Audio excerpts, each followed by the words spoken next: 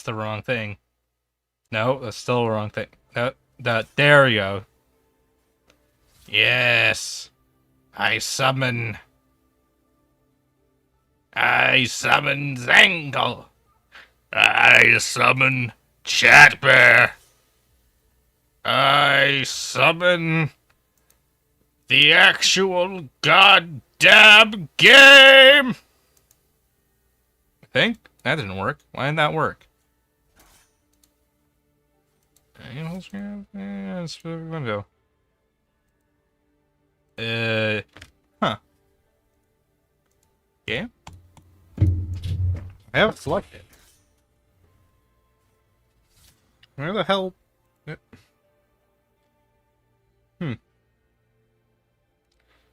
Why? Why? Why no screen? Why no game? Okay. Why? Work, goddammit. Auto? That's not right. Why? There's another, like, option, right? Oh, I think it's borderless full screen. I think that's why. Yeah, there we go. Okay, so it wanted a window, not a application. Which is dumb, but whatever. Alright. Welcome to the Secret Evil Marvel Rivals stream. Yes, you were summoned by the stream. It's secret and evil. You can't tell anyone. My latency sucks, I think. I think my Wi-Fi sucks. Oregon, Dallas. Dallas? Only one of these. What? Alright, I guess Dallas is closer than some of these. Whatever, this is the Secret Evil stream. Don't tell anyone. I felt like playing Marvel Rivals, and I also felt like streaming. Hence, I'm streaming Marvel Rivals. I think they updated, or maybe just my new... This is actually... To explain what this really is, this is a new graphics card test. Is it frozen? I've seen wonders out there the cosmos few will ever behold. Is it just showing Wolverine? Like, what the hell's going on?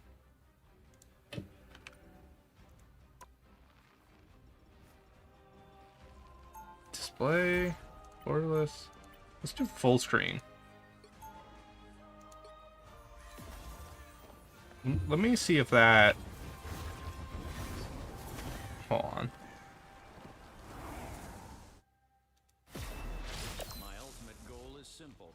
Solve everything. So, 30 seconds before you attack. started. Come on!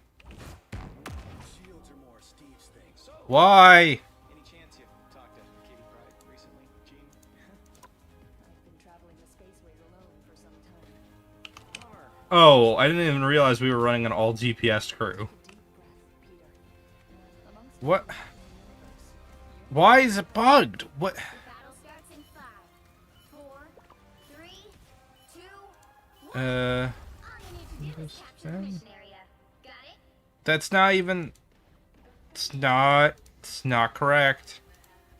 No. Yes. Okay, that will work. It's not what I wanted, but it will work. Okay, that's at least functional. I'll take that. I wanted to test my new graphics card. Let's see how it was running. And this game is very graphics card intensive. I like how we're doing this whole, like, oh, the GOAT is back every time I stream. Which, to be fair, I don't stream that often anymore. We will be seeing some fantastic gameplay on the account that he's the only character that's fun this season for me. I'm learning a little bit of Ultron, but... at 4 frames... It's running better on my end. I don't know why the stream is so laggy. I'll figure that out as I go.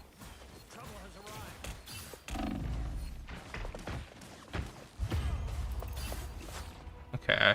I guess I'll be the second person to switch. I want to practice my Ultron.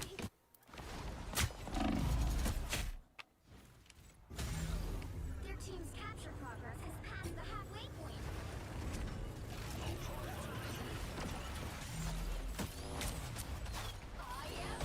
Is it still laggy? I can't really...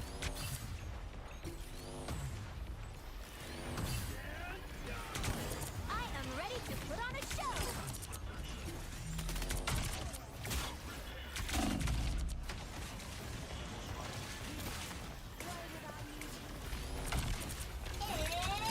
spider time! Okay.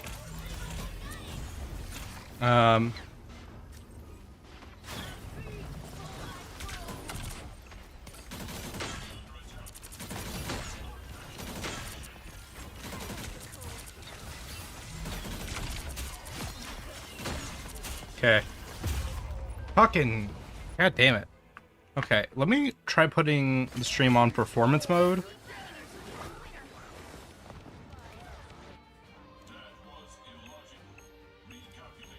Okay, there we go. Let's see if that...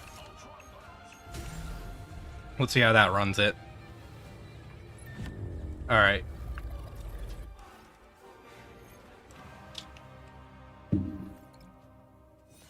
Well, that was a first round. I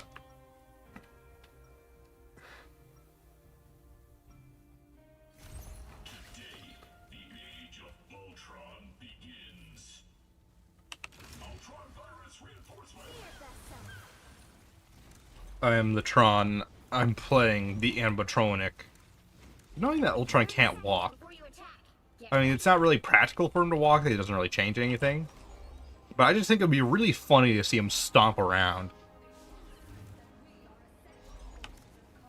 It's also knowing that no one in this game knows how to play with Ultron.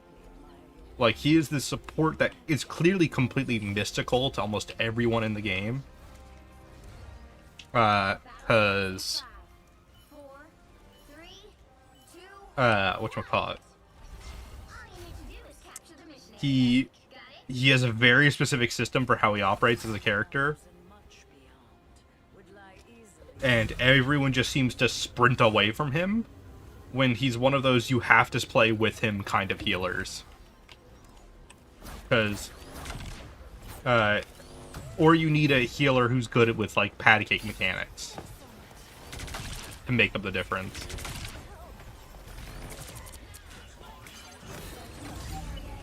Oh, I'm lagging.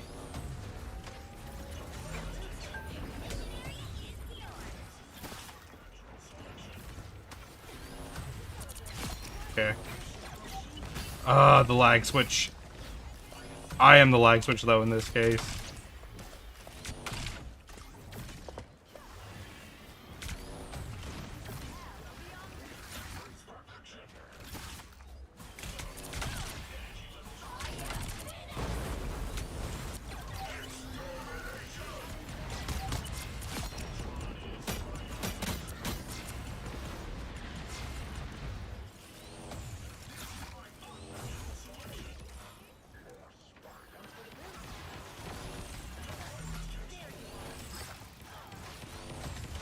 But basically, Ultron can do a lot when you actually have healing. And a team that's, like, cooperating and playing together like this.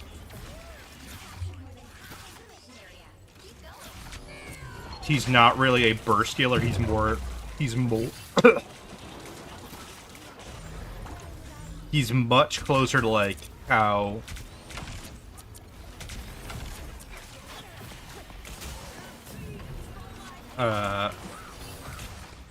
he's much closer to how, like, Mantis heals in this.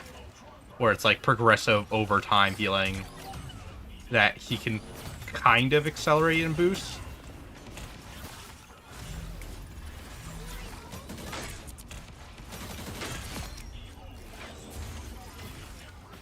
Oh, I'm not ace.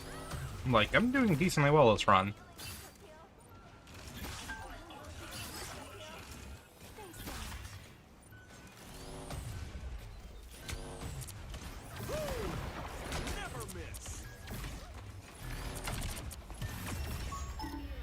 Wow, it's really funny how different we did with heals.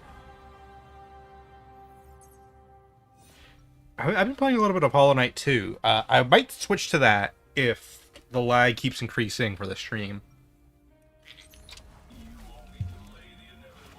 It's not unbearable right now, though.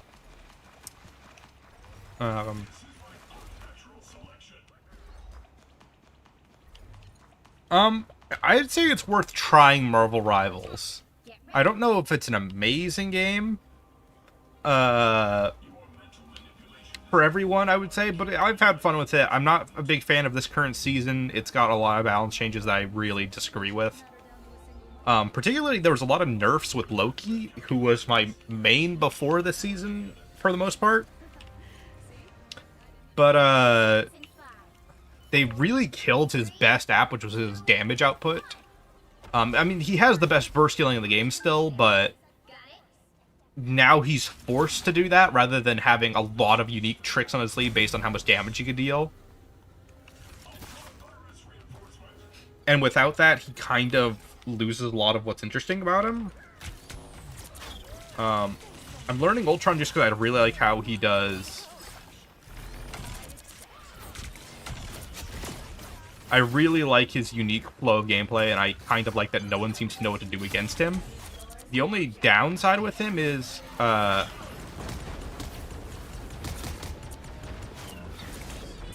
one seems to know how to play with him either.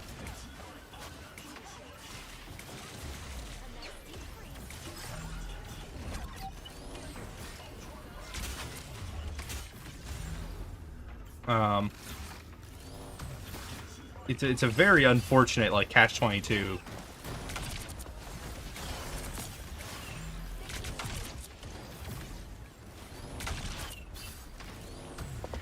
I tend to like characters who have, like, kind of unnatural, slightly weird movement systems and, like, attack systems. That's part of why I really like Mr. Fantastic, which is my actual main for the season. Ultron's kind of an experimental pick.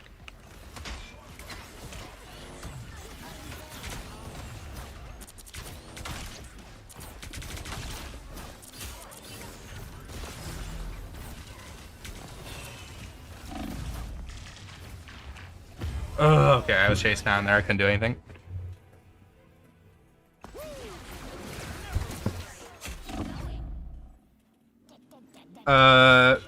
Yeah, I don't know what's going on with YouTube, admittedly. I don't know if I'm shadow banned or anything like that. I don't think I am. I think I'm just not in the algorithm right now because I'm not doing enough. You know, YouTube's heavily... The core of YouTube's algorithm for ages, not quite right now, per se. I mean, right now. I don't know what I was about to say, not quite right now. I mean, it changes how it works, as I guess is what I was going for when I said that, but...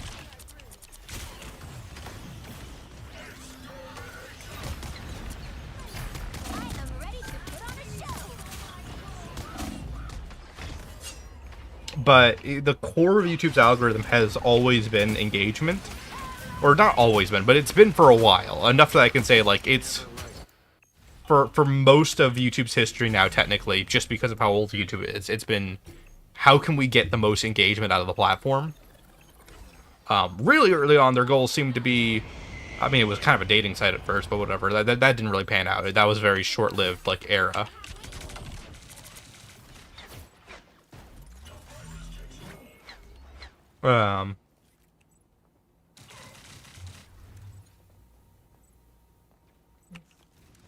People play with me, please.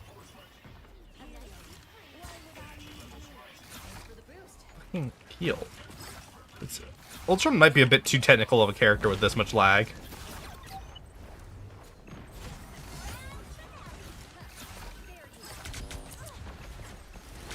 Because I'm missing a lot of my really basic shots.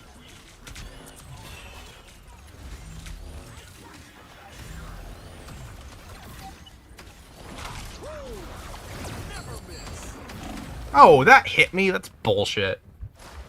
Yeah, I have heard of the FNAF Ticket to Fun Inferno kit.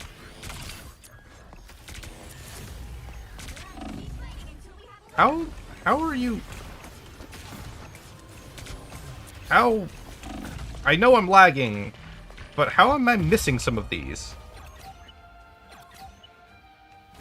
Yeah, I want to finish Hollow Knight before I get to Silk Tongue too. But yeah, I'm just saying, like, I think I'm just not engaging with YouTube enough to get promoted the way I used to. I do plan on fixing that. I want to kind of make a comeback season, I guess. I consider there being like a season 1 and a season 2 of Sire Squawks almost.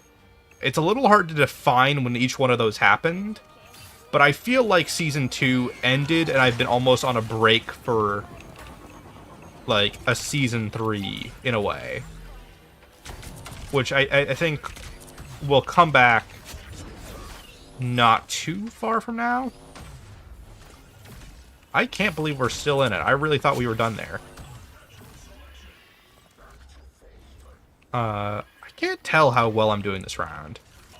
I'm blagging like shit, so it feels like I'm barely even playing the game.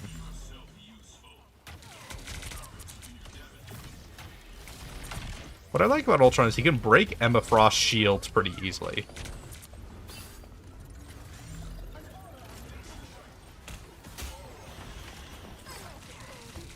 Heal the Venom! Why? I wanted that. But I need to read the Inferno kit, or Inferma kit, I don't know how you call it, or pronounce it. I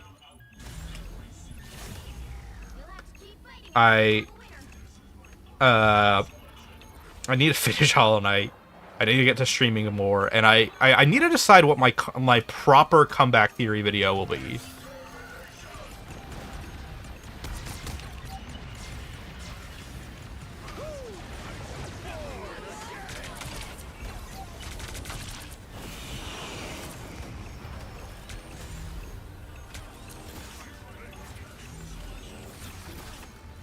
Right?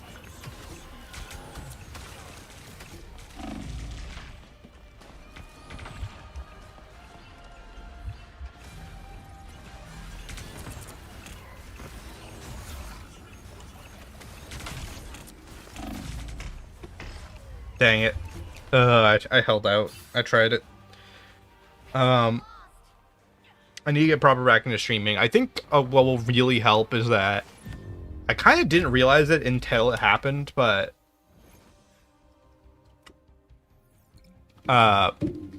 something about the summer was really bumming me out in a way that's kind of hard to like explain. Like I didn't realize how much almost seasonal depression I had tied to summer. That's really gone away lately.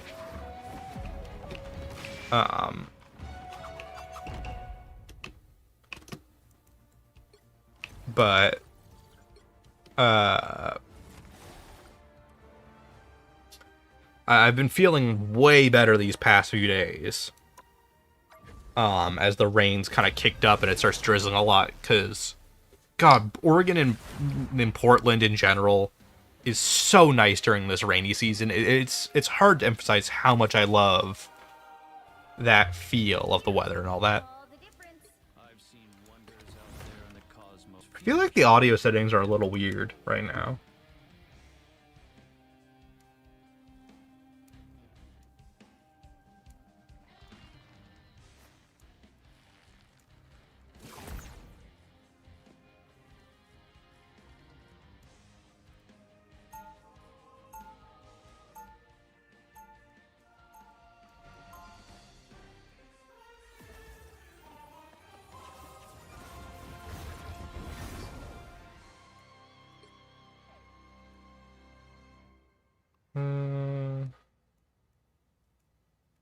They'll be coming in 30 seconds. Stay strong. I think they'll be fine.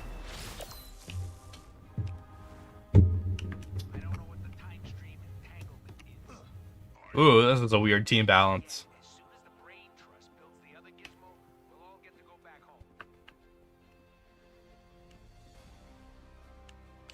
Okay, so the Inferma kit does have good lore. I wasn't sure about that, because I'd heard some stuff.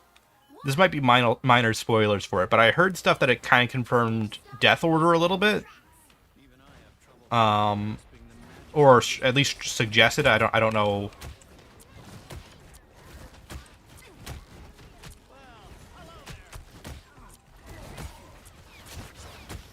Oh, this is fascinating playing with this lag. Um,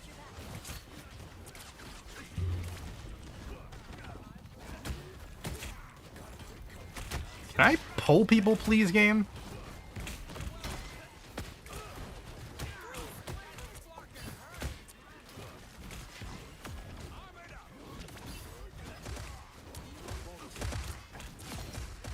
Oh, I got a kill somewhere in there. I don't know against who. But I got a kill. And I got a pull there somewhere. Where the fuck is he going? God, I'm playing Ghost Marvel Rivals.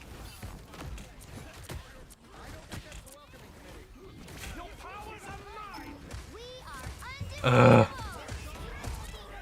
They're undefeatable. What is she doing? Like, inflate? Are there two mantises? Or, oh no, it's fucking Loki ult.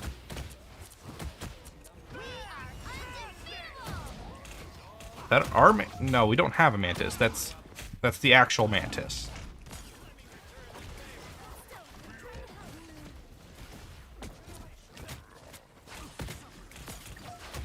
But Loki's kind of a joke right now. It's really bumming me out because he was my favorite character.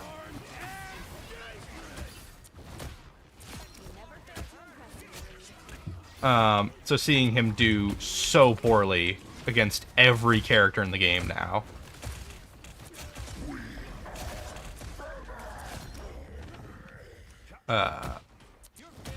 Really sucks to see it.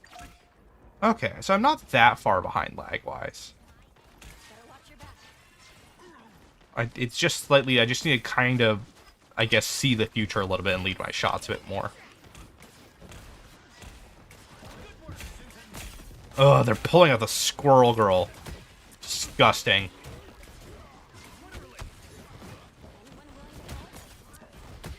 Squirrel Girl, I think, might be one of the grossest, like, counter-pick characters you can run. Because it's one thing to start against a Squirrel Girl and, like, know what you're kind of getting into.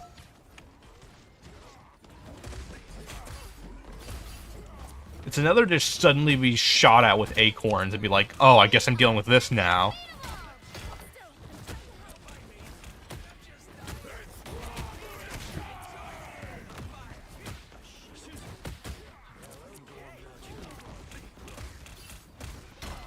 Ugh.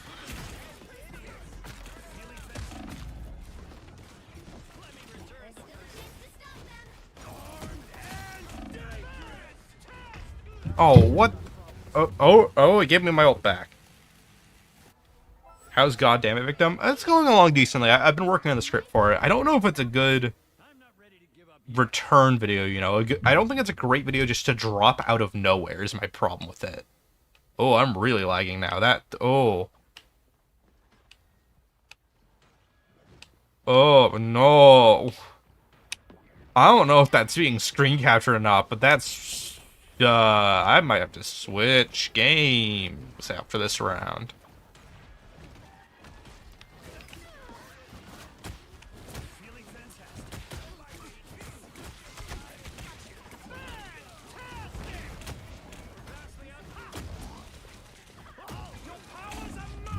Fuck. And it wouldn't even have worked. I'm not an Ultron main. I was just playing him as... I'm learning him for this season because they killed Loki. They fucking took him out back and shot him.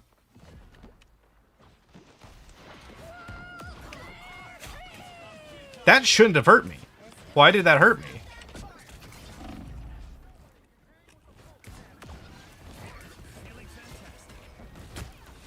Wow, I think the lag manifested damage that shouldn't have happened because of how the game works.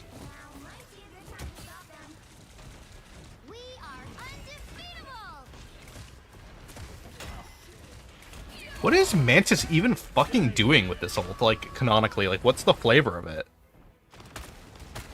I haven't seen Ticket of Fun yet, I just know a little bit of it. I've just seen, like, the headline, the thumbnail kind of headlines and stuff. I haven't gotten my hands on it yet, because there's not, like, an ebook version of it, to my knowledge. Or maybe there is, I don't know.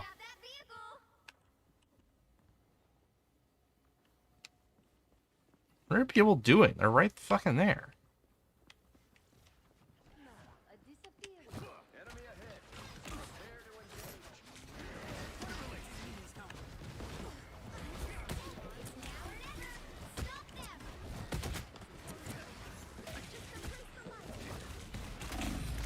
Fucking...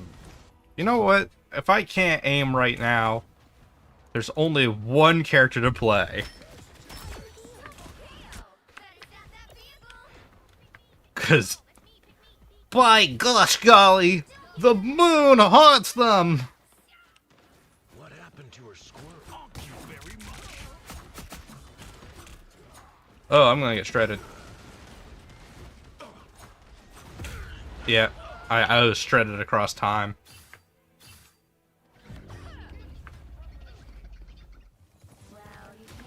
Alright, no more Marvel Rivals. I have concluded it's not working.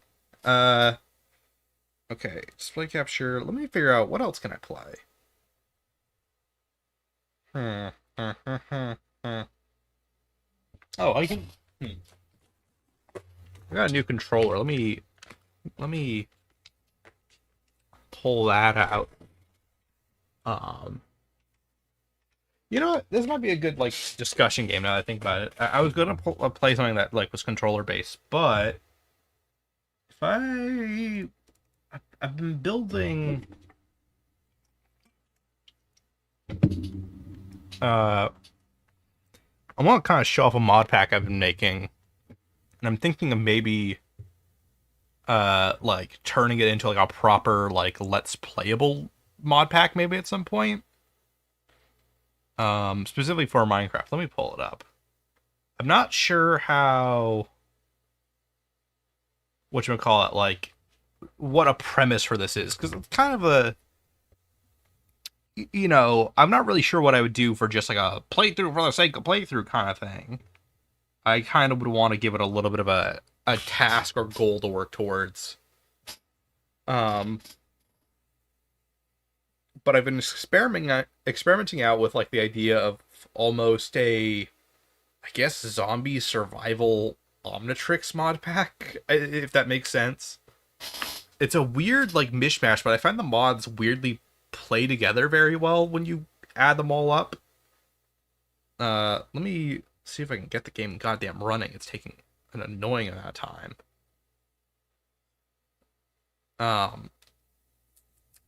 But this might be a good like discussion, like talk while I play kind of game, because it's not super mentally intensive.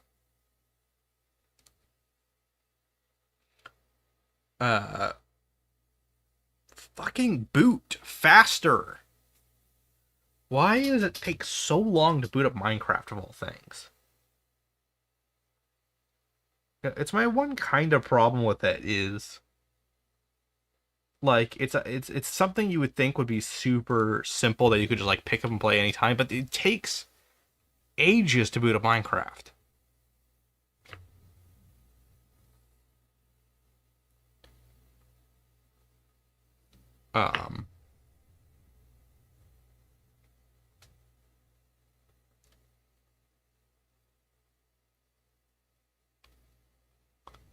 Anyway, give it a moment. Anyone got anything else worth talking about in chat? Well, I wait 7 years for the goddamn game to load.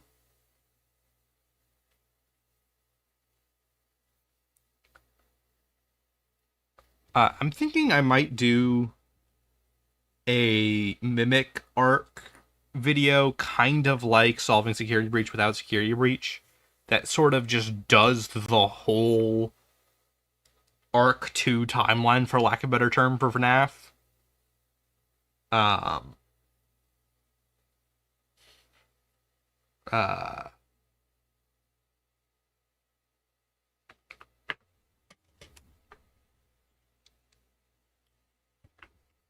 That will be a very easy video for me to write. I already did like try a run at it. The biggest thing I ran into with like a later timeline video. God damn it. Fucking, what am I waiting on? What is taking the game so long? Like, here, let me just like flash the real screen for a bit. What am I waiting on?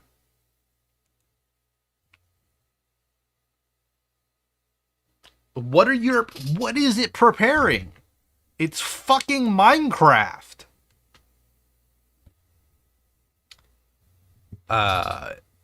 But anyway, um, knocked that over. Oops. I didn't really. Oh, it's downloading an update, I guess. It's 1.20.1. What the fuck is it updating? Whatever. Just get me into the goddamn. Get me into the goddamn game. But I don't know. Just something about like a zombie survival pack. I was kind of inspired. I really had fun watching the Astral Spiff. Whatchamacallit. He did a specific live stream on, or he was doing live streams on like horror mod packs for Minecraft.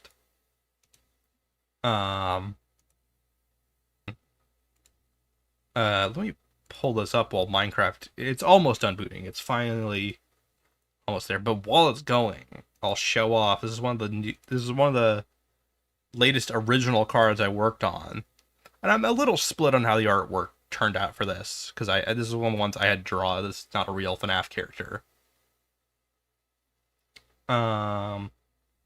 But here's the image, which also is taking a weirdly long time to load for some reason. I don't know what's going on with my computer. It feels like it's lagging more than it should proportionally.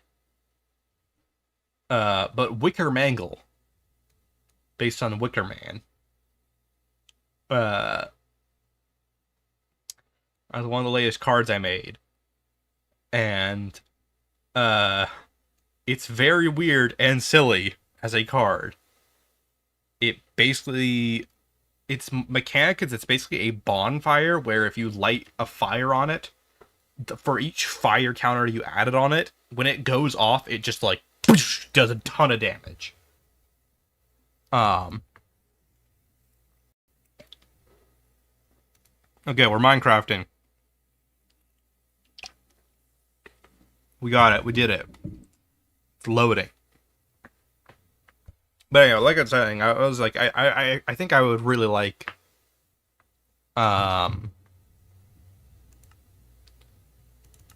doing like a zombie survival kind of thing for October, as a kind of survival mod pack. Maybe hardcore. There is a mod called Medium Core, which it's kind of hardcore but less severe. It doesn't delete your world right away, rather it deletes your world if you've like taken it. Basically every time you die, it permanently deletes a heart from your health bar. And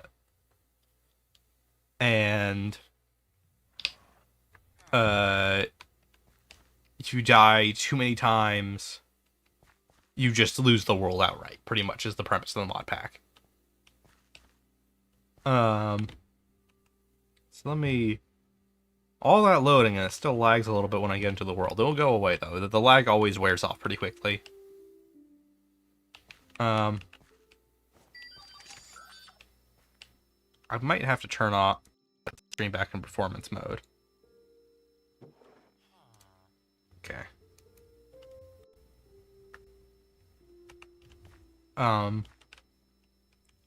Stream good, stream working. I'm a little worried about that. I'm not quite sure how the stream's going. Because I'm getting a bit more lag in game, which is not usual. Normally the lag wears off by this point.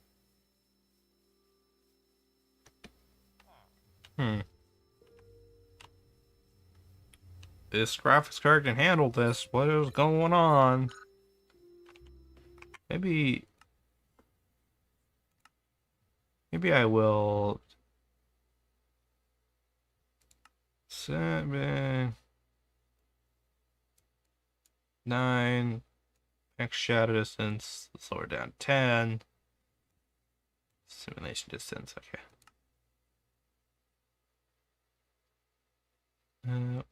What other...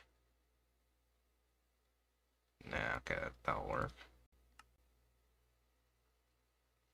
But yeah, I just think it would be a cozy little maybe tense every now and then. Like, it should have enough tension to be like interesting and kind of engaging, while also not being so hard that I don't know what I'm doing. Because I don't want to do like a tough as nails mod pack per se.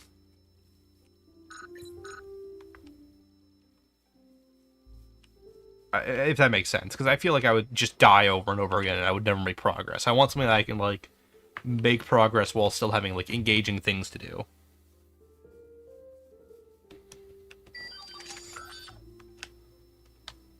Is the stream working okay? I need at least one person to be like, oh, okay, it's working in chat. For now, I think, yeah, I've got decent survival gear to just like run around with.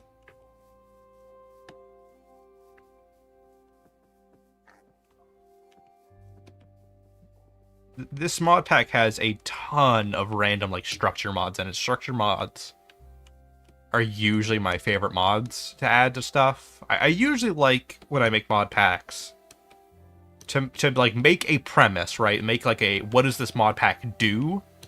What is it? How does it reshape the game's flow? And then I just nuke it with structure mods that are appropriate. Okay, this stream's okay. Okay.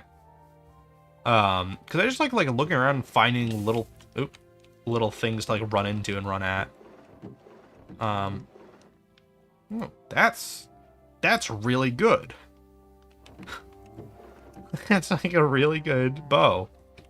That's okay. It's pretty similar to the crossbow I have, which I don't have any arrows. I don't know why I'm running that.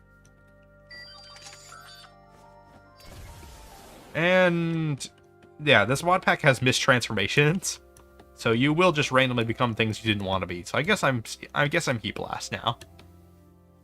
I don't know if I would give for this run, for this like world, I gave myself the Omnitrix from the start, because like I said, I like having a premise for a mod pack. I do think I would throw the Alien Evolution, the mod pack that has this, in here. I think it's a nice, because it's not too broken of a power set. It's pretty balanced around vanilla.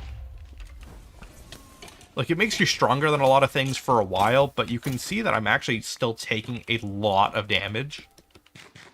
I'm nowhere near mortal in my transformations.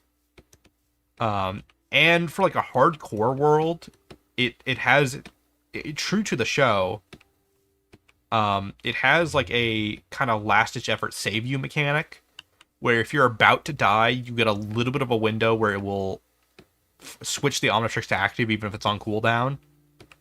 Then you can kind of just mash and get some form to keep yourself alive a little longer. It will almost certainly appear in this stream. I don't know when. But for the Secret of the Mimic timeline, I'm realizing how much my initial comment that the Mimic was like Majin Buu has, in my opinion, really held up for me. I wasn't quite sure if that analogy really made sense, but I've realized the more we've learned about the Mimic, the more that seems to be the case. Like, it fully seems like it's the same rationale where it's like, it's not quite the same. Yeah, now we're running pretty well. The game's running pretty smooth now. I think it was the simulation distance messing with it. Kind of am just stuck as Heat Blast right now. I don't really have much I can do with him without like monsters and stuff to fight.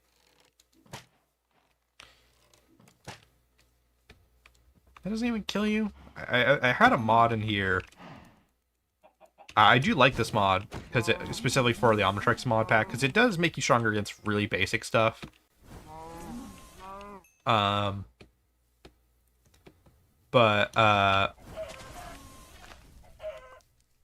you're wondering why I'm attacking random stuff kind of pointlessly, it's actually not pointless.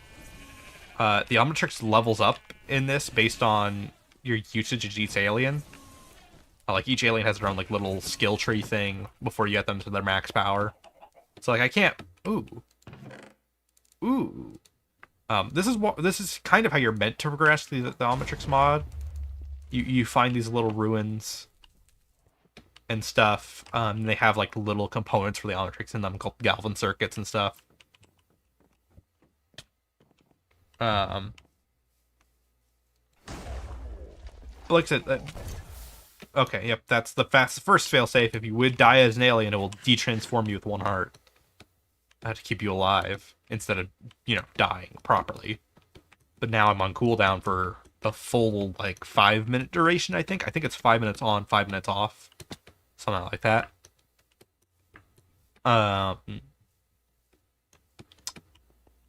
But it is lava chicken time. You're correct. I didn't even think about that. But,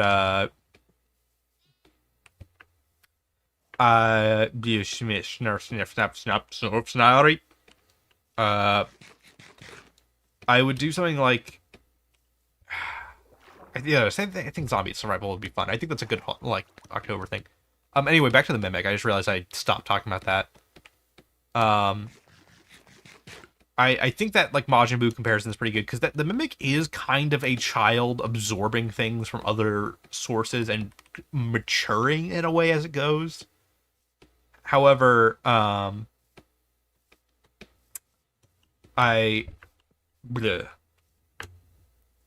it clearly has, like, some limitations to how it functions. It never seems to. It always seems to like twist things into a more destructive evil version, which, like I said, is how the Majin Buu comparison kind of works. If it was, I don't know, what's a more literal copycat character, I guess.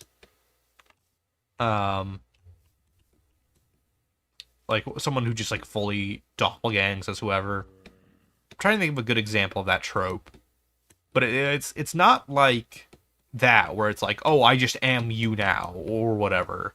It's more like you're adding that to the Mimic's existence, but that can change the Mimic drastically still. Like, Super Buu with Piccolo is actually really articulate and intelligent and strategical. And same when he gets Gohan. Compared to Kid Buu and Fat Buu. That said, there still is this underlying hate and kind of evil that manifests with Super Buu. But also that kind of playful sadism that they all have. That's like the one unifying factor of...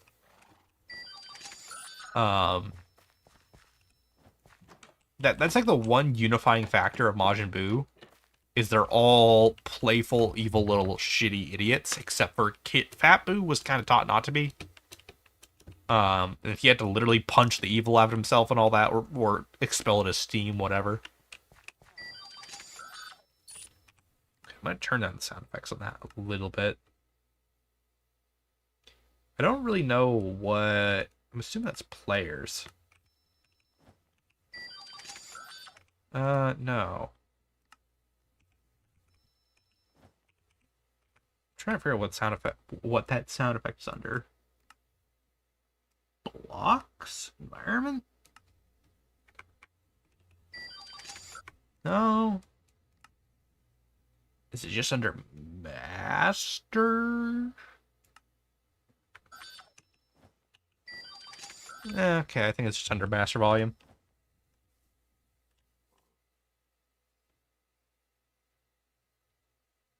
I do think genuinely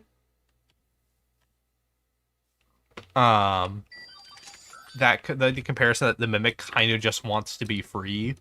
I think there is a little bit of that to its narrative. I don't know how much. But I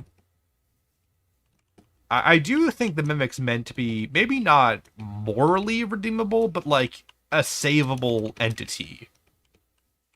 Compared to specifically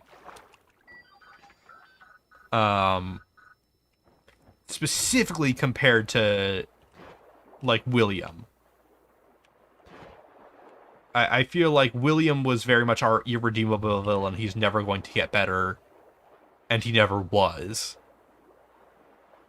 You know, like William was made from the moment he was introduced in the series to be this unstoppable kind of monster character. And whereas I feel like the Mimic isn't a good guy right now, but I feel like what we're setting up with Cassie is something in it can still maybe be saved with the right attention or techniques or approach. Like I said, I don't think it's a good guy right now, per se. Ooh. I really... This was in one of my other worlds I did with this. Or is this the thing I'm thinking of? No, this is different. Ooh, this is cool. This is like a Galvin... Oh yeah, this is one of the Galvin things. This is cool. I love these. I didn't really get a lot of these in one of in the first time I made like a world with this mod. But you get to meet the little Galvins. Little gray matters. I created the Omnitrix to allow people to walk a mile in their other shoes. Ah. Everyone knows Asmith goes, yeah, after every dialogue line he has. It's a very iconic speech pattern. But yeah, this Galvin scrap stuff is like the main... It's like the main way you progress. Oh, I can't break that, I guess. The main way you progress the Omnitrix mod. You have to... We'll probably find it. It's not it's a moderately rare structure, but we'll find it if I explore enough. There's a specific structure that gives you the Omnitrix core, and you add it into like the base, which you make true to the kind of like, it's very lore rich for adapting like Ben 10 as a series. And it's a cool like goal to work towards for like an unusual kind of survival series.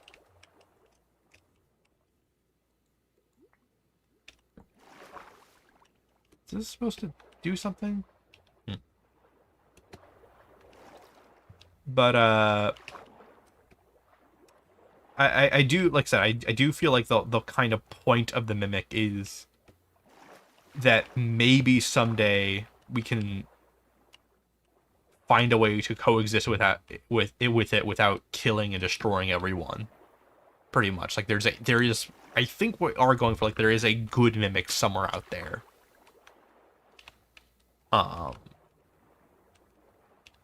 Yeah, because I feel like that's what like Glamrock Freddy and Roxy are kind of building towards as characters. Is like the idea of some redeemability being buried in this kind of monster. I don't know if it's M2 who will be redeemed per se. I don't know if I would go that far.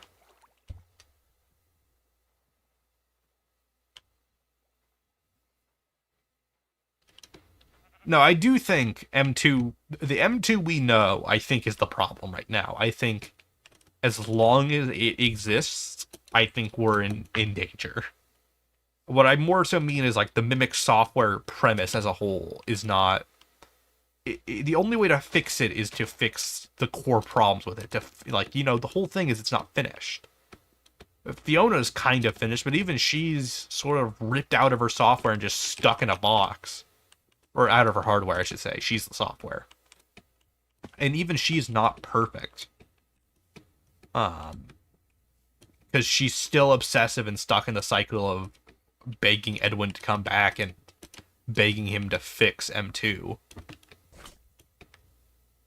Oh, do I have, like, insane knockback on Ripjaws? I didn't really understand how he plays on land very well. His water playstyle is very obvious. I feel it's very, like, intuitive. The one form I don't really get for how they designed it, and I kind of get what they're going for, but it doesn't really work great, in my opinion, is I feel Wild Mutt is super unsatisfying to play.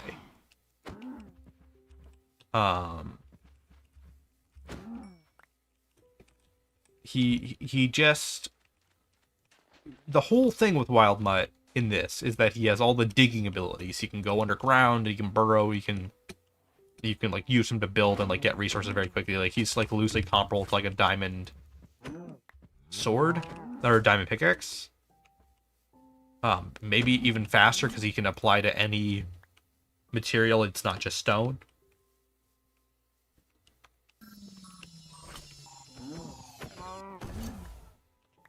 I think we've already kind of wiped the Mimic program. I think I'm pretty damn sure M1 hasn't been freed by the events of Ruin. I'm 90% sure on that being like the point of its story in a way.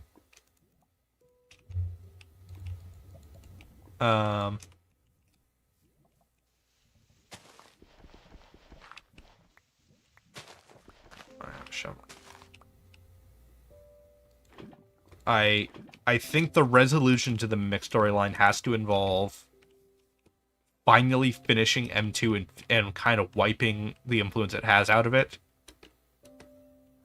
Or something like that. I think of M2 kind of as the Lich / Sweet Pea from Adventure Time right now, where it's like M2 as it is just too dangerous right now. We have to get rid of as much of it as possible.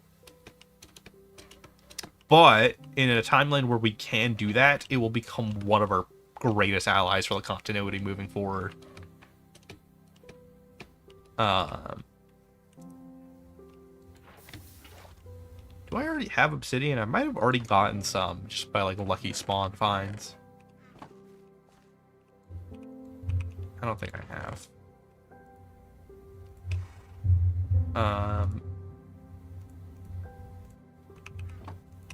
But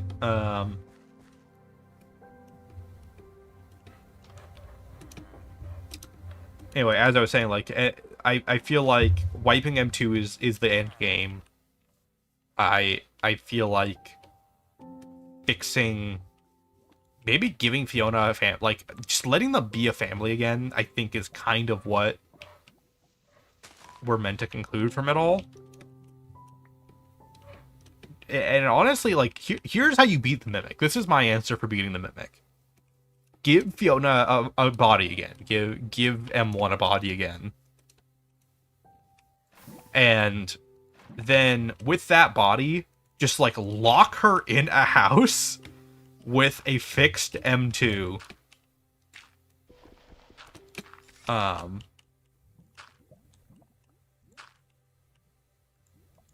And never interact with them again. Just like leave them in the box. I don't think I built that high enough.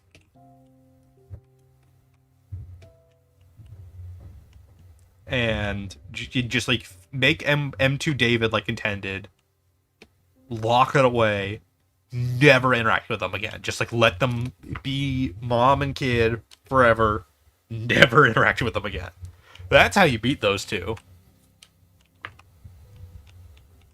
I don't think water would work on the Mimics, to be honest, at this point.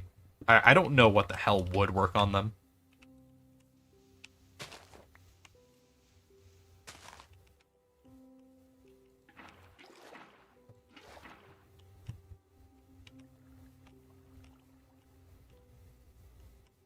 Kind of, yeah, WandaVision, but intentional and not tormenting other people along the way.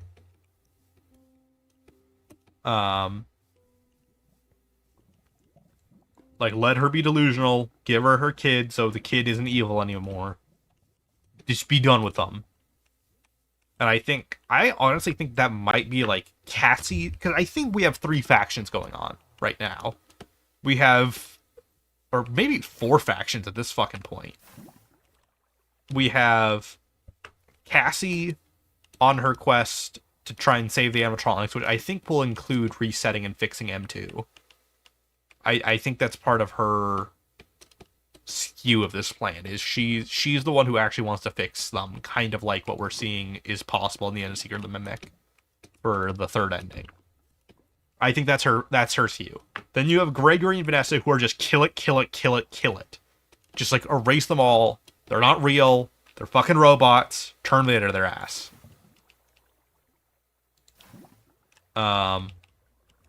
That's where I think that skew is. That's Team 2, let's say. Then you have M1, which is basically on Cassie's side, though I don't think either of them know that yet. I don't think either of them realized their greatest allies are each other. Because I don't think they've really met yet. Because, I mean, Cassie's met Nexus, which might be Fiona. We don't really know what Nexus's connection is. I think they're either... Nexus is either a repurposed and, like, finished Fiona, or M1, or,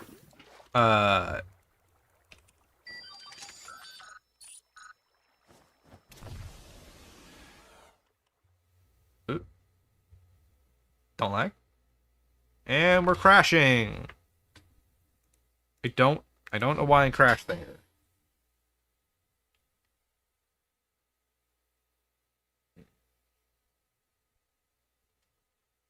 And then, so like I said, I think that SKU2 is like, or SKU3 is M1.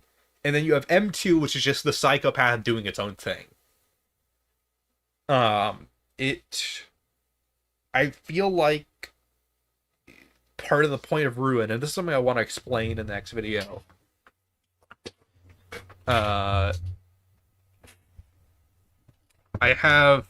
Here's how I would phrase the plot of Ruin. What it means for the Mimics character now that we know more about it. So, you know, after the events of Help Wanted 2, the glitch trap was killed. It was destroyed. Almost. Except for the fact that, as we see in the events of Ruin, all of its old data is still floating around there. Like, all of it as Fanny chasing after Gregory acting as Cassie's sort of best friend and killer, that whole dynamic from Escape from the Pizzaplex. I mean, I know Gregory never canonically succeeds in killing Cassie, but we know that under Leshep's influence, he was trying to do that the whole time. And thus, Glitch Trap, or M2, who is now factory reset, just learns all of that data, which doesn't make him one-to-one Glitch Trap anymore, but does mean through the cycle of hatred, he still lives on as his own monster, basically. It's different guiding intelligence. It's Gregory's intelligence from Glitch Trap, from when he was controlled by Glitch Trap, but it's the same problem. He may not be wearing a Yellow Rabbit costume, but it's the same problem. Okay, well, my plan worked, it just didn't look cool, I guess.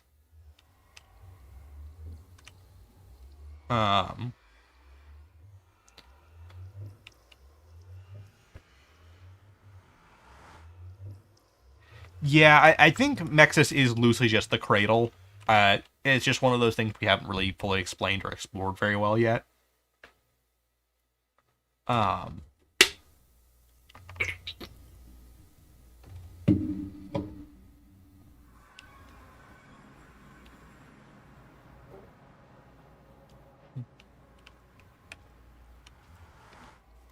But, oh, I'm trapped.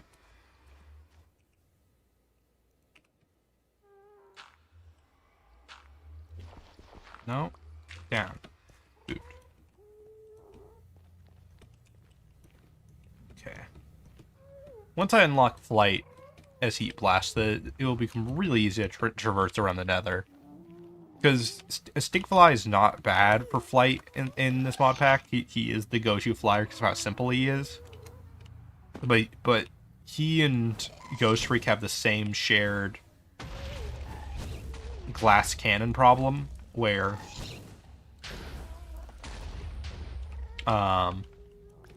they tend to just kind of get sniped and killed by things really quickly. But I can swim in lava as Heat Blast. Why the hell is Nexus a rabbit? I am a little split on that. I don't know. To be completely honest,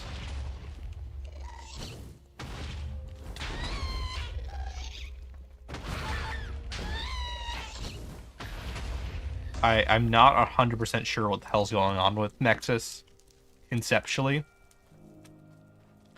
I know like I know out of universe, like rabbits are very important to the series. They're like a running theme thing. In universe though, I don't know why he would do, like, why Edwin would do that if it was an Edwin creation. I mean, I know. So here's the thing: is like we know a rabbit is in the roster of things Muriko is working on because of like the rabbit, bear, fox sigils that are like in some of Edwin's work stuff. Like we know those are like the kind of motif animals they work with.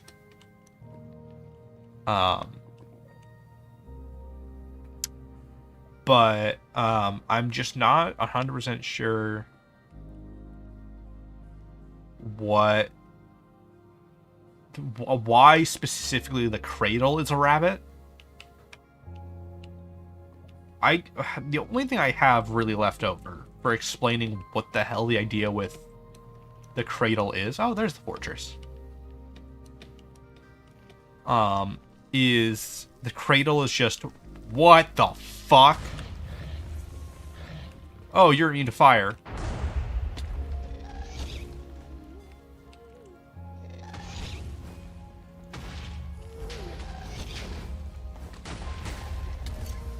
What the fuck? What? Oh, God. That's a new thing. I do think like the idea of it like being like a foil to glitch trap is a decently strong contender like concept. What is this fucking mod that gives me like oh, I'm immune to fire as Diamond Head. I didn't know that. It makes sense, but I didn't know I was. Can I build things? Like, you know, the power I have as this character? The building form, the one that creates crystals? Can I? Come on. This sucks. Okay, I'll float over there. Not the mod, just this. I don't... What are you? What the fuck? What mod made this? I'm gonna die again. I don't know what I'm supposed to do. This is just like a soft lock mod. Oh, here's the unstoppable giant fucking pig demon. It one-shots you even if you have super armor.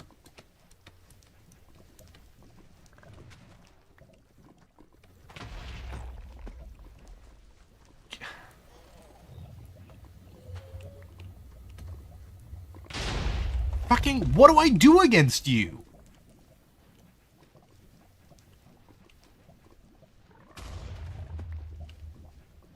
And it's also worth knowing, I'm supposed to have the power to build in this form. But something's, like, broken that, I guess? What? Why? Why can't I build?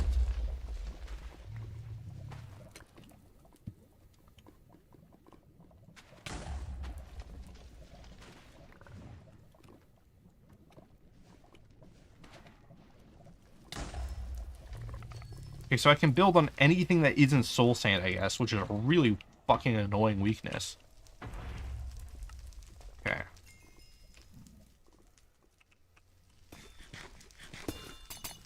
Well, I guess I trapped it in the pit of hell. I'll just shoot crystals at it. Or not. What is the... This is the worst.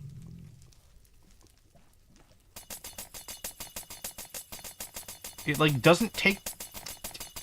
Look at this! I'm just... Its health doesn't go down.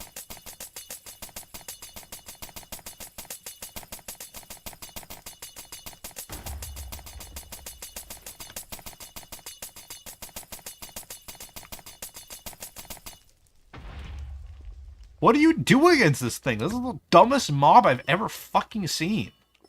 I swear, some mod packs have this real problem of... Let me figure out...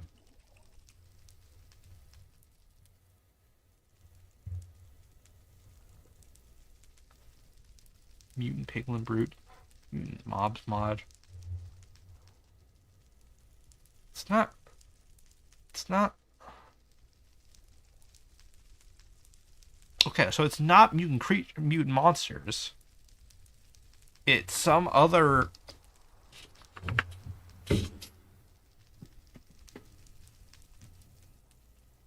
Okay, so some other shitty counterpart to mutant monsters that I must have added that doesn't have the balance really the others do. Because mutant monsters, like, it's hard, but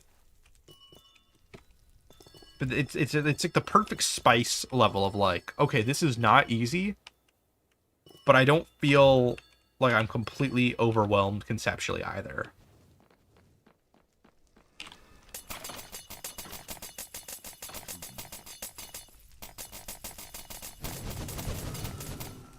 Because, like, my crystals aren't weak in this form. They're not... They kill things pretty quickly. So the fact that I was dealing no damage to that thing implies it has, like, an absurd level of, like, some kind of resistance effect on it.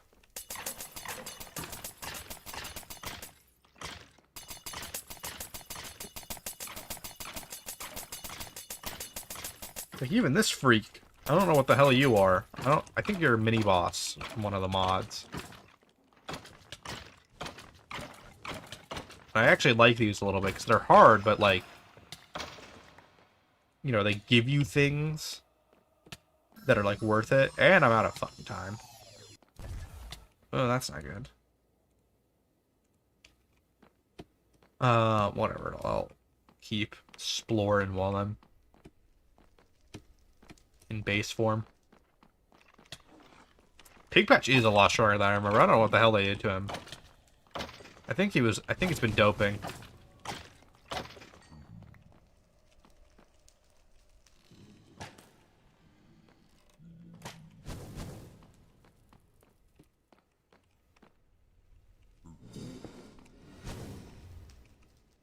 Okay.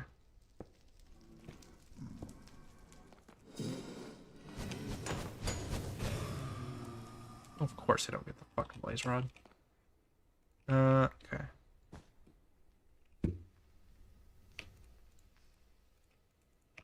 Not a good idea to place wood in nether, but it'll work. I just need to get enough time to switch back to a flying alien.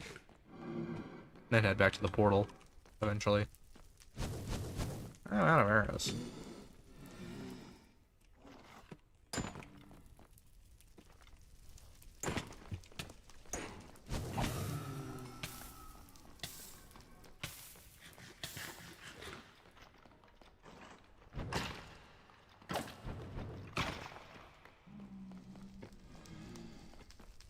There's a mod pack I really liked some of it.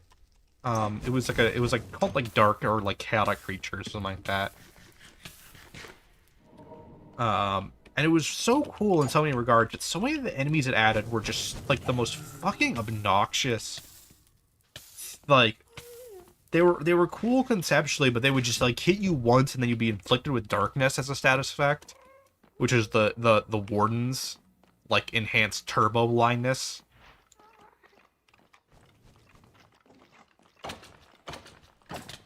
God damn it. The lag killed me there. I didn't get the hook around the corner I needed.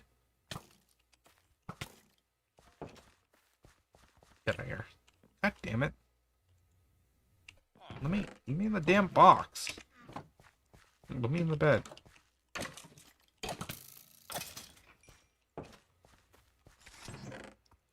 Oh, I got alien forms are good again.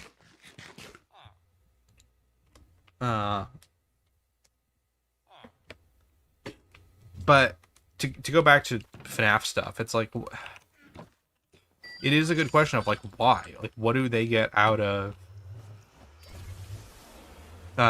making Nexus a rabbit? Is kind of the $1 million question.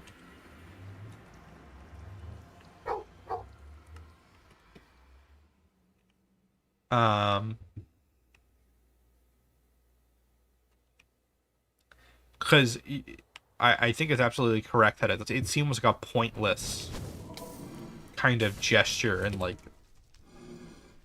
I don't know, strategy, like, choice.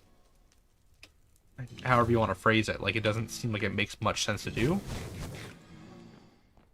Unless you're someone, like, who, I guess, has, like, a really vested interest in rabbits.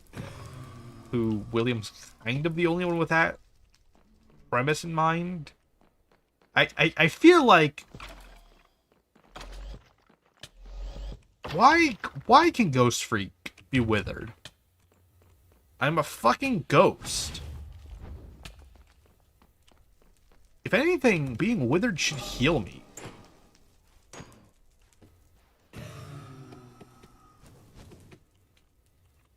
I guess it depends on what being withered is, but I always assumed it was like a kind of undead curse effect. Kind of deal.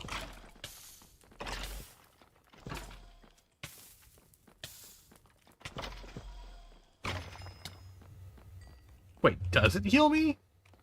I think it does.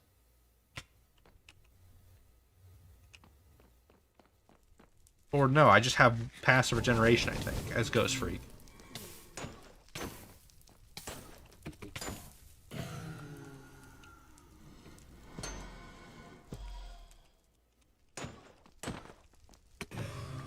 Well, whatever. The fact that it doesn't really kill me is good.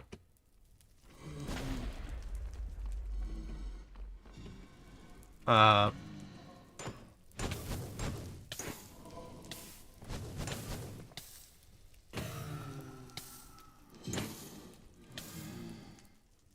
the fuck? Where did he go? There he is.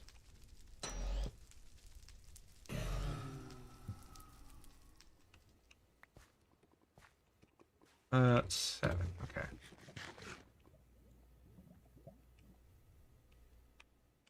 I do think adding spears to vanilla Minecraft's like a cool little addition. I don't...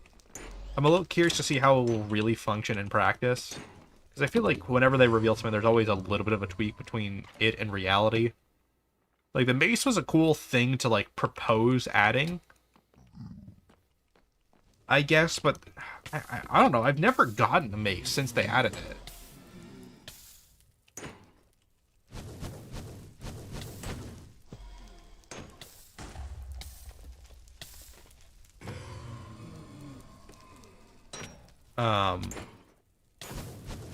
I've never found one. I've never had a mod that, like, really made it, like, easily available. I'm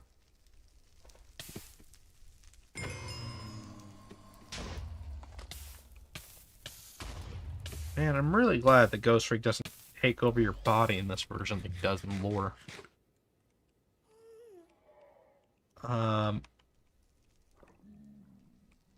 But I'm kind of curious how many times you'll actually be able to use the spear.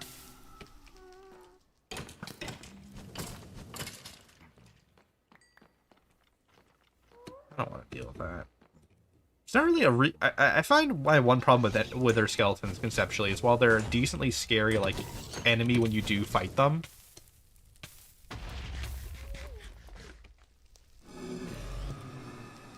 I find that you often just don't actually fight them much.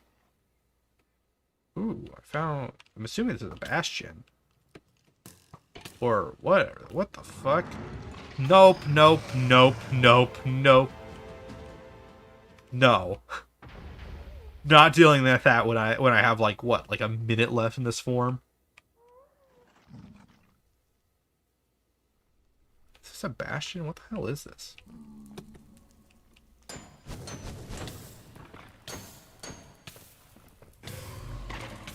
Okay, well. Also getting out of that, I feel like that's going to be trouble very fast.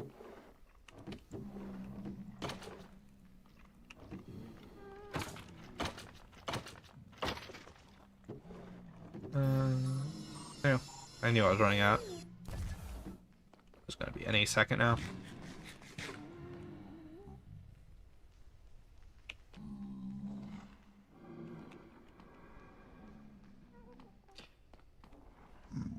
Yeah, I guess it could be William, but then what the fuck was he doing? okay, here's my Hail Mary, like, long distance throw kind of theory to justify the rabbit thing.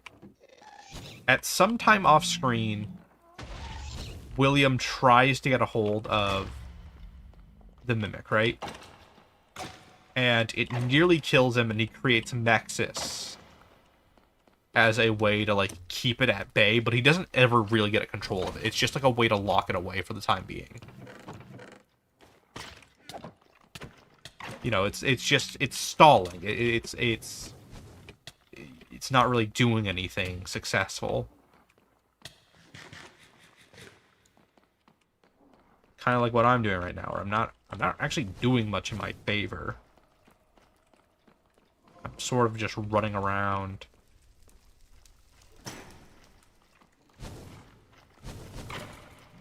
Fuck! Okay, whatever. I'll get my form back soon.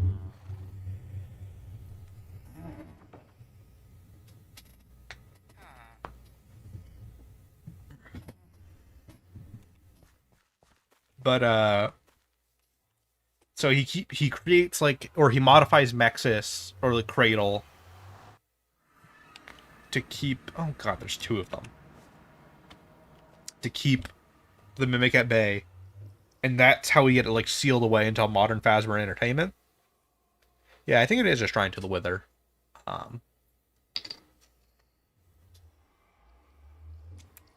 That's a heavy set of, like, ifs, though.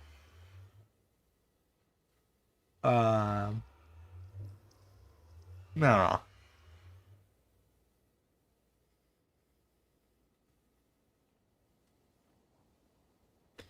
Come on, give me the form back. Almost any form will do.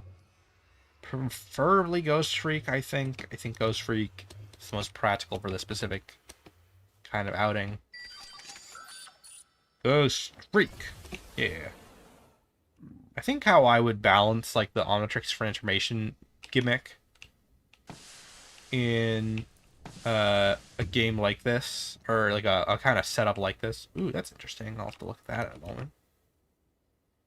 If I did, like, because I've always wanted to do, like, a Ben 10 inspired, like, beat 'em up game, is every time you transform into the same thing over and over again, the instability increases. Kind of like staleness as a mechanic in Smash Bros.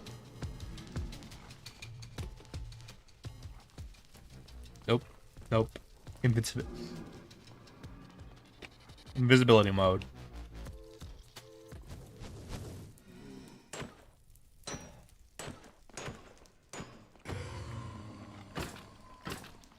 In these kind of little one-on-one fights, I'm not that worried, but in those huge horde fights, Ghost Freak is not a good... Like that. This is exactly what I was talking about. Any... Alright.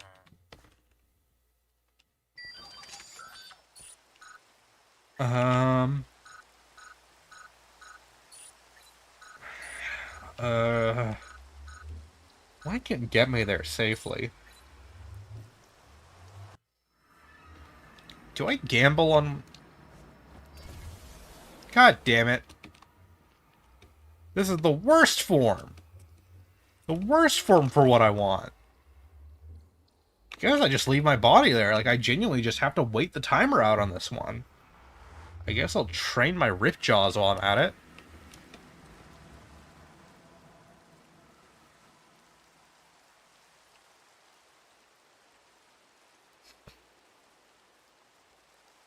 I mean, if Vanessa's Faunus Rabbits also comes off as like a M2 thing, I don't know. We're kind of circular here, where it's like, who could have done it? Like, there's really only two characters who seem to really like rabbits in this series, and those are... Or three characters, I'd say. There's Cassie's dad / Jeremy with a question mark. Also known as Jeremy 3 / 4. There's William.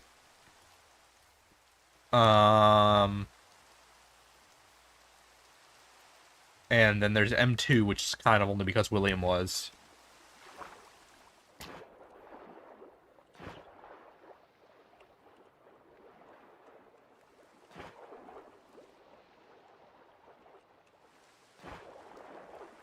The one problem with Ripjaw is he's, you know, he's not a bad form.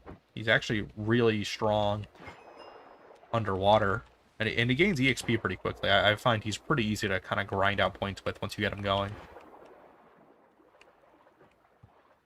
But, like, what do I do outside of water with him? He has some decent brawling at his later levels, though. Like, he has a great, like, slash piercing damage mechanic and, like, a leap mechanic. But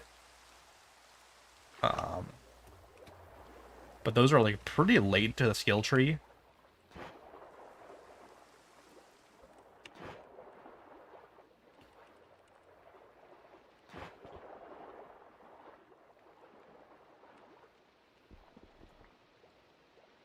Let's do.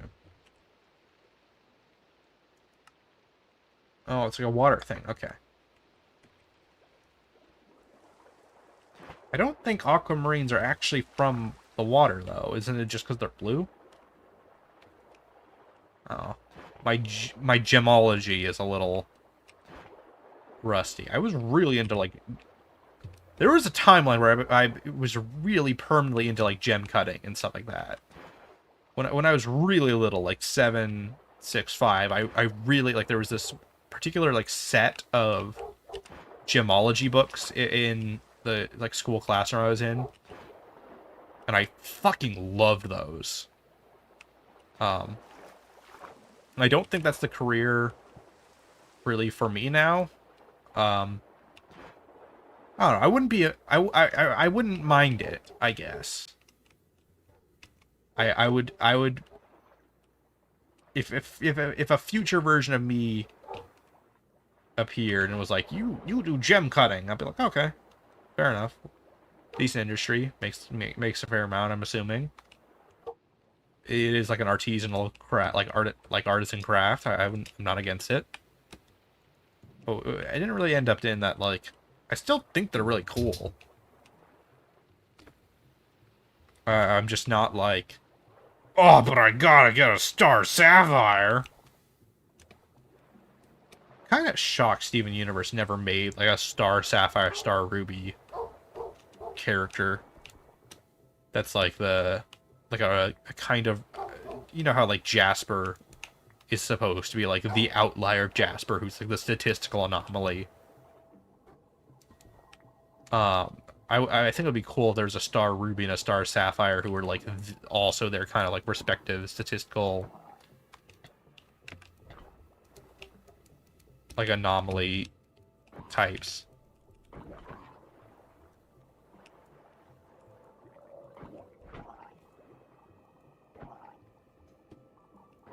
And I'm kind of shocked that the series never did something like that. Well, is there, like, a chest in here? Something I can do? I know.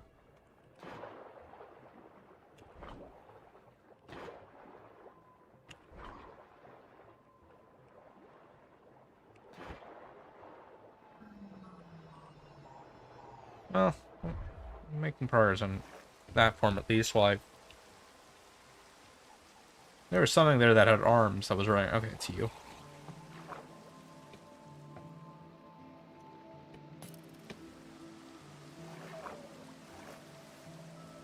Yeah, the max level for each form is 10. That's when you unlock, like, all their abilities. I'm not really pouring any points into their skill trees right now because I kind of like dumping them all at once into certain paths. Because a lot of the forms are very incremental, where it's like, with a few exceptions, not an individual power. An individual power isn't usually amazing. Like the first part of the Heat Blast flight tree is just like him doing like this fiery dash thing, which is cool. It's decently useful, but until you really get the Comet Glide, it doesn't do much.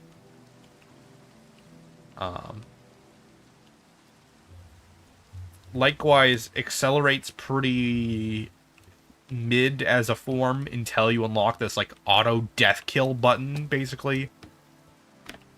that just is like the strongest thing in the game for horde attacks and fights. It's the only ability I feel like that is really like poorly balanced in this, where it's like there's no downsides to it as a power. That's a fucking ninja. Why are you animated like that? That's weird. Stop. What the hell? You don't look like you belong in just like a mod pack.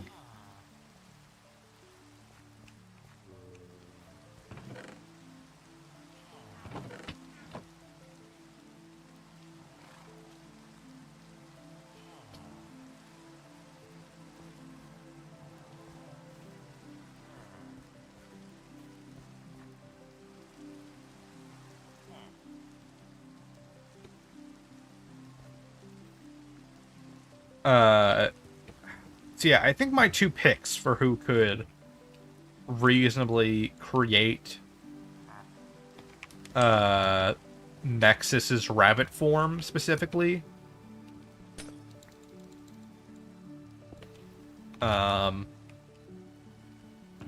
would be either whatchamacallit, it would be either Cassie's dad / Jeremy. Okay. Just go straight, please. You deal a lot of fucking damage. Holy shit. Okay, I should be invisible to you right now.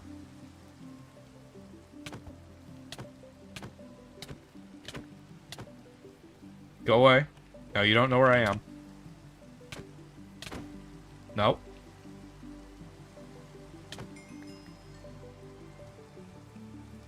That's a ninja. I don't know what the hell you're talking about, game. That's a ninja.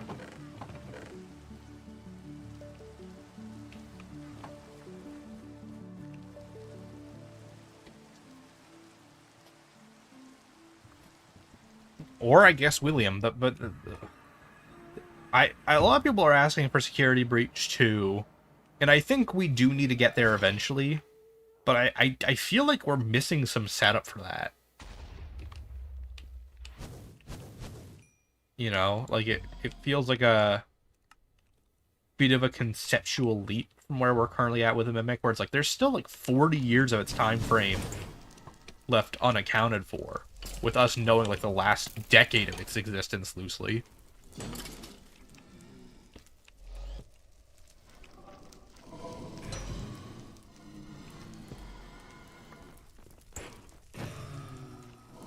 Okay. 10, that's almost pretty...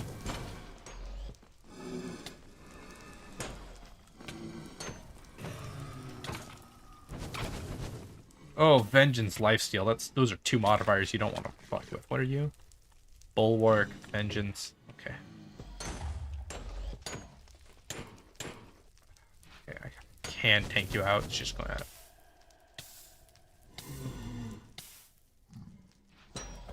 Wait, Vengeance Spear? I just realized it was Vengeance Spear on that last one. Okay, 11.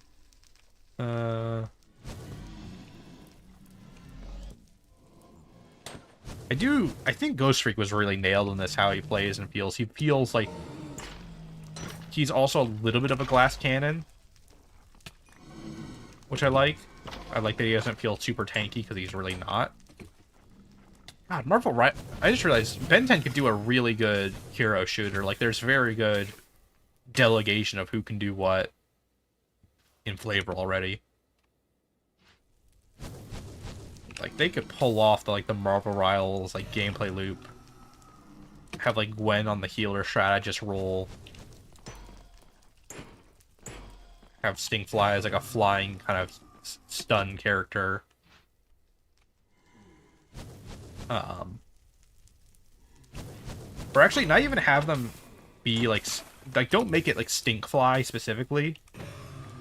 Make it like have it like be like Alan on Heat Blast, and have like introduce like a plumber or like a villain who's a Stinkfly or Lepidopteran.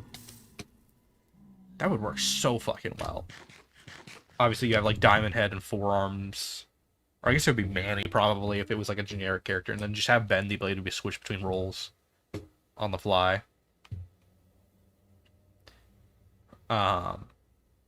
Is how I would do it.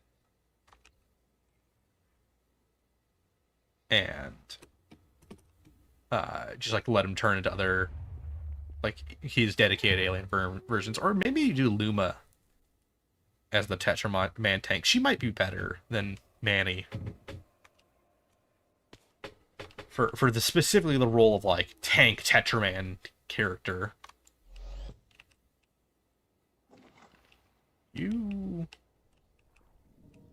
This place is fucking scary.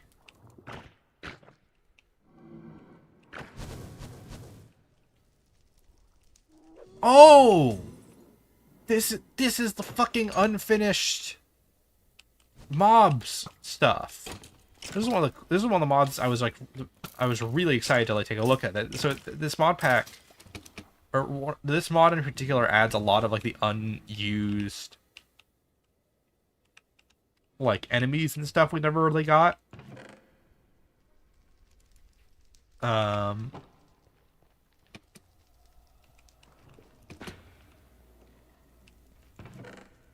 Take that.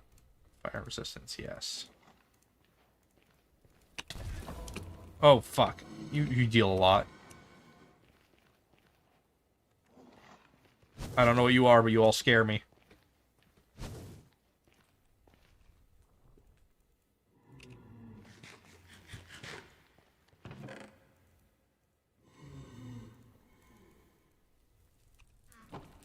Okay.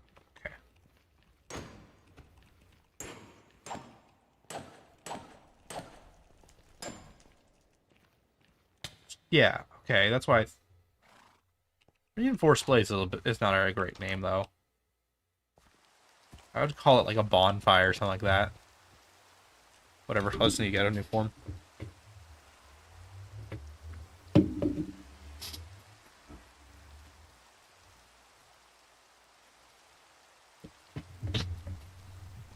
Yeah, we bare minimum need one game for FNAF that conveys the gap between the two forms. So the levels of enemies scales from how far away from spawn they are. So the further away in the nether they are from the portal, the stronger they are, and the further away from the world spawn is the further away they are in the overworld, is the stronger they are. And that applies to all enemies in the game.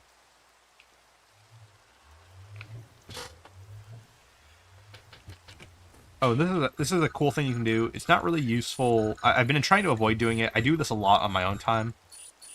So you can input codes in this section there. And around the world, you can find parts of the master control code and the self-destruct code. I don't think the self-destruct code does anything for now other than kill you and blow you up. It might even delete your world file. Honestly, I don't know if they would go that far. Even though it's lore-wise what it should really do. But it's more as a deterrent to not just mash like this through different codes. But master control is just kind of unlimited transformation time. There is a quick switch mechanic in in-game, like, but you have to unlock it. It's here, I'll show it off. So there's the base form, then there's quick change functions here. There's a few more that the second half of the skill tree doesn't do a lot right now with the current release of the mod. Okay. Okay, upgrade. That doesn't really get me anywhere. Upgrade's not bad, though. He's actually decently... What the fuck? He's actually a decently good form. They kind of went a really fun route with him where they made him, like, they kind of doubled down on his stretchy, like, maneuverability for upgrading this. I feel like just the utility of Upgrade was... He might be the most underutilized alien in all of Ben 10. And I say that knowing about Alien X and accounting for Alien X in the series. Because Alien X at least gets to, like, remake the universe and shit, and he has, like, that hype moment, and Upgrade, he has the hype moments in that it's, like, cool when Ben does finally fucking use him. But, like, there are so many times where it's just like, Ben, just upgrade. Just go upgrade. You can stomp. This guy's just tech. It'll just be stuff like that where it's like, okay, so these don't. Okay, no, these just move me. They don't kill me. That's good to know. I suppose if they don't kill me, that I can move more freely, and I'll utilize. Upgrade's decently tanky in this, despite the fact that his health pool is pretty average.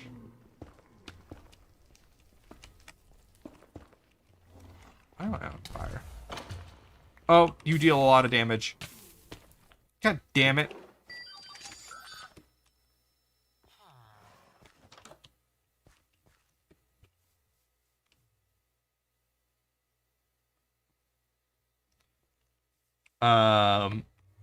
They kind of did the whole, like, aliens are gods that we worship thing a couple times, but they kept it in big...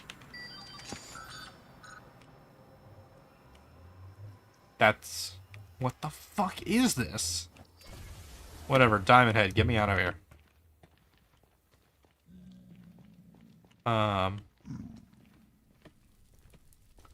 They didn't play into it. Like, there was only like there's only one arc that really doubled down on that idea, which was the Dagon arc. And even then, Dagon's still kind of a god. Like, in actuality, it's as close to actual straight up Cthulhu existing as the Ben 10 mythos can really do.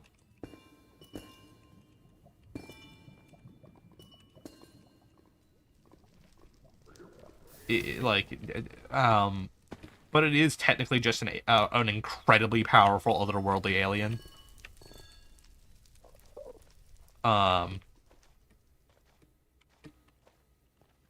But that's also just saying, like, oh, but Alien X is just an otherworldly powerful alien. It's like, yeah, it's kind of downplaying how genuinely terrifying those two respective entities are. To just call them an alien and not acknowledge, like, the genuine, insane capabilities they both represent. What the... Okay.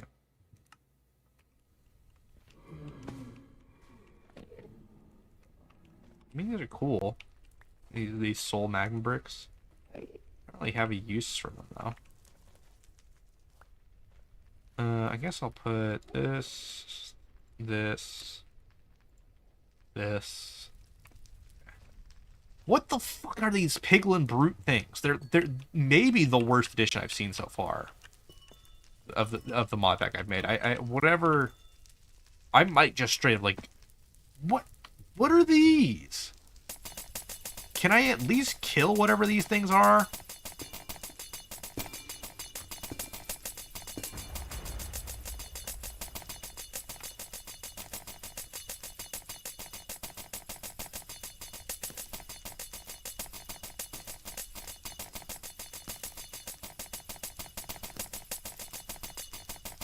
I think there's one less of them. I think I killed one.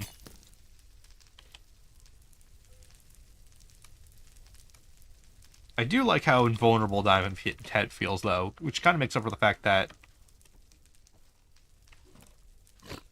as a form, he actually doesn't have a ton of damage, which is actually just simply lore accurate. Diamond Head isn't physically all that strong.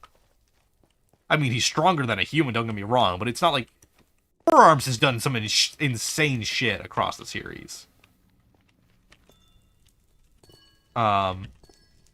Like, he's really one of those, like... It's kind of like how some writers treat Flash, where it's like, yeah, it seems like a thing Flash should be able to do. That's a fast thing. What? Why no buildy? Why no build? I want build.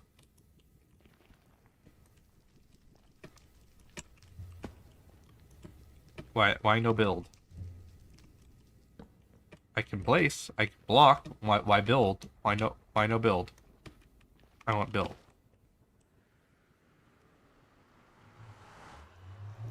Yeah, wildfire. That's a way better name. Just calling it reinforced blaze sucks. Yeah, I do think there's an argument that like upgrade has just been not using the form to the fullest. What are you? Why? Why? Why is there just a boat enemy? What mod added this?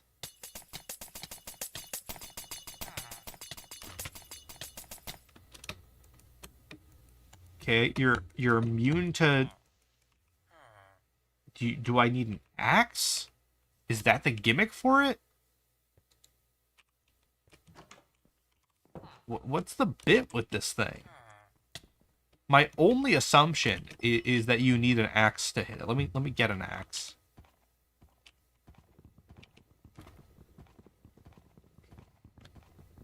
Or make one real quick. I'll figure it out.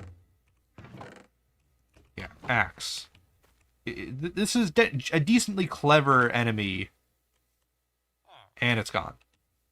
If it just needs an axe to kill it, and that's the bit. Is it whatever.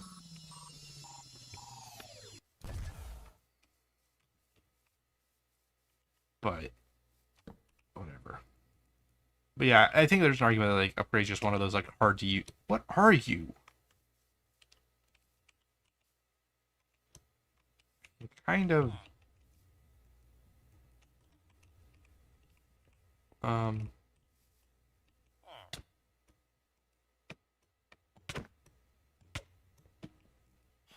Okay, I'm seeing hearts come off of it, so I'm hurting it.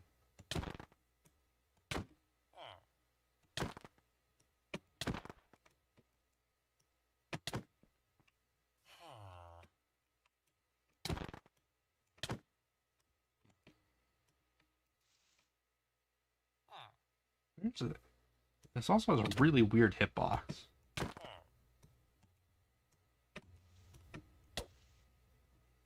I like the stream where Sire Squawks hits the boat with an axe for a long time. What the hell is this thing? This sucks. What thing added boat? What? Yeah, okay, I mentioned this before. Like, some mods feel like they just have this, like, agenda of, like, we gotta make the biggest, weirdest thing you can imagine as an enemy. And it deals 1 billion damage, it pierces armor, and it has a weird hitbox you don't know how to hit.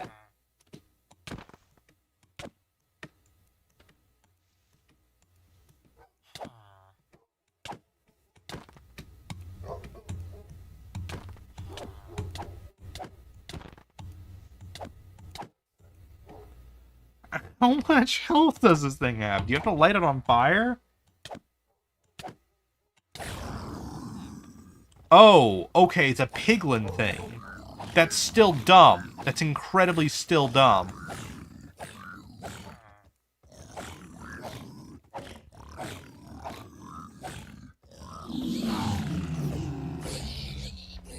What the fuck is this mechanic? Did they turn into zombies because it was the real world? What happened here?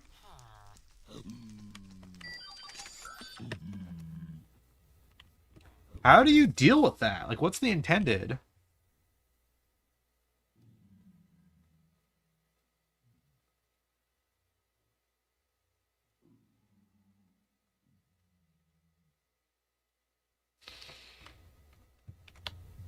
No, yeah, magic does exist in Ben 10 straight up. So, like, they kind of waffled about that a little bit, where it's like, is it magic or is it, like, alien powers? And the answer is kind of both. It's sort of more that, like, when and Ben are descendant from their grandma specifically, Grandpa Max's former wife. And not even really wife. I don't know if they were married. Whatever. Point is, their grandma is like an alien species that's like made out of pure magical energy called mana. So like, and Gwen just has an inherent really strong tap to that line of genetics. And that's kind of the explanation for how her powers work. Or and why she finds magic so easy to use. But it is still magic, is kind of what the series settled on. It really went back and forth on that, though, conceptually.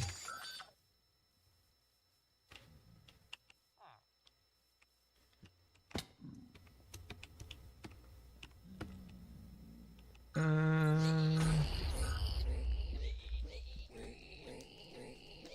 don't know what the hell's going on over there.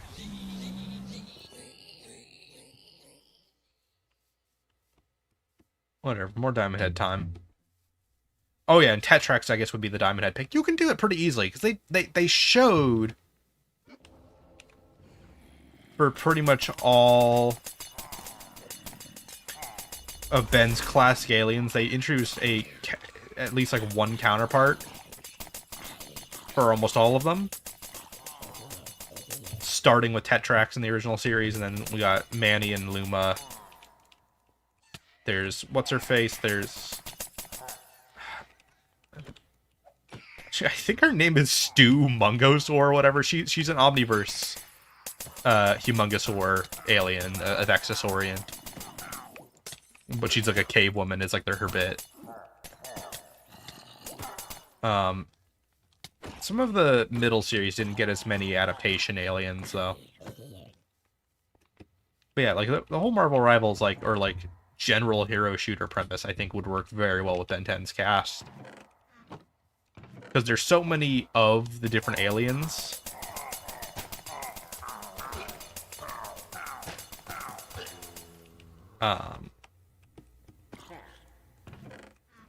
That you could like adapt almost all of them, and it would be pretty reasonable.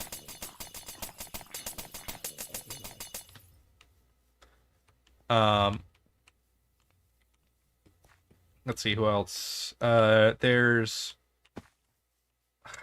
he's part of the werewolf species. But he was introduced in the Galactic Monsters storyline. But you can have him as kind of like a DPS with a bit of tankiness, kind of like Mr. Fantastic in Marvel Rivals, where it's like, oh, he has a lot of super armor and stuff, but he's kind of just a DPS without that. You could obviously do Kevin as like a flex build character, with Mutant Kevin as like an ult, I think.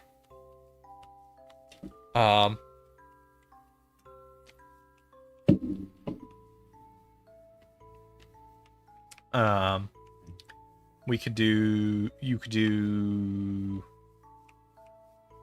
I think Kevin would be primarily a tank, though, with like high DPS output yield. Like, I think it would have to be like an absorption mechanic, where it's like he absorbs... Kind of like how Steve works in Smash Bros, where he has like just like mind blocks and stuff for resources. Like, I think that's how I would do Kevin, where it's like he can kind of stop to absorb things, and that builds up like a meter, and he's really strong when the meter's full, but he has to stop to refill it every now and then. I said Gwen is kind of a strategy support character. Who else would be support is the question. I guess Helen, the Kinocelerin Accelerate girl in the Max Force. Patelladay as the Piscus Valons, Ripjaws. He's another one where I don't know what he... I guess he doesn't have the water weakness like Ripjaws does, because he's like, his equipment handles it. I mean, I was about to say, oh, we could have Cannonbolt, but I just remembered Cannonbolt's like the last of his kind or whatever.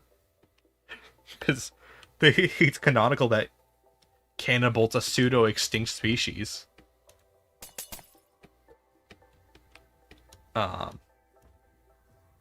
So no cannon bolts. Rook obviously. I think he's a flex DPS strategist kind of thing. I wouldn't have him play like Ultron per se, but I would have him play the niche that Ultron does, where it's like he technically has a dedicated healing ability, but he is heavy into his DPS kind of gameplay loop. When he's not using that support function.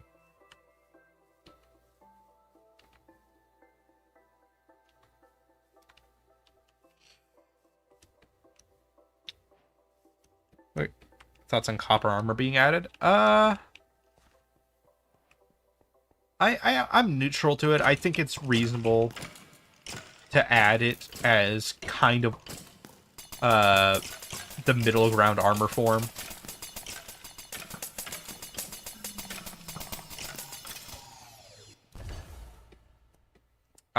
My biggest complaint with copper armor is that there isn't a bronze armor or something like that that goes beyond iron.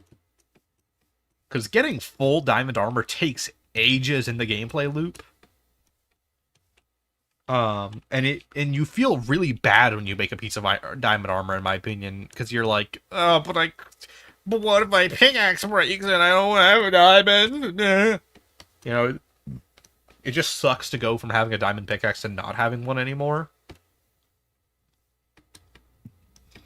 So I feel like diamond armor is so expensive to make. What the fuck? Oh, he's toxic.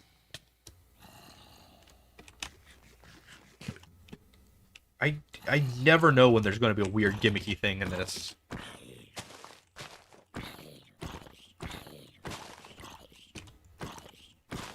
Yes, turtle helmet, I just realized. That's funny. Oh, what the hell? He has boss mode. Phase 2. And he's stuck. Huh. Weird. But,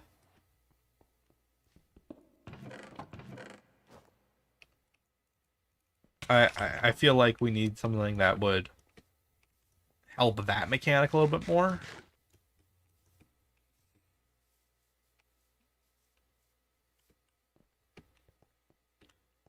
Oh yeah, Picklin's you just zombify in the overworld. Okay, that explains that. I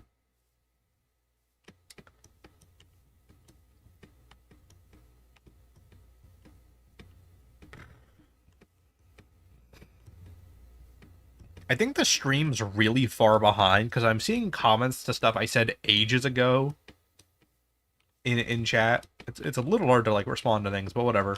It'll work. My internet's being really twitchy lately, which isn't helping. I'm actually streaming this off my phone hotspot because it's doing better than my actual house Wi-Fi right now. There's some weird stuff going on.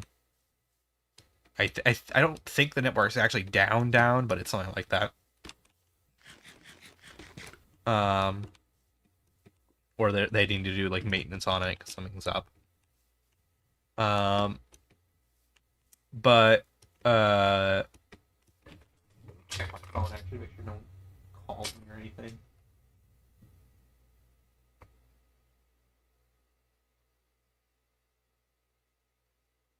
Yeah, okay, I can wait. There's a thing I should do, but it doesn't have to happen now. I guess for Donut, I mean, I know she's technically also an Anodite, and that's her whole bit, like Gwen is, but she functions very differently because she's a maxed out character, you know. She's like the min-max Gwen who's all into her mana and flying capabilities and all that. Omniversal Battlefront actually would be a great name for this. Another strategist I would have would be Lucy, the sludge puppy. Honestly, making her like a hybridized, fantastic Loki, where it's like her ult, she copies another character and transforms in them and gains their abilities for a little bit, but also she like shoots at stretchy arms that like damage or heal depending on who she grabs. I think that would be very funny and silly, and that's kind of her fighting style canonically. And who else could play like the healing role? Because I feel like tanks there's an abundance of. Nah, Pierce would be a DPS. He doesn't actually help people enough. Cooper? Cooper could be a decent support strategist. Just give him his like tank mode as an ultimate. I guess Julie with ship would be a tank, I would say. She doesn't. She's a tempting one where it's like it would be really tempting to make her a support. But once again, she doesn't really like do that role much. She typically just kind of tanks hits and shoots lasers at stuff. I think I would break up the different bends as different sets of characters. I think that's how I would do that. I would give Ben access to, like, I would have like a kid Ben who has like less health in his base form, but longer transformation times. Because that's kind of the original series was very generous with how long Ben could be an alien. Usually, Alien Force is the only series that I feel like ever had Ben stay a form longer. Because Ben doesn't time out in Alien Force if you actually watch the first 2 seasons. It was a specific like note the editors had for the series. Okay, let's train the form up. Not who I had in mind, but this will work. Shooting me. Skeletons might not be a good pick against Stinkfly. Okay, well, not this. Not this fight in particular. I don't think that was supposed to spawn that way. Okay. What else can I look for? Just, like, pick small fights that I know I can win. Are you an enemy? Oh. Well, I kind of want to purchase that. I don't really want to... I would sooner like a sword rather than... Oh, I've already been here. I was here earlier in the stream. I thought this was maybe just another instance of the same structure, but I think this is. Come here. Yep.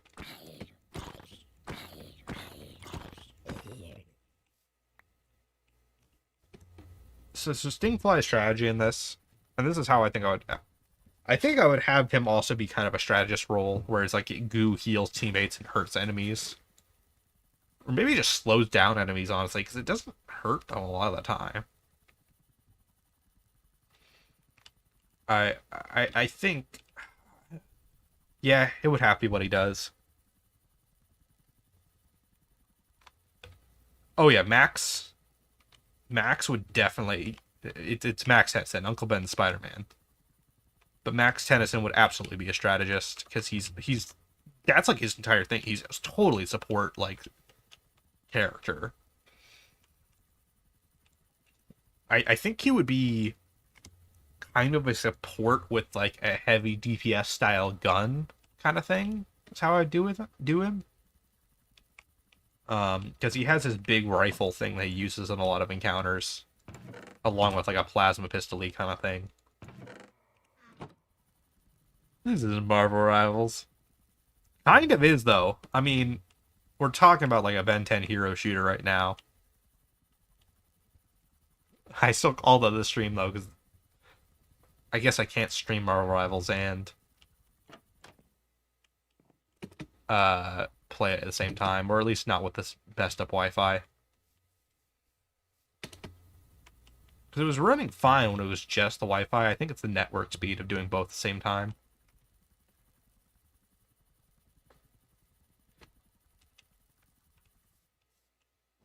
What the hell is this structure?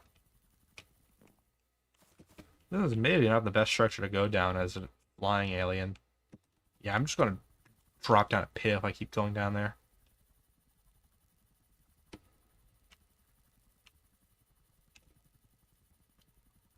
Okay, I thought that was like a giant pyramid. That's just the moon visual in this. Where is... It's not a lot for me to do with Stinkfly. He's so damn vulnerable is the big problem with Stinkfly. He just feels like everything hurts him.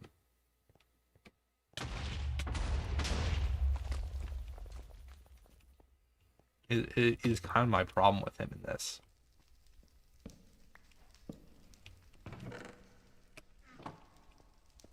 Fight me.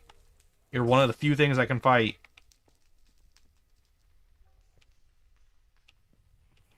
God damn it, I'm gonna time out any second, I just realized.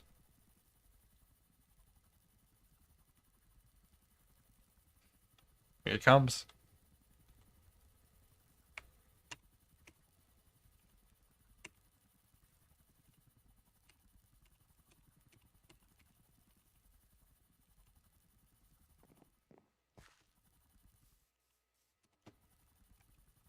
I'm maintaining this transformation longer than I thought I would. I was almost certain I was out of time on it.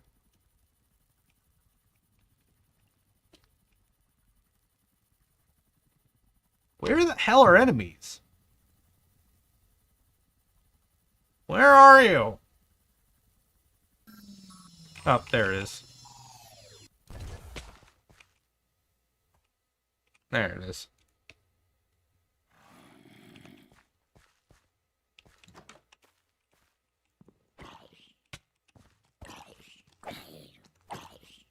I need to go back to that Coliseum with forearms or something like that. Something that can just like brawl without caring much.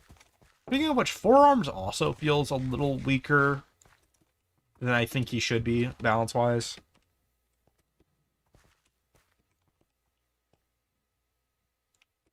I think it'd be the plumbers and the outlaws are what I would call them. Oh, Siphon would be a strategist. Totally. I just realized, like, there's actually a lot of really good strategist picks. With what's her face? She's the big clunky like robot girl from Omniverse with like the Russian accent. Like, Little Rook, where are you? Like she's that one.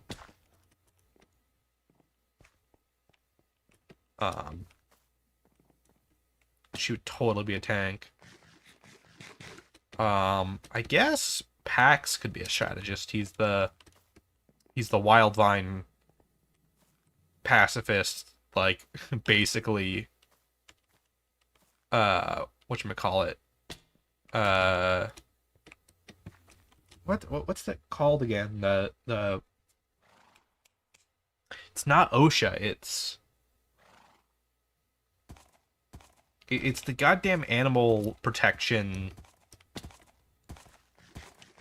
Stop. I'm gonna tame you just so you stop doing this.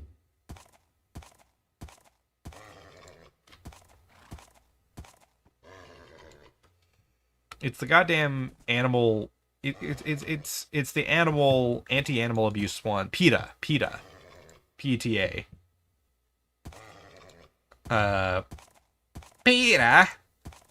It's that one. He's that for the Ben 10 universe is the gag.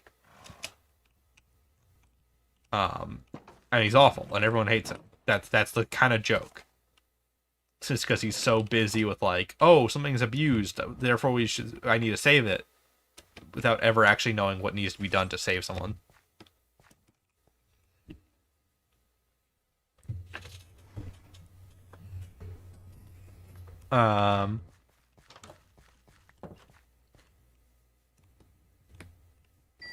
I feel like if you did something like Marvel Rivals where there's like a lore reason for why things are fighting, it would be like the plumbers and the rooters, I guess would be that.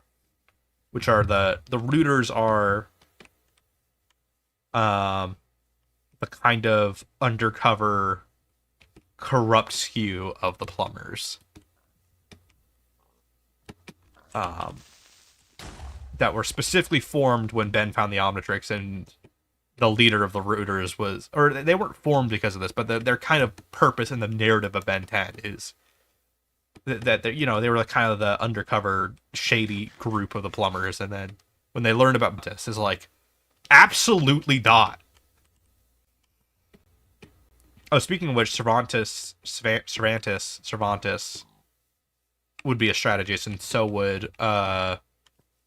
Psychobos. But I feel like Maltruant would be like a stun heavy tank.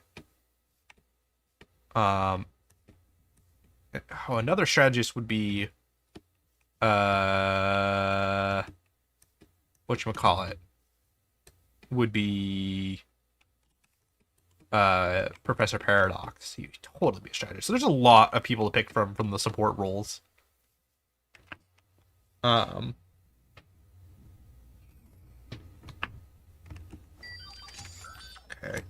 this is a good time to like just pick a form and try to like min-max master it. Where was that?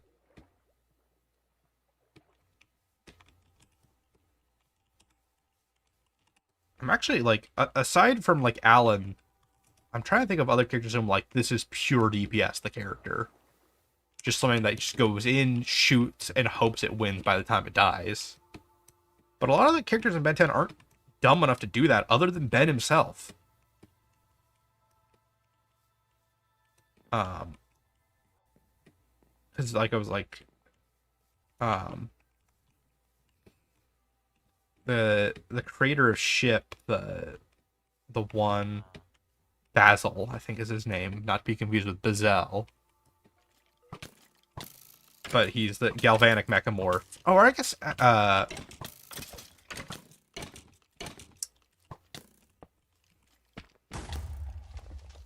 whatchamacallit, I guess Malware would totally be a great DPS with a high health pool, I think. Like, I don't think he would be particularly tanky, I think he just would have a lot of health.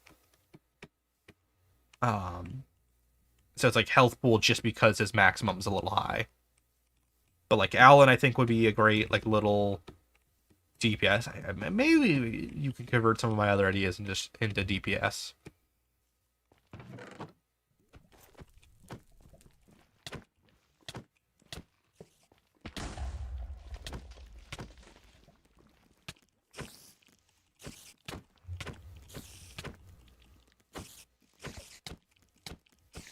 God, you guys are tanky.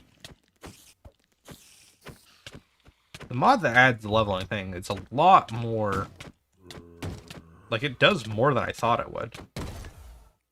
God damn it.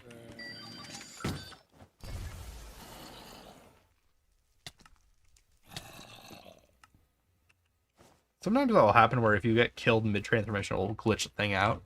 Because it looks like I have transformation time, but I actually don't right now. You can see it's on the lock screen right now.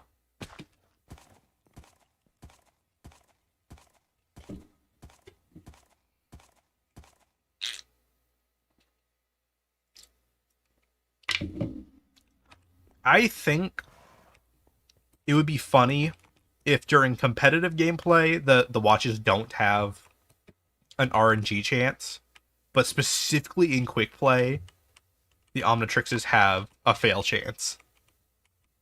Like, specifically in the casual mode, it has a chance just to fuck you over because that'd be funny. But that mechanic is disabled for competitive play because no one wants to actually put up with that on a high level. So I think it would be Teen Ben, or it would be Kid Ben, Teen Ben, and I think either Ben 10,000 as the final slot or Omniverse Ben singled out as his own Ben. With Albedo. You know, here's how I think I would do it. I think it would be Kid Ben with the original Omnitrix, Teen Ben with the Alien Force Omnitrix, which is pretty different from the... I mean, it's lore-wise the same Omnitrix as the original, just upgraded and refined with with an update. But the problem with the Alien Force Omnitrix is it kind of just doesn't have all the gimmicks the finalized Omnitrix and stuff would have. But other than that, it was nearly perfect. Like, Ben always got what he wanted with it up until he broke it.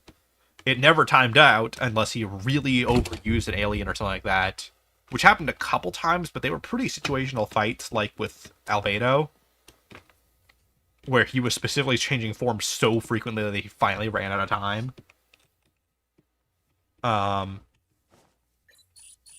And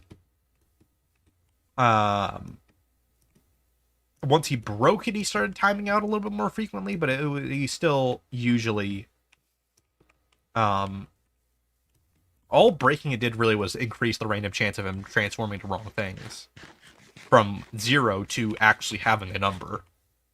And by that, I mean being always wrong. Was kind of the way they handled it, because they wanted to bring back random transformations. Because they, like I said, they weren't in the first 2 seasons of Alien Force. They stopped doing that bit. Because the Omnitrix was fixed, so it didn't do anything anymore, and then they break it again, so it does that again. But then I would have Albedo be the ultimate alien villain with the Ultimatrix, because that's his thing, technically. I mean, Ben takes it, but it's still the ultimate, it's still his creation, it's why it sucks. I mean, it's cool, but it sucks. Like, unlike, like, the recalibrated Omnitrix worked better every time when it worked. It just broke. Which is the only reason it stopped being amazing. Whereas Albedo's, like, came out the gate, like, factory produced sucked for transformation accuracy. Which is its kind of weakness. And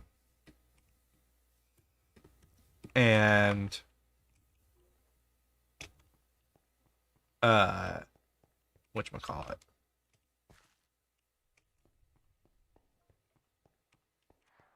There not an entryway in this building?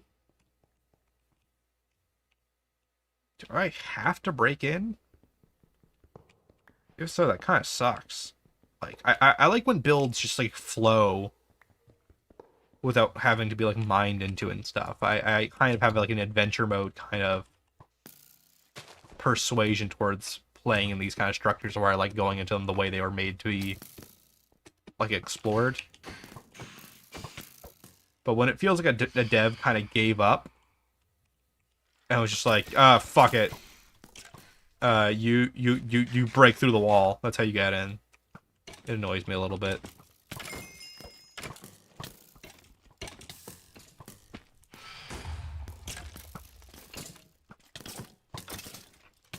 This is a good little fighting pit, I guess. God damn it. This is what I'm saying, where, like, Forum's is not tanky enough for what he represents. Like, as Ben's go-to unstoppable brawler alien until he found Humongosaur,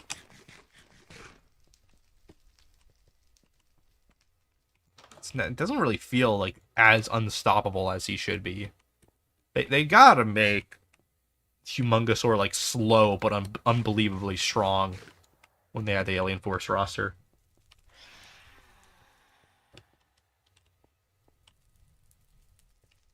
Oh yeah, no, but Ben specifically finds younger Ben really annoying. And there's an episode of Omniverse where adult Ben gets, or late teen, young adult Ben gets stuck in kid Ben's body in the past. It's like a kind of a brain switch. And adult Gwen's like, she's trying to be calm and the bigger person the whole episode, and she just occasionally snaps out like, "Shut up, dweeb!" Meanwhile, like, teen Ben in the past Ben body is like more mature, and everyone's like, what do we do with you? Like, they immediately realize something is off because he just acts so much more calm by comparison to what they know.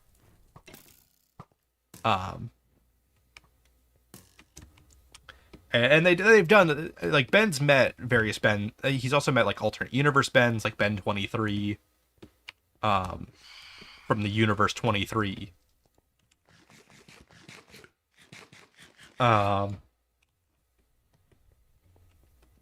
And he's kind of an egotist. He's even more like of an egotistical prick himself because he doesn't have, his Grandpa Max has died before they ever went on adventures. So he just kind of has the Omnitrix, but no guidance on really how to use it. So he just kind of uses it to fulfill his own ego and go on adventures and stuff.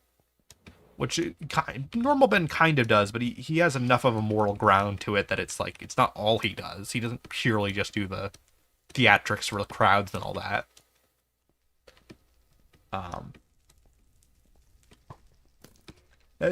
Some of my favorite Ben 10 stories are the ones that show how Ben's developed in a way that's like, okay, yeah, he still has his problems, but it could have been so much worse. Okay. I know there's a toughness upgrade somewhere in this. Toughness 6, I want that. It's immediately what I'm going for the next level.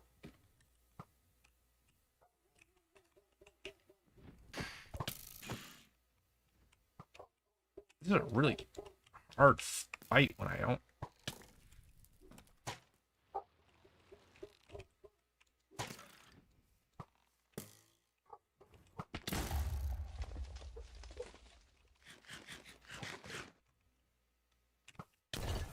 God damn it. It's the hardest fucking fight possible.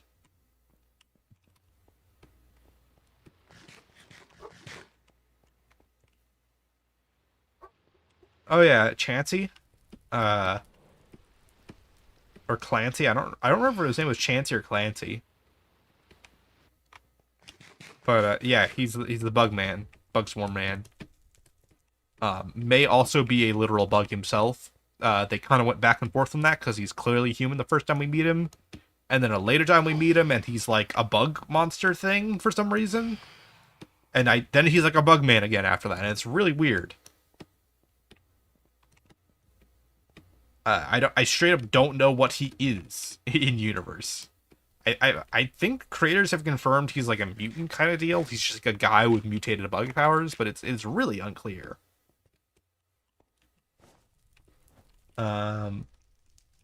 He'd just be a DPS, I think. I mean, he kind of could be worked into a support role, but also he's one of those, like, the whole point of the -10 conceptually is that they don't get along very well. They're actually not a very good team, despite the fact that they are so powerful and overwhelming.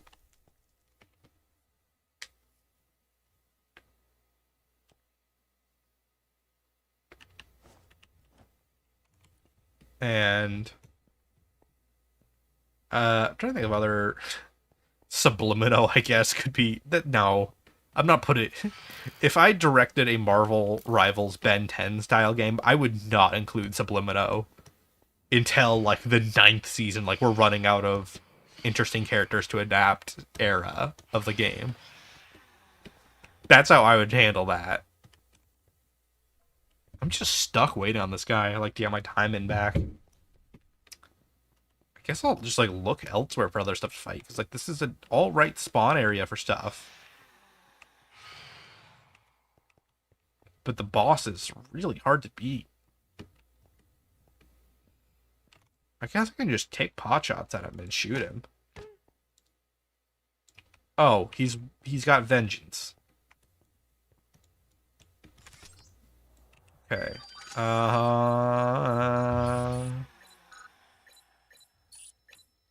Kick his ass, Heat Blast.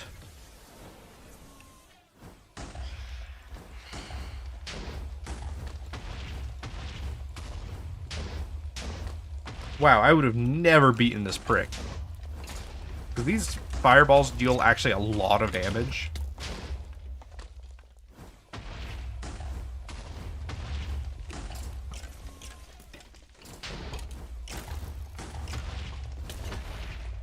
Are you kidding me? How much health does this thing have?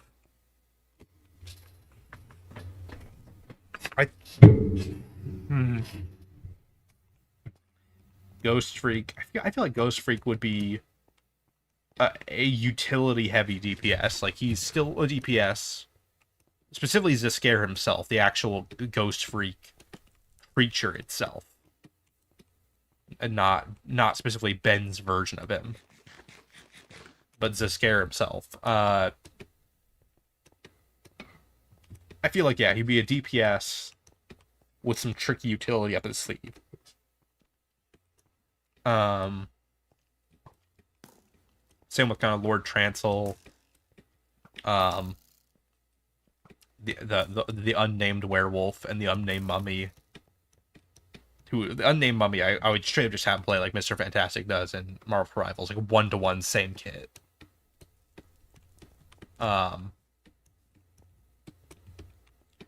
And then Victor would be, I guess he'd just be a tank. I don't know what else I would do with him. Just make him a tank. It'd be very funny if Azimuth was a tank because of his big mech suit thing he wears in his introductory movie. In Secret of the Omnitrix. And that's how they get him to fight, because he'd be way too small otherwise. You either make the Galvins too big, or you have him be lore accurate size and he'd be too small to be hit. Which version of Albedo? Omniverse or Ultimate Alien? I think I'd do Ultimate Alien just to like rep that series, Omnitrix. Or Ultimatrix.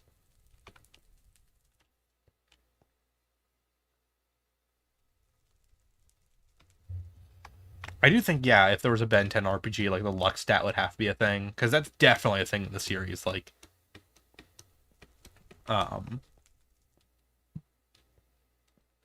that like Ben somehow has both the best and worst luck ever possible.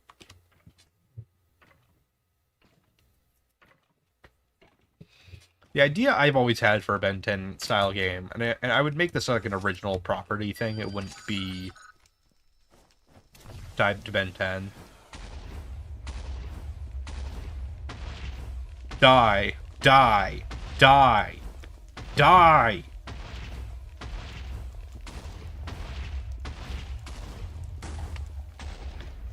What the hell is this thing? Those deal like 10 damage each.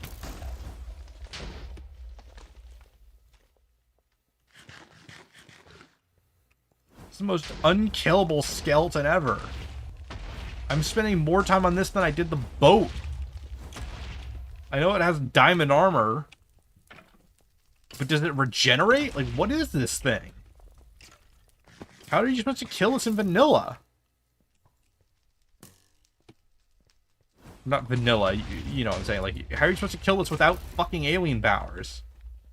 Holy shit. Okay, well. That explains some of it. Okay. Now, get me out of here. The structure is so big, there's clearly other structures, like, clipping into it. That's a mini-boss over there. But, anyway, it would be called Dial Shift, and it would be, you know, the Dial Shift would be its, like, own unique Omnitrix, admittedly kind of conceptual ripoff for the sake of gameplay. This project is something I've been working on in the background. It's not like an actual game you can play or anything like that. It's just, like, writing out the lore for it and the forms and all that. You know, like, stuff if I ever, like, hired a programmer or something like that, I would be able to do.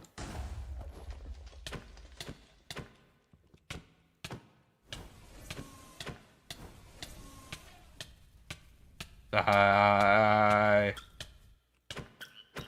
I'm sorry, Galvins. There's just an unkillable suit of armor in your home.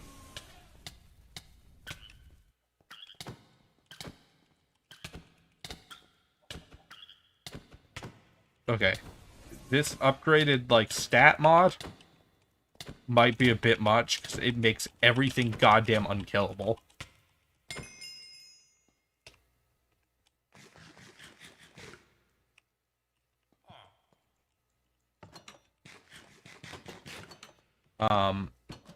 But the lore of Dial Shift is canonical to Neon Dynamo for context, which is, you know, my kind of sci-fi adventure webcomic I work on.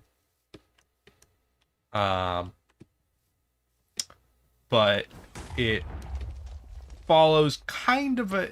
he's in some way similar to Ben, and he's got that kind of similar, like, cocky ego to him. But the way he's written is very different conceptually. Like, he is... What the hell? Okay. This is like someone saw mutant creatures and didn't actually understand how to make a cool mutant boss character. I guess I have leap on forearms, and I can deal a lot of damage at them. Alright, I'm fucking rip jaws.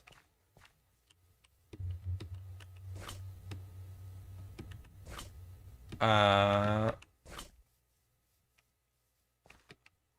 let's see if the water can get me there. There was water nearby, I think. But, anyway. But his name was Dio. With 2 eyes. And, he's closer, the character I actually based him off of, conceptually, for how he's written and how he acts, is Gundam Tanaka from Danganronpa. One of the few, like, 10 out of 10 character concepts and executions in Danganronpa, I'll say. I'm pretty mixed on Danganronpa as a franchise myself. I don't hate Danganronpa, but I do find some of it kind of annoying as a series. I think there are plenty of parts of it that I do not consider particularly well written or handled conceptually. God damn it, get in the water. Get in the water so I can be unstoppable. Or maybe not. Whose idea was to put poison on this thing? This is what I'm saying. With like so many mods, it feels like they have like this add 10,000 effects to them kind of level design or boss design. Look at that! That one-shot me in the water where I'm unstoppable. Okay, that mod's going out of the list. I'm removing it the next time I make this set this mod pack.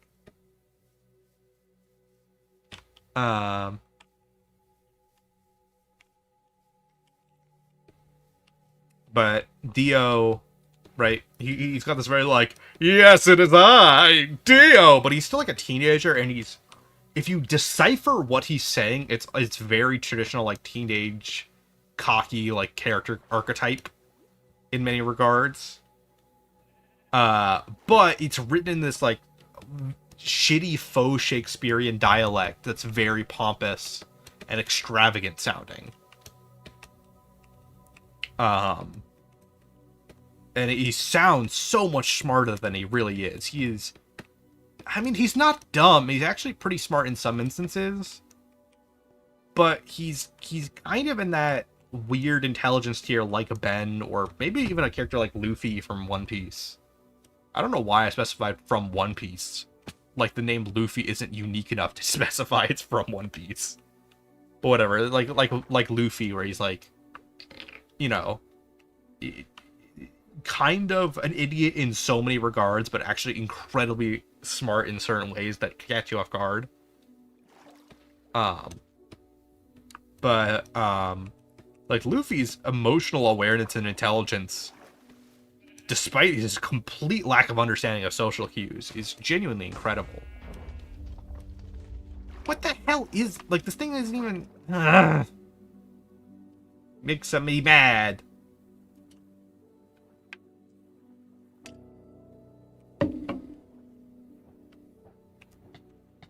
I don't like having to spam Diamond Head to dodge the unstoppable kill monster. Where the hell is my damn body? There it is. Never mind.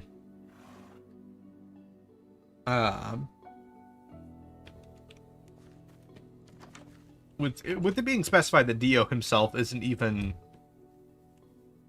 like human, he's some humanoid alien, just to like clarify that. Because one of his transformations will be Rust, specifically. Because that's the other thing I want to get into, which is different from the Omnitrix.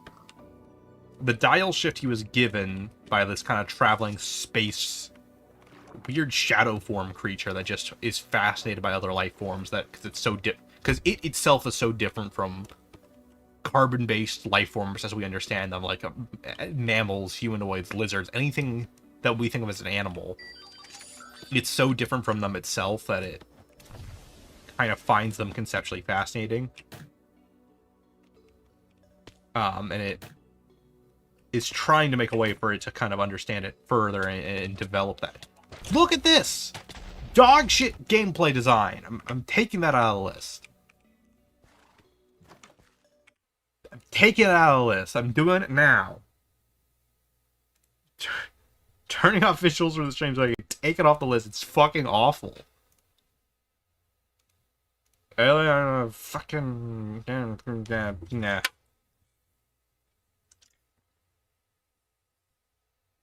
Where is it?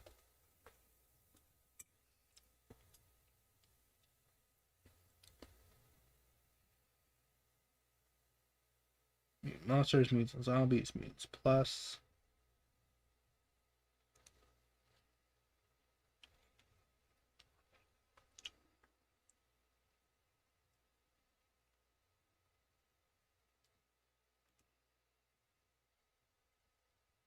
Nah.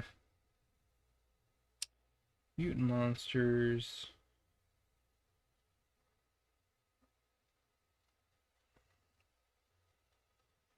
Where is it? I'm looking for it specifically in... There it is.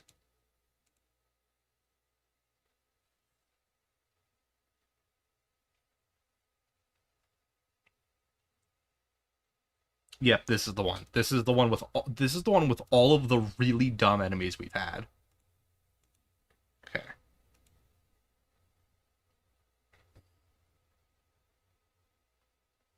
OD and aliens would be cool.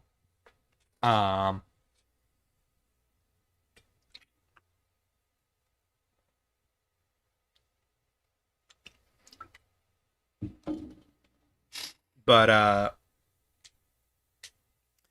anyway, like as I was saying, so Dio, he's kind of just lost in the main like how he gets to the Neon Dynamos, he's just lost and he's out far from his real planet. And he's just going to be on the team for a little bit, and he's just going to be this like goober who is kind of helpful, but he's kind of annoying in some ways too, as you do with this kind of archetype character. And he's kind of what I would use, like if I just funded a game to be made, I would like direct a lot of the premise of it. I would direct the gameplay loop and balance of it. It would be kind of a wave-based beat 'em up, maybe a roguelike later. Like once the core gameplay loop is finished for how fights go, for how transforming goes and all that. Because I know it's a lot to develop and design. But like once the combo system has to be really good, because the first Ben 10 game had a great fucking combo system. But I would want it to be kind of a roguelike as it went on, where it's like maybe not like a full Risk of Rain 2 worlds, but kind of that system where it's like you get a small-ish but still like decently explorable map. You get like 7 of those or whatever, and you rotate through them to like a boss at the end, and then maybe it loops from there. But each time you beat like a wave or two, you get like a new item to add to the dial shift that will change its property some. One of them would be like unstable reactor or something like that, where it would increase your transformation time but increases the likeliness of incorrect aliens.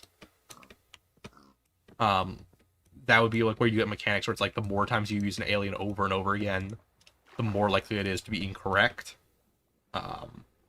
Also, lore-wise, one of the differences between... Actually, I wanted to say this, but I forgot. I was distracted by the fucking stray mutant form. But...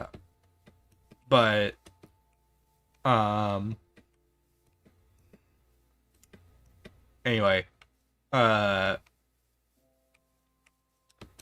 The dial shift doesn't... So Ben's Omnitrix specifically makes him the idealized kind of version of that species, like the sort of the somewhere between just your standard very athletic person and like an Olympian kind of tier for that species. It's like the healthiest version of the concept. It's like just like very fit, very like capable. Not maybe the limit of what the species is capable of, but you know, like a healthy, strong member of that species, right?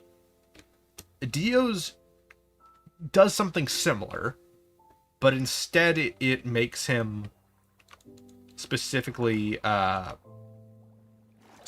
makes him the equivalent to himself of that species.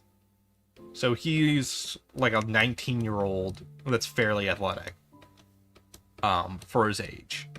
So it makes him a fairly athletic 19-year-old of the equivalent entity. And it will also adapt like he has this kind of like slightly shaggy long black hair in his design. And so like all of his form type stuff like that. They typically kind of match his equivalent for that species like clothing sense. So like he has a kind of like anime bancho style, like bancho. I don't know how it's pronounced. I've never heard it pronounced. I've only ever really seen it spelled, but that specific style of like clothing direction, like the especially the jacket over the shoulders with neither hand in the jacket sleeves, like that's his kind of art direction as a character. So it kind of gives him similar equivalent outfits for that species if they wear clothes. A lot of the forms I've drawn for him are focused more on the weird and the kind of interesting creature monster design rather than superheroisms. I feel like some of Ben 10 got a little too caught up in making them just superhero forms, even though that was kind of the premise from the start. In fact, the original premise of Ben 10 was specifically that it would make him 10 different superheroes, kind of Shazam style.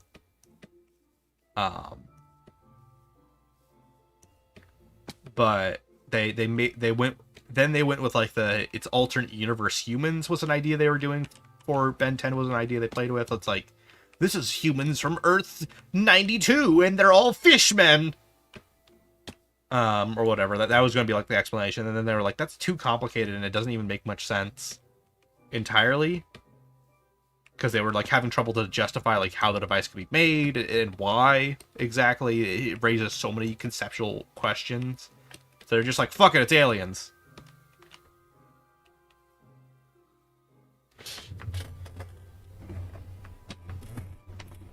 How much agony would Junko produce in the FNAF universe? Like, endless amounts based on how Danganronpa implies Junko functions, where she almost is a supernatural force. That's the weird thing to, like, because I've seen it passively.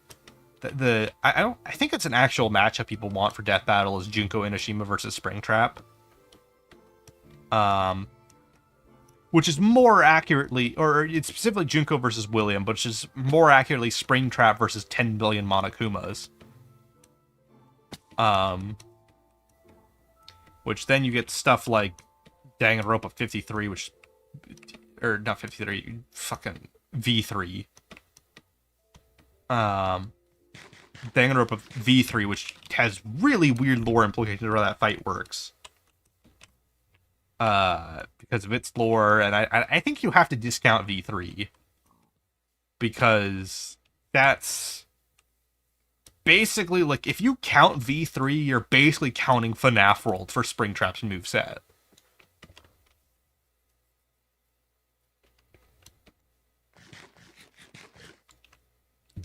I think Chihiro is also one of like the better Danganronpa characters.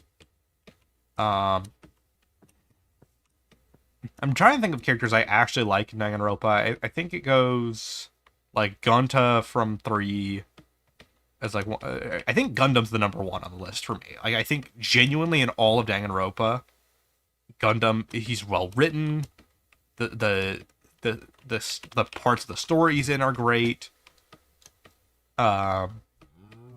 Like the stuff, like he's one of the characters who actually does things in trials besides be like, "But how could a rope appear in room 3?" Like there's so many characters who are just like exist to stall the trial and ask questions just so you can give them answers. And it's not like, Phoenix Wright, it's specifically prosecutors doing their job, so them doing stupid like obscurities and all that makes sense. It's canonically them trying to stall for their client. And there's also like this added wrinkle of a lot of the prosecutors have some moral integrity in Phoenix Wright. Like Von Karma and Edgeworth both have like decent integrity, so they're just kind of like, sometimes even they don't want to work with this client and all that.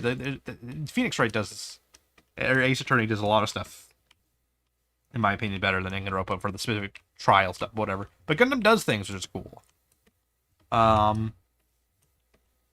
It's Hajime, I think, is the second game's protagonist. I think he's the best protagonist of the set. That it feels like, once again, the game does things with him. It feels like he goes directions. His arc is decently compelling for like what we learn about him and kind of him confronting himself and his conclusions. And it kind of makes you want to see more of his character before the events of the game. I feel like it's not a spoiler, because if you know anything about Danganronpa, you know that they typically are missing memories and all that. But it makes you wonder even more about what he was like when he had his memories between events and all that. But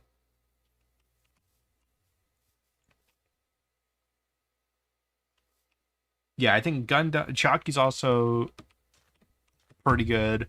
But I feel like she's also made to be really good, Like, she's made to be super likable, which... whereas what makes, like, Gundam appealing is it feels like he's a gimmick character they just really fucking nailed, I guess. And Chiaki feels like she's in the same tier as, like, Kyoko and... what's her name? She also starts with it starts with an M. She's not Mukuro. That's Mukuro Ukusaba, the secret 16th hidden somewhere in the school. I don't remember what her deal is. Or no, I do remember what her deal is, but I don't remember the Maki. I think her name is Maki. They're all like the female character you're meant to like because they actually do things here, and they're different. They're not all the same character. But they kind of have an unfair advantage that the narrative is like poised to make them the kind of second main character. Which is the same, like, I don't dislike Makoto or third game protagonist. Yeah.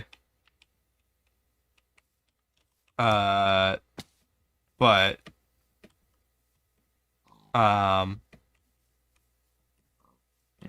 yeah, Dio is a little bit like the Omnitrix mixed with Kevin, but it is more Omnitrix like as you would see. It's just so like, it specifically is, what if he was this species from the start, is kind of the way I phrase it. It's the equivalent of him in that species. And it accounts, the Omnitrix doesn't allow Ben to become mutants of species.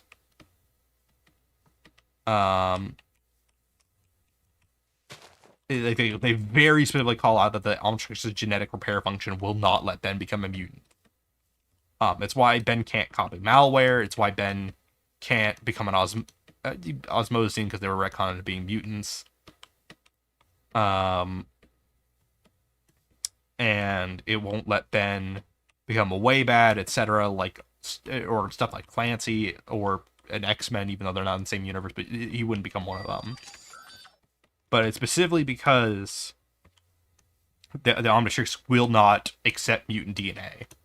It's just kind of in Azimuth's nature to not allow that kind of stuff. Because unlike X-Men mutants, like, mutants in Ben 10 have a more, like, negative connotation of, like, you know, it doesn't necessarily mean they're evil, but it's usually like genetic experimentation and stuff like that.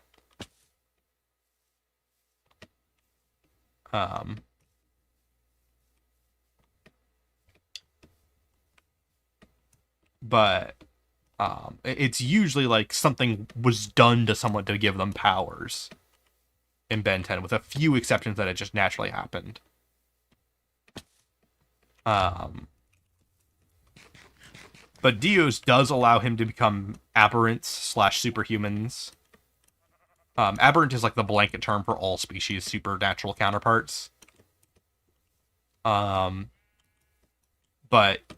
since Dio himself is not a human, when he encounters Rust, he does get the aberrant human DNA of Rust. And can kind of turn it into his own version of Rust, but because Rust's powers are very hard to use in lore, it's an unstable form that he tries not to use in case of emergencies. Except in cases of emergencies, because it's worth noting that Rust has had his powers his whole life during the events of Neon Dynamo, and he has just now gotten to the point that he can use them on people without risking their lives being in danger. Like,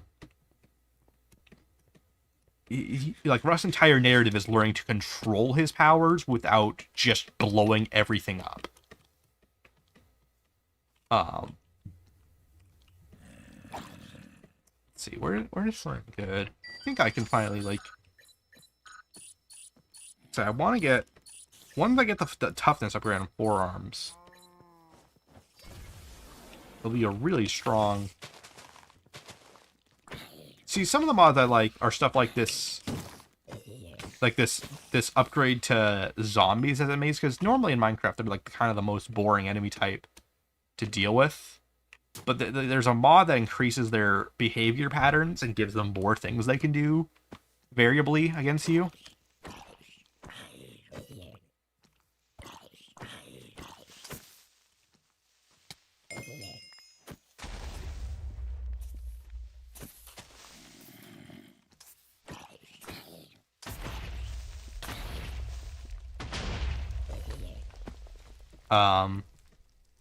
But Dio just really struggles with that particular form, so it's there, but it's janky. He tends to avoid using it. It also tends to... this is kind of how the Omnitrix sometimes works, but it's one of those the writers kind of go back and forth on it conceptually. So in sometimes the writers suggest that Ben's Omnitrix works on a time limit, not based on actual time, but instead like a power limit more. That's like, oh, if he does too much as a form or changes forms too many times or overexerts himself, it will de-transform him. These are not my houses. These are just random builds. These are just like structures for mods. As you can tell, this is modded Minecraft. This is not vanilla.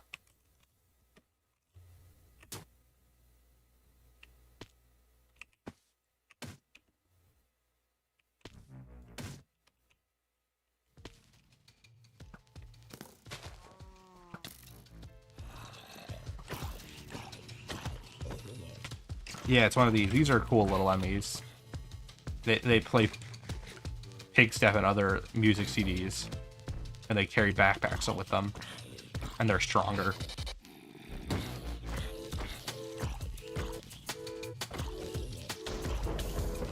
And they have like some occasionally kind of strong effects.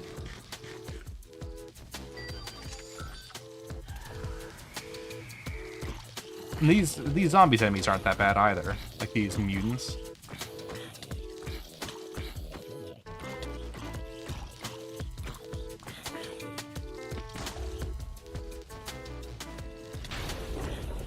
Fuck.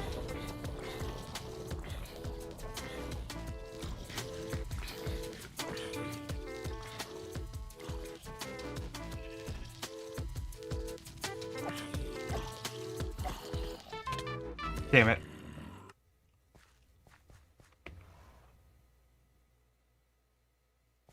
Oh, it's the equivalent for Dioship, it's specifically the equivalent of 19 years old.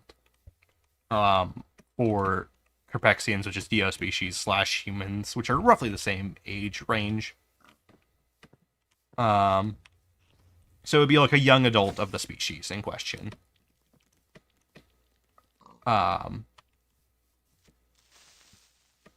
And for some forms, it's kind of indistinguishable. Like his kind of way big counterpart, even calling that's a little misleading because it's not. It's a giant monster form, I guess is how I'd phrase it. It's not really like way big though. It doesn't like have like the atomic or the like Toku Star laser kind of stuff. He doesn't really do like the tokusatsu style parody stuff that Waybig does. It's more of a giant, almost Shadow of Colossus style form, which is kind of the inspiration for it. But it's like, 19 years old once you're fucking 300 feet tall doesn't really, more than that really. But once you're 100-meter tall giant, 100 meters more accurate. I think that's still 300 feet though. Doesn't really change much. No way. Williams being Junko in that scenario. Yeah, I mean, it kind of depends on whether we give the stuff that makes Junko really scary is all tied to very specific scenarios though, where she was in control from the start. And the other flaw with Junko is she is so goddamn rules-based for herself. She'll break rules every now and then, but she very rarely violates her own rules. Which I think could screw herself over in the long run.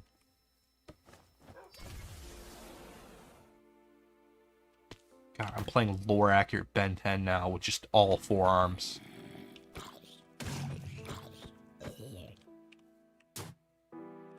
I kind of wish forearms had a, like, Gum Gun Gatlin kind of mode.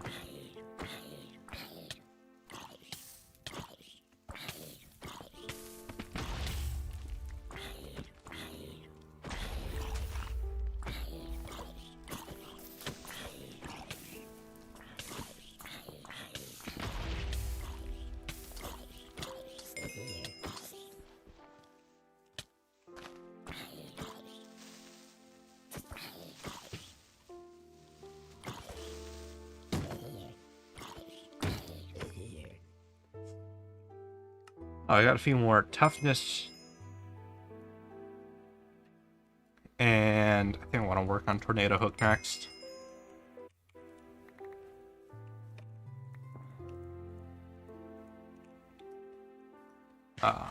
That's pretty strong now.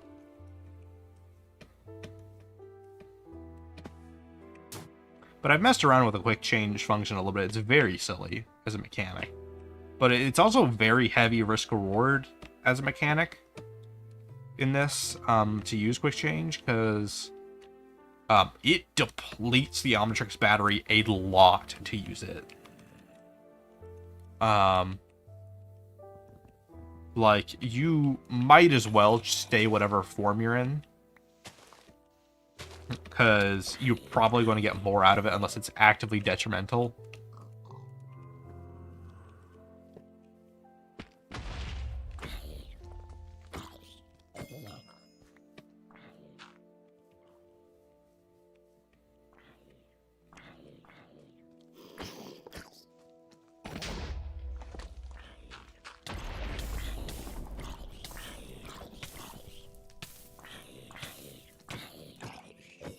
Now we're starting to fight at the power scale I expected to have. Let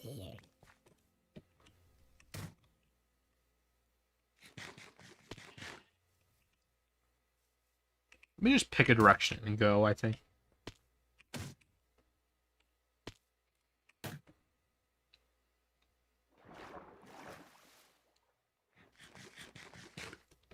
The Omnitrix can only accept sentient DNA, and it can't be a mutant or corrupted DNA. So those are the main criteria. Theoretically, and it also has to have some degree of tangible things that can be taken as DNA. It's according to some creators. Oh, it's a weird lag spec there. Oh,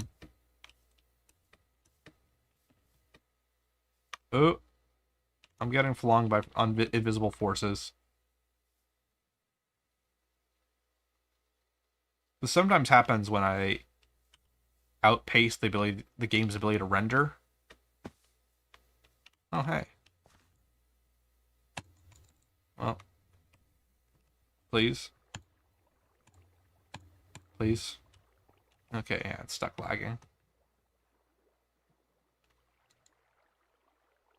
This is a specific bug caused by, I think it's Embedium, like its lag saving features. I think when they mix with whatchamacallit, I think when they mix with certain mechanics like forearms is quick jump, they cause weird physics shenanigans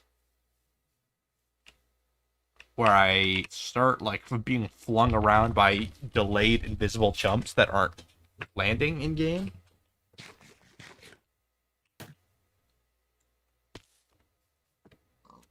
These are the buildings where we really want to look for, these stuff that have Omnitrix parts pretty much in them.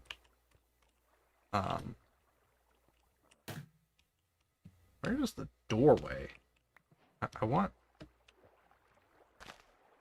in. I want in.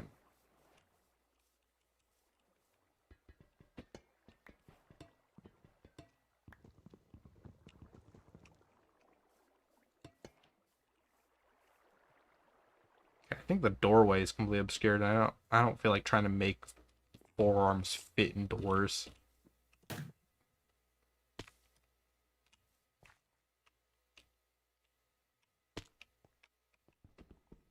It's one kind of pronounced problem with him is like he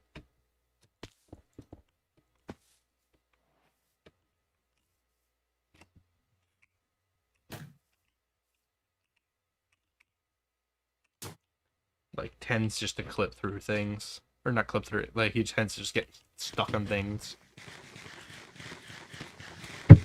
I have more lag.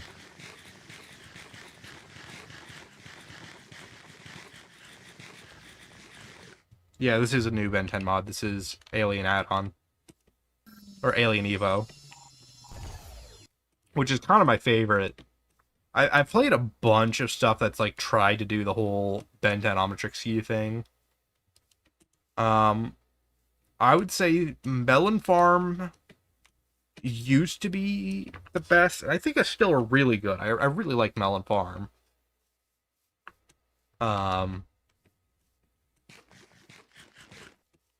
As an add-on, but I think my one kind of complaint with Melon Farm is that it's sort of just a version of Fisk superheroes that I mean, it is an add-on to Fisk superheroes, just like this is an add-on to Palladium.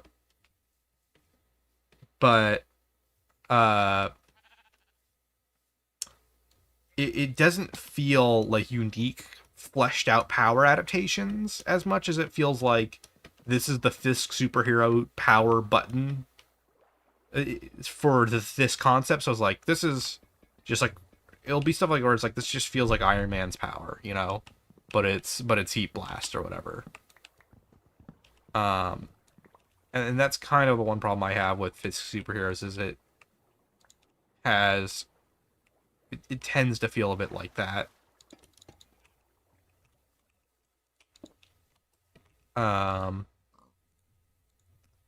Even though I like it, it's a really good mod still. It's gotten better though. They've sentient and not mutants are kind of the only rules. It has to be loosely near human level intelligence. That said, Vulpamancers, which are wildmutt species, aren't geniuses per se. They're just smart enough that a human can inhabit one, or I should say become one with the Omnitrix, and it won't melt their brain trying to become one. We see what happens when you try to put a sentient person in a non-sentient animal with the Nematrix in Omniverse, and it just rips people apart to do that. They go from, like, Phil, the main guy that we see this happen to. He goes from a not good person to completely, like, insane and violent. Yeah.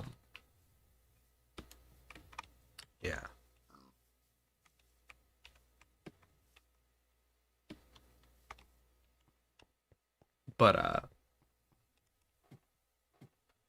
yeah, and loosely there has to be some organic component. The Omnitrix doesn't tend to do well with things that aren't. And it doesn't have to be organic in like, the way we think of it. It just has to be, like, physical in a way that, like, there has to be DNA for it to take and copy. If that makes sense. There's plenty of Ben 10 aliens who are, like, metal men and stuff like that, or, like, Atomics is literally radiation in a suit of some kind. Or some physical form of radiation. Same with, whatchamacallit? NRG is also, like, living radiation, but there's some physical body it has still. That the DNA can be taken from. Even if it's mostly just floating plasma or whatever the hell. Celestial Sapiens also apparently have DNA, I guess. Admittedly, that's where they start pushing this premise some. But I also think they established that before the full rules of the Omnitrix were made. Oh, okay. Give me something. This will work. Oh, this is actually... Not perfect, not perfect, not perfect, not perfect.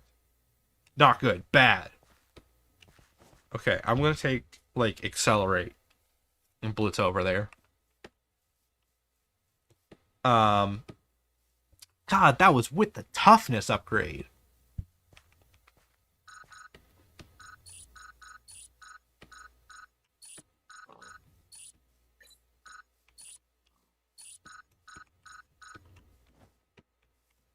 But, whatchamacallit? I was gonna say. The Anodites are the only thing that, like, creators have stated, like, they don't have enough body to be taken from, which doesn't make much sense. But whatever. You just gotta run with it. I think it's just their excuse for Ben to not be able to seal Gwen's powers.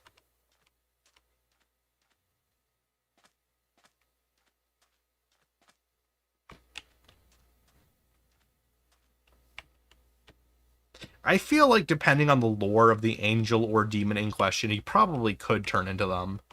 Like, if it was a Has-Been Hotel universe demon, specifically not a sinner, because I think sinners, I think they would count as mutants.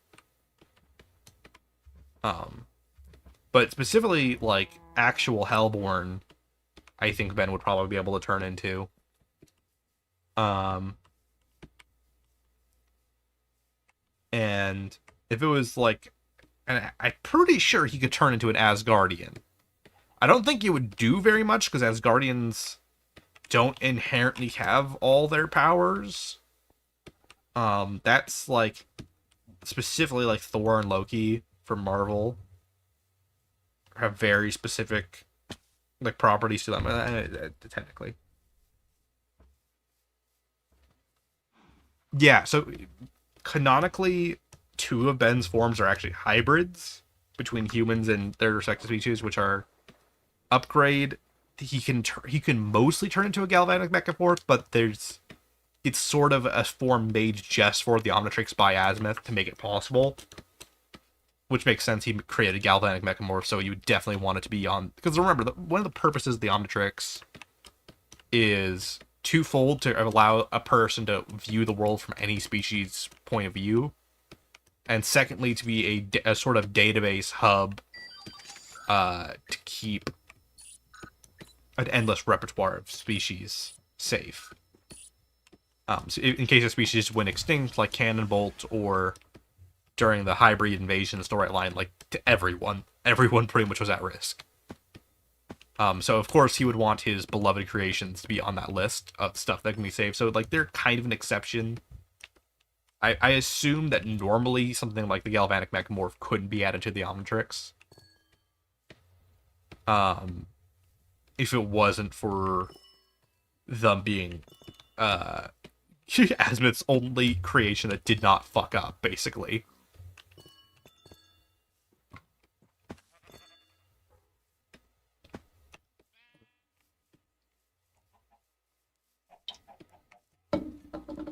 Actually, I lied. Malware exists.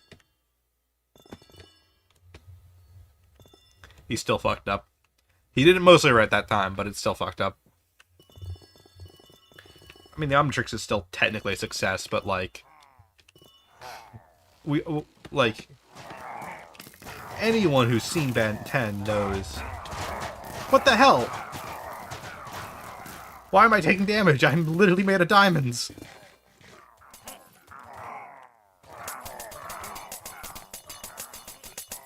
I don't know what hurt me. I don't really want to know.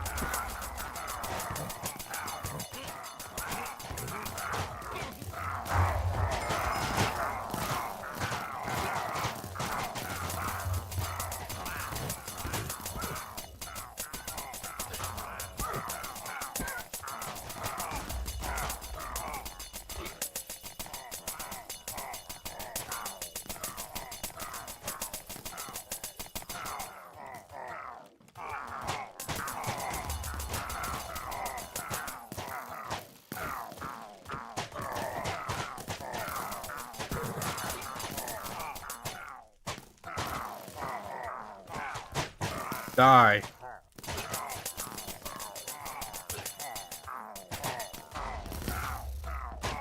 I don't know what got me down to that low of health. I don't really want to know.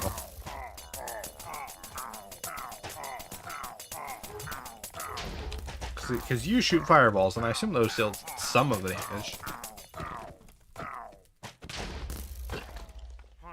It's you.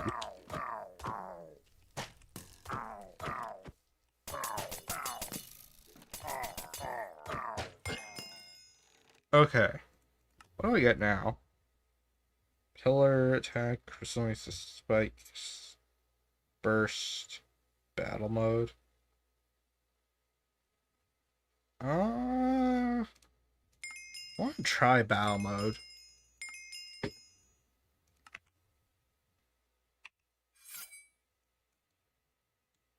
What?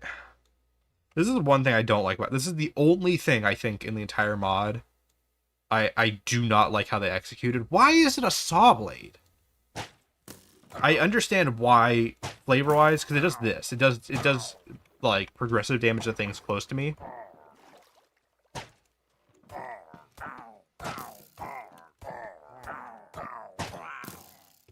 That's why they have the saw blade thing shield.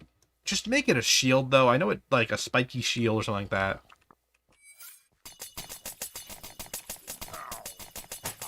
I really don't like the saw blade. It doesn't fit the flavor of Diamond Head very well.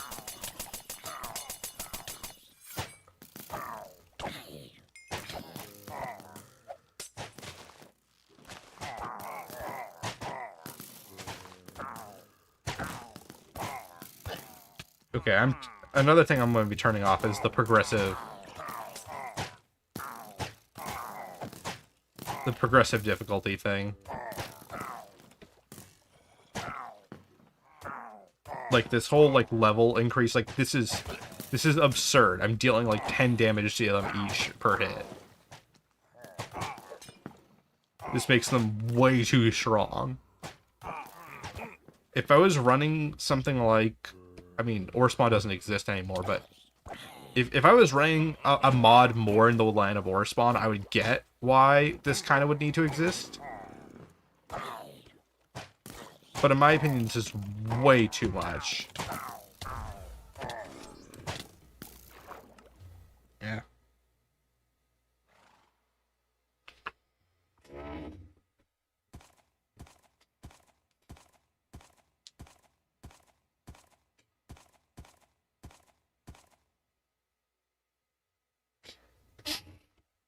mean, it's just the whole like, would angels count as a transformation? It's like a good question, but god damn it.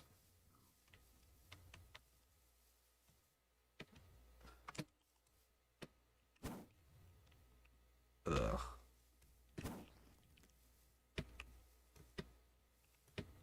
Gray matter might be the worst thing in this mod. I understand what they were, because he crafts things. That's like what he does.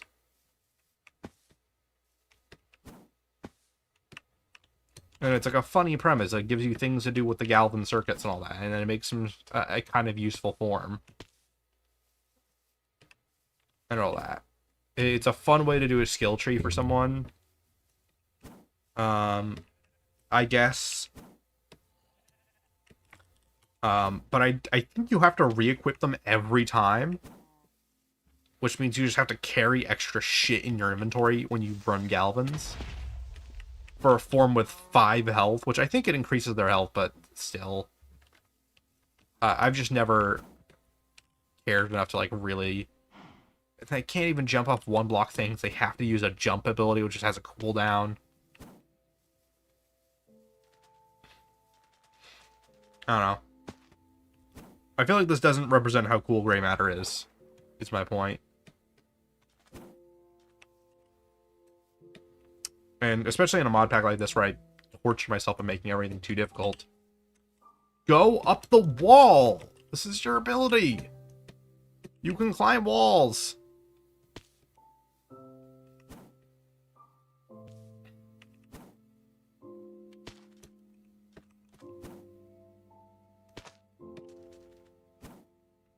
There is an Alien X in this, and it's not actually from the base mod, it's an add-on to the add-on.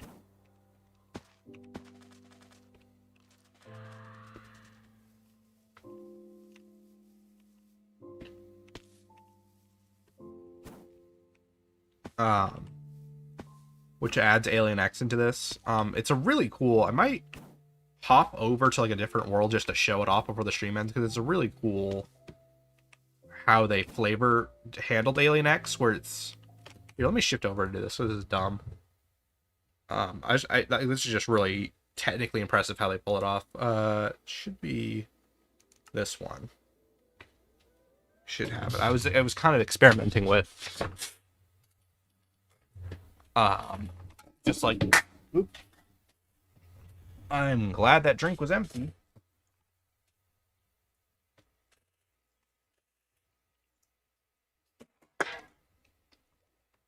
Oh, I'm currently stuck as eye guy. Oh, this is a cool little feature. The mod actually does support both the evolved Omnitrix and the original Omnitrix. The evolved one being Ben 10,000's Omnitrix. I'm currently stuck. Okay, yeah. Let me kill so I can time out. Slash give.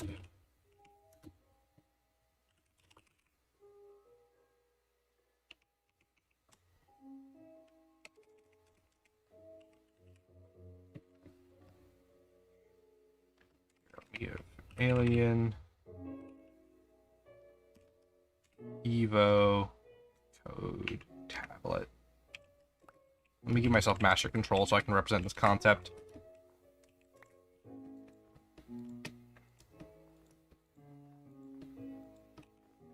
So you can... I guess I'm doing a mod showcase now.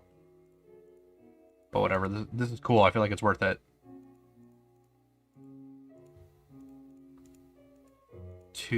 So... It's...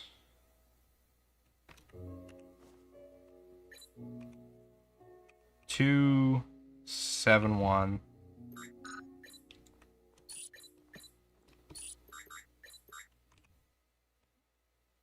Eight, 4, 3.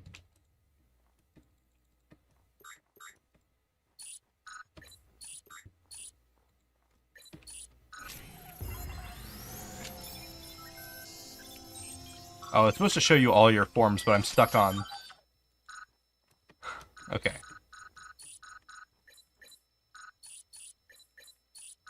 Oh, I don't have... Oops. Um,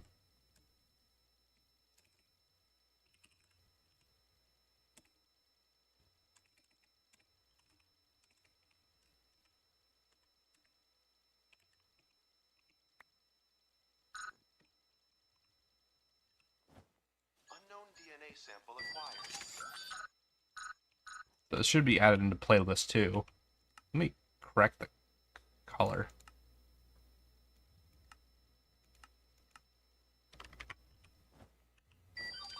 Huh. The color's wrong. It's stuck on.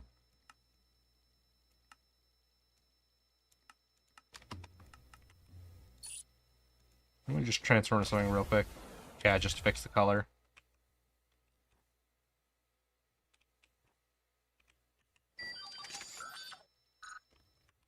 Why is the color broke? Why color broke? What color wrong? Whatever, it doesn't matter. Alien X. So, I'm now stuck with Bellicus and Serena. But I can deliberate with them. And if it's red text, it means they didn't like it.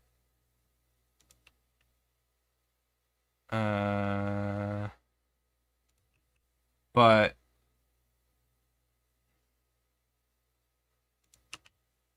you can like appeal to them each.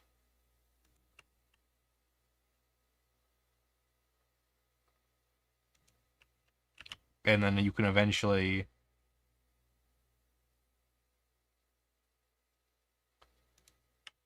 no. Mercy, for her you want to do stuff that's like, oh, maturity, emotional stuff, and then eventually you're like, and then give it a second for it to load because this is a janky add-on. Boom, Alien X. And so you can see on the right there, there's the white timer there. Angels are possible depending on, like I said, the lore of the angel is what I would say. So it doesn't do much on its own, the Alien X, but you unlock a ton of powers available with it. You can see it has all kinds of crap in its skill tree. It can change its size, teleport, phase, time control, weather control, dimensional travel, cosmic speed. It can increase how long it stays in its form. Because you can see there's this white timer on the right. When that goes down, I run out of time as Alien X, and I've got to deliberate again to stall back for the form. Which is the kind of cooldown to the, like, consequence to the form, and that cooldown time the time you spend deliberating as Alien X applies to your cooldown time normally if you don't have master control, which means you have to be able to get, like, it's not that hard to get control of Alien X in this mod for like 5 minutes. There, oh shit, hey, we found it. Wow. Okay, let me out of this form so I can do stuff. I still don't know why it's bugged as being red. It's not supposed to be. But whatever. Oh, and these are all the Ben 10,000 designs for the concepts, including ones that didn't even have Ben 10,000 designs. But you can find this. This is like the main structure that sets off the Ben 10 mod. Let me find, yeah, the helm of the ship. Kind of weird that it's just a plain chest, admittedly. It's not a Galvan pod that it's in. But you can find... I might have already taken it in this world. I think I already took it in this world. Nope, no, never mind. Here it is. It's not in just a plain chest. But you can find the Omnitrix core. And then you make the Omnitrix. Like, you find the rest of it. Or, yeah, you use it here, and then you find Galvan circuits and plates, which are just titanium in this, which are you find around the world. And it's cool. It's silly. It's shenanigans.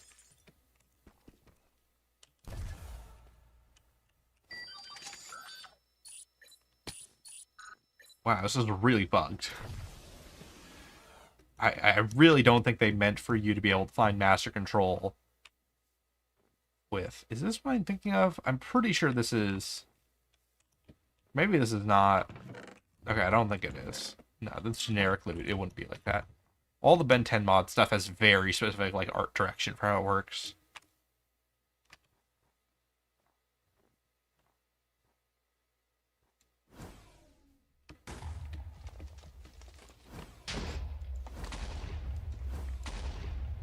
But Cannonbolt's also in this. He unlocks if you just do enough in general. I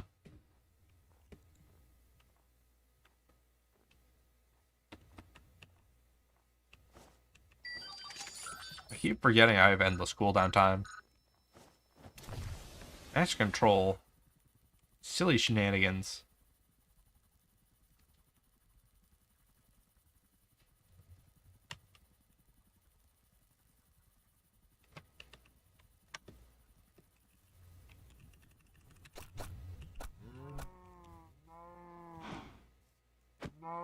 Whatever.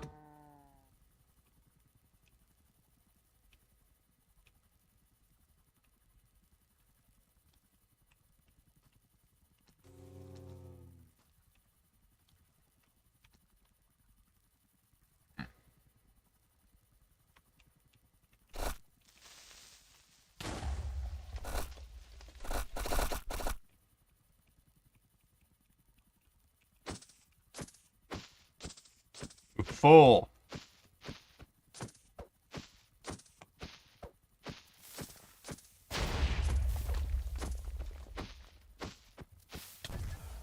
Ow.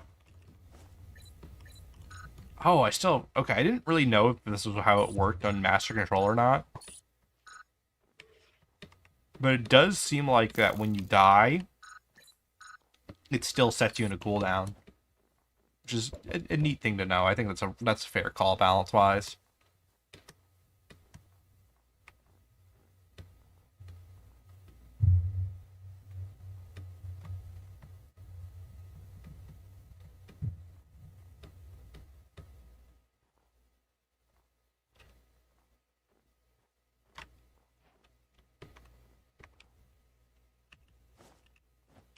Oh. Yeah. So you just look around for these structures. Oh, finally, it's color again.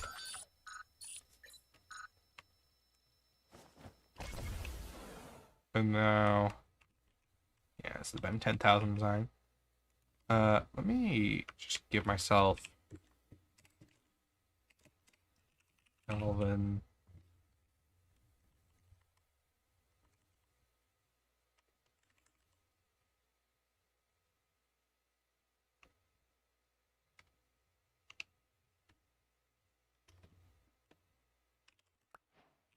Okay.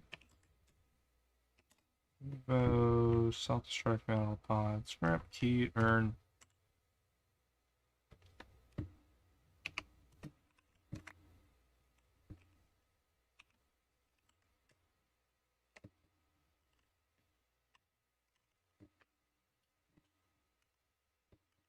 Project, bam, bam, bam, bam. What is phase 2? What does this mean? Evolving Omnitrix phase 2.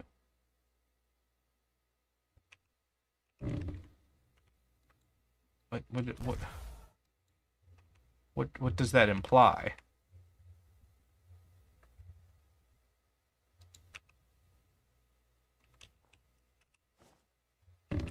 Well, there's one other thing I want to try. I'm now just kind of goofing around with the mod.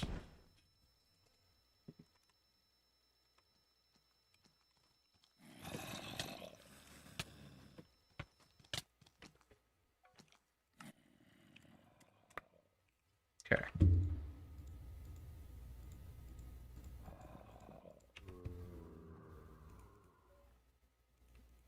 One, 5,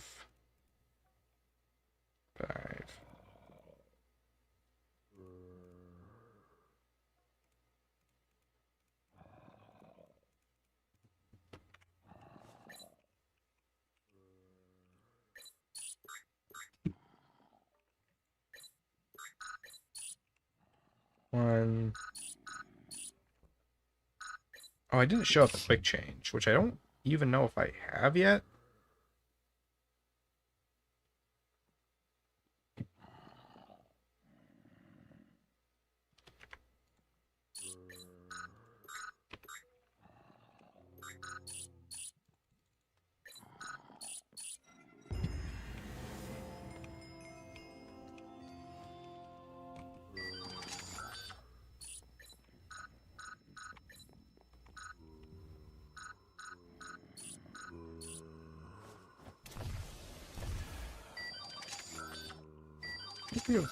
Is this?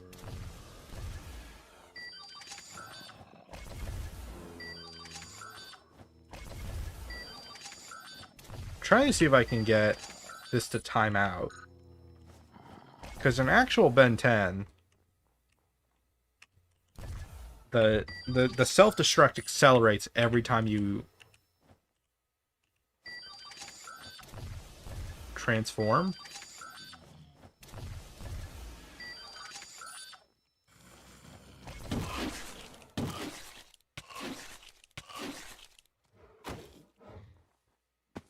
I'm out of here.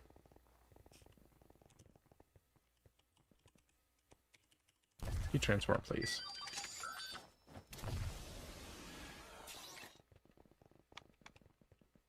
I think that's accelerating it. It's really hard to tell.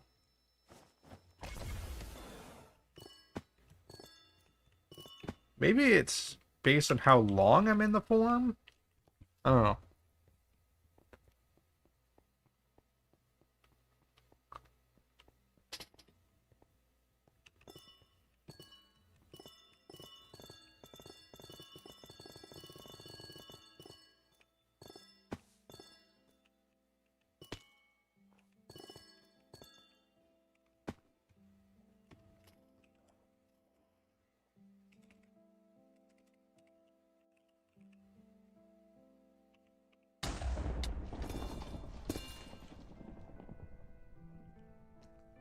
Oh, it's you.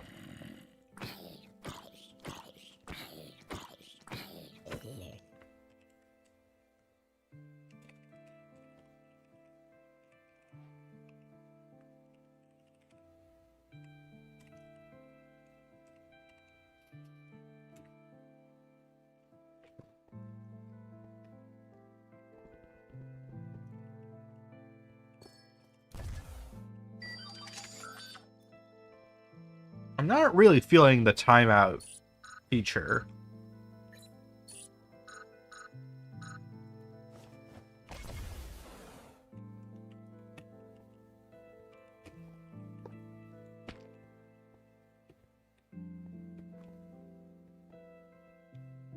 Hmm.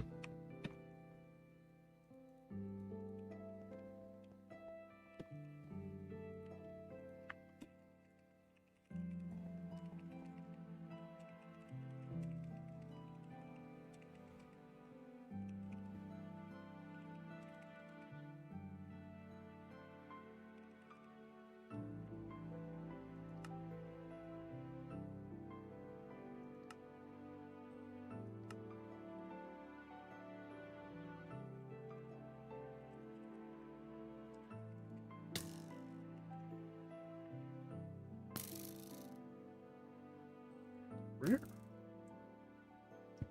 I guess it must be stuff for the form itself.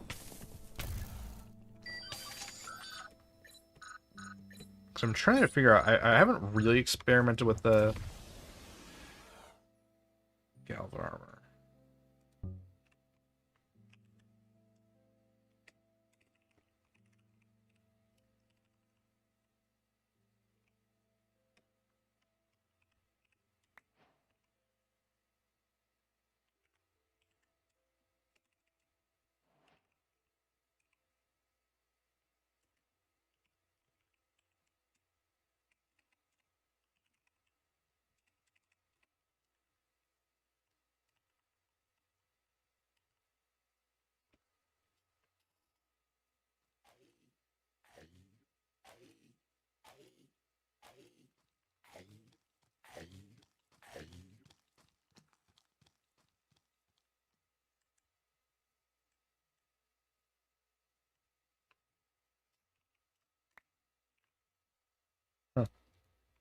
Must be like an unfinished item.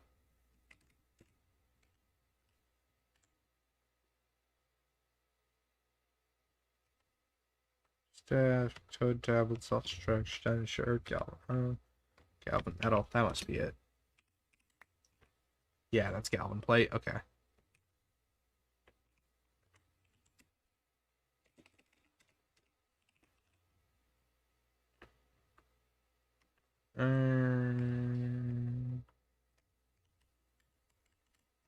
Good.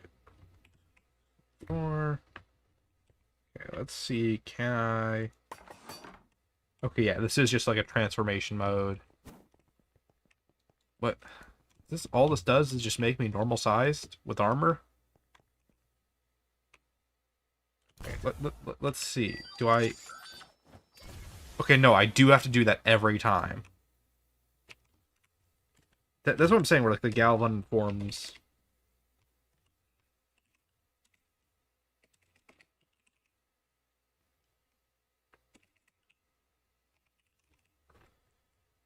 Scrap, sword, yeah.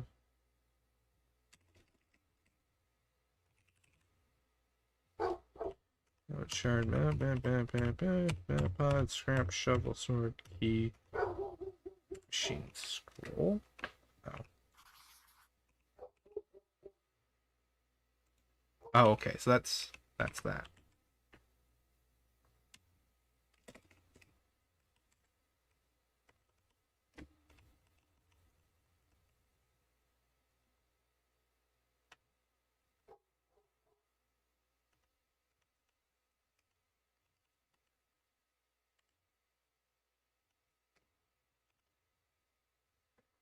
Upgrade chip. Oh, okay.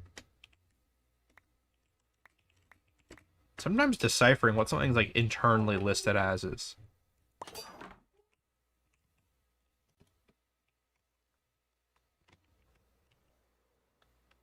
It's just a helmet. It's just a helmet. Do I have weapons? No.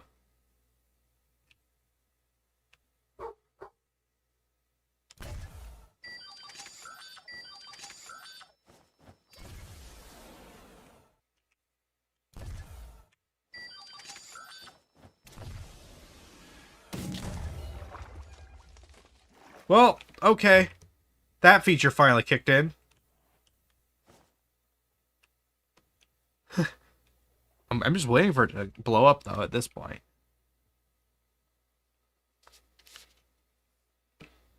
I'm kinda screwed underwater.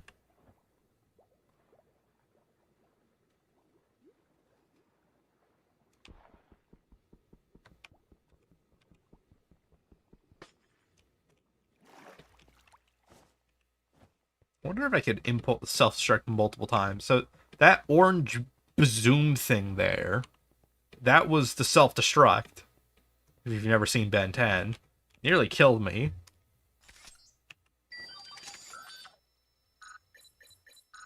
Okay, last thing I want to try.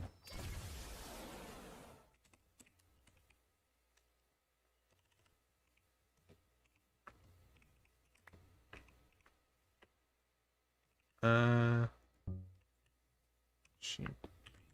And...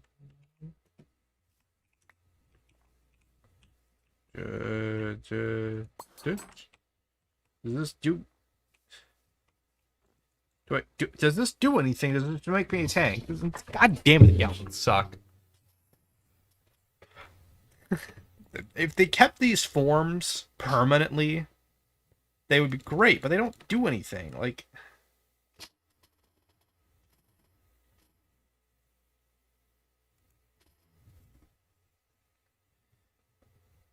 Ah.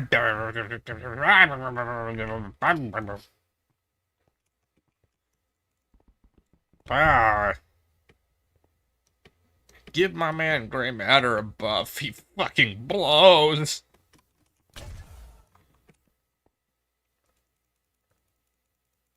What is this even? Oh, okay. This must be the texture that Diamond Head uses. When he shoots at his crystally dudes. It must just switch it to, like... I'm assuming that was from, like, a development phase thing. I'm really curious what happens with the Omnitrix self-destructs, though. Does it actually delete the world? How long does it fucking take? But that was, like, 10 minutes or more before it finally... I wonder if it's each time you would time out. But I don't time out because I gave myself master control. And I actually can't even do that right now if I wanted.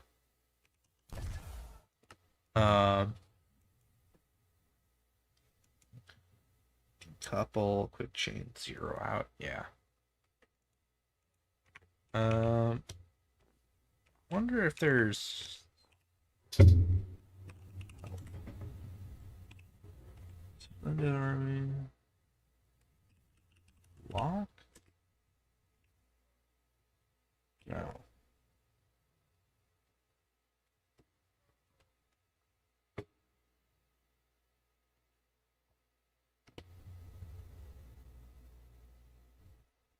Oh, slash.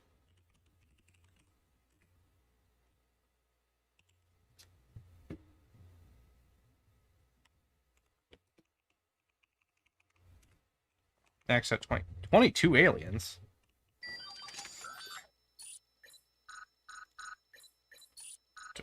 T- 22 aliens?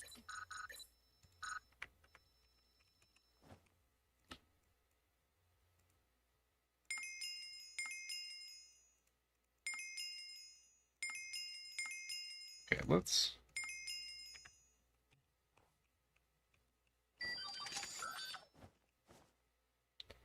Okay, so I could rip out the core if I wanted, but I kind of want it to.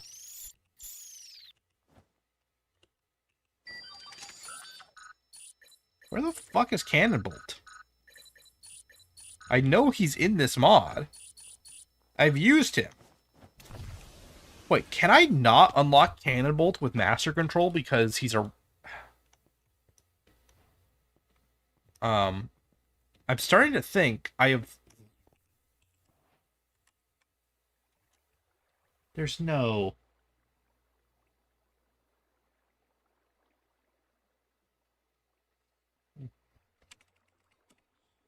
Oh.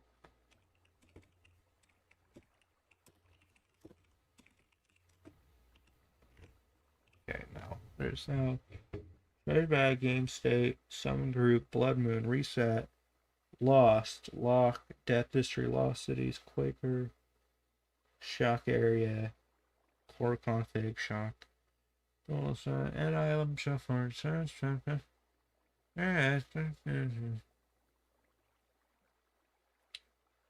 Tennis run, parts run, scale, observations, check, structure, curious, water fix, seeable, ball, twilight force system.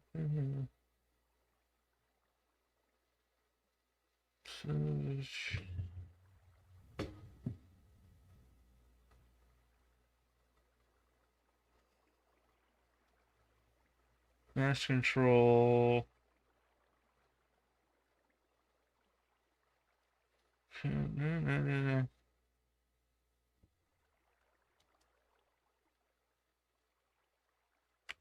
Uh,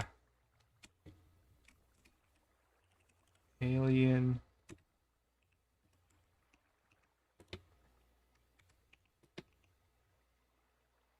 Aerophibian. Oh, okay.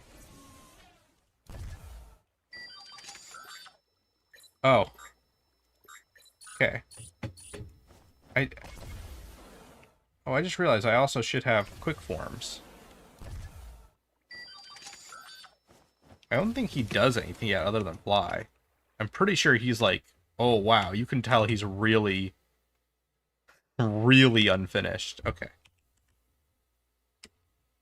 Yeah, this is how you can access the other...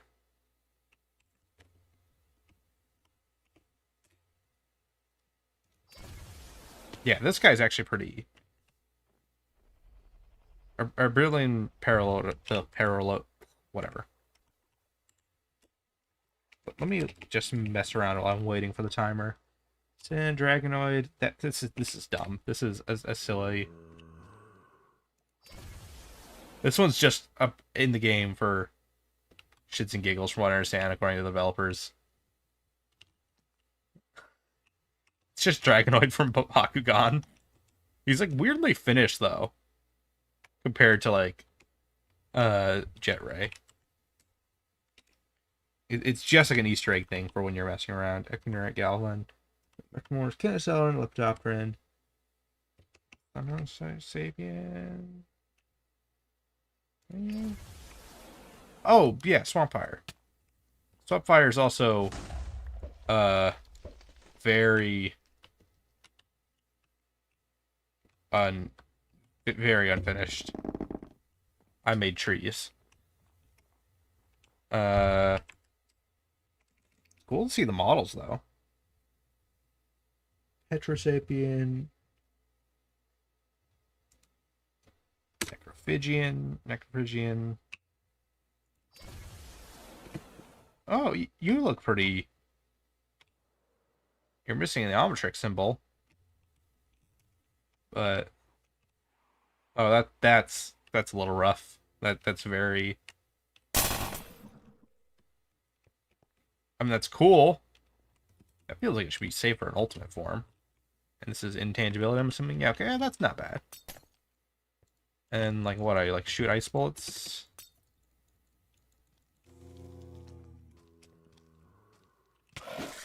Oh, and I like make things cold? Okay. Oh, that's the timeout function.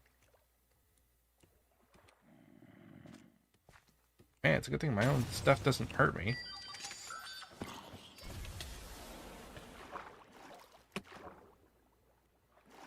Okay.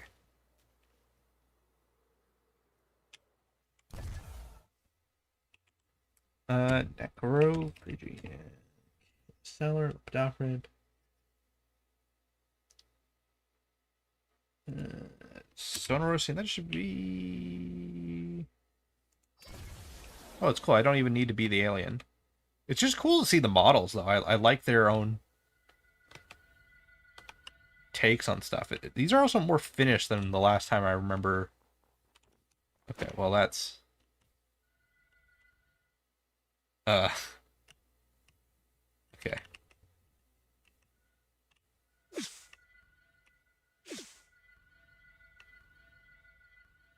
You know, good attempt.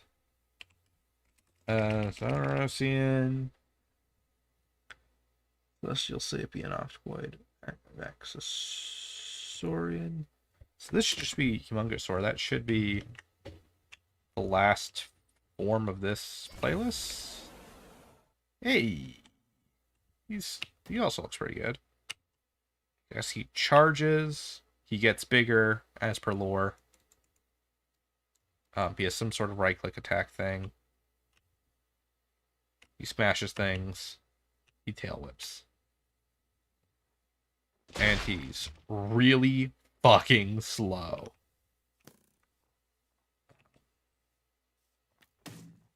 He's a little faster when he's small.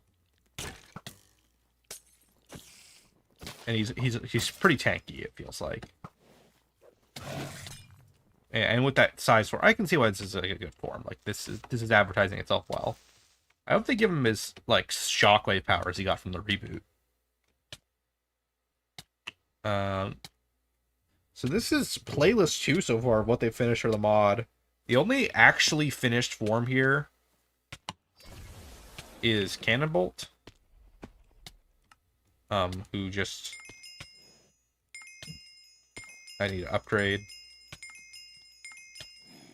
fully because he does cool stuff.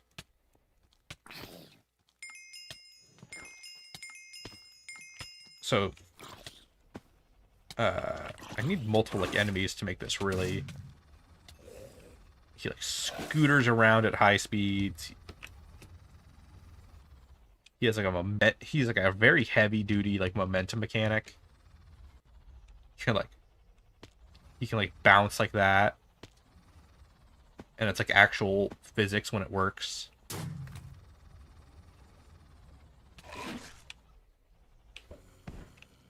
And then... Does Jet Ray have anything?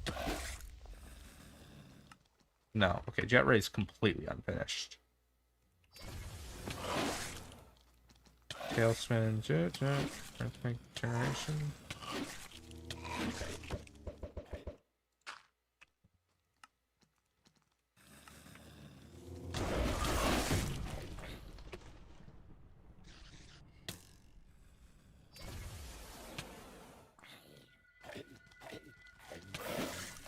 I'm kind of interested how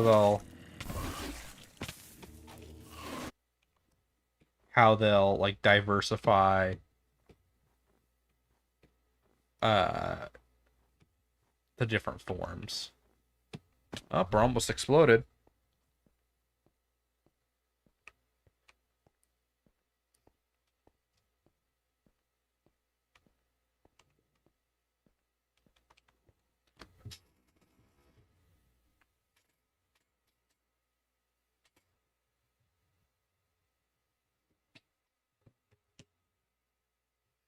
Well, alien Ghost Freak is just an undead alien. Or an alien that is inherently undead, I should say. Or is whatever we classify as undead. I like how unfinished even the transformation silhouettes are. I forgot this was Alien X. I didn't even think about it.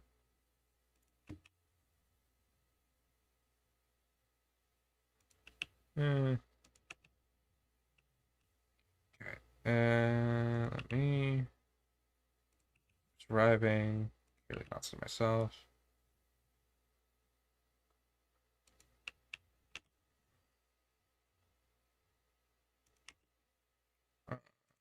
Made it.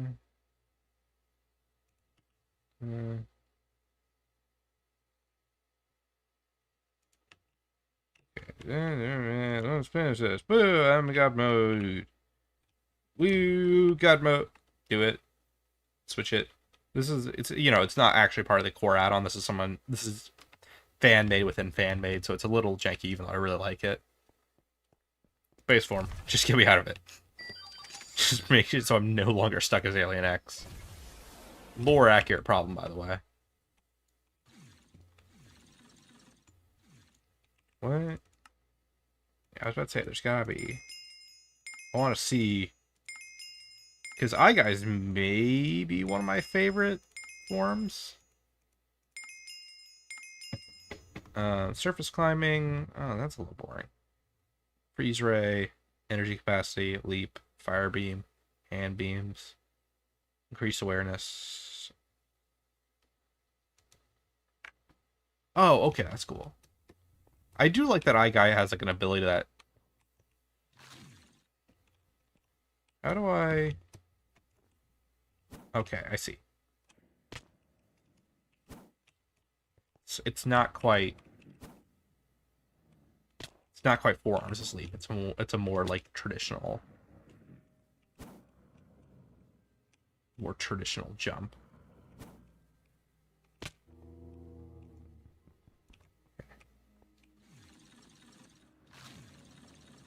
Oh, I like this one has a ton of range. That's cool. Whereas the short one's pretty short.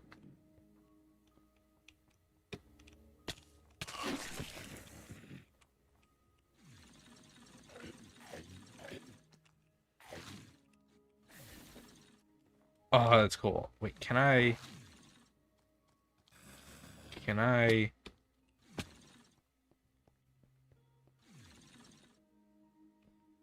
do both? I can do both. That's sick.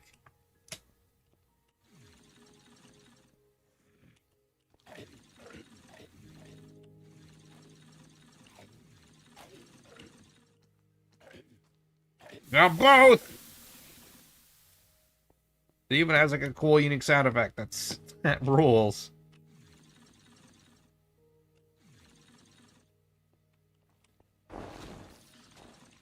And that just like wipes out my power, but it's a ton of damage.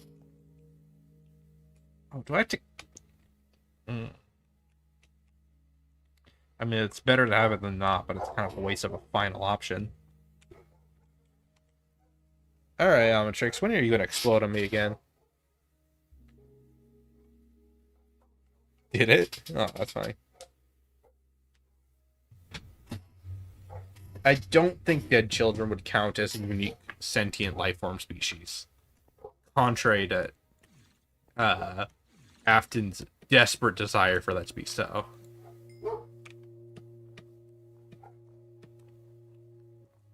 I do just like hot switching between forms.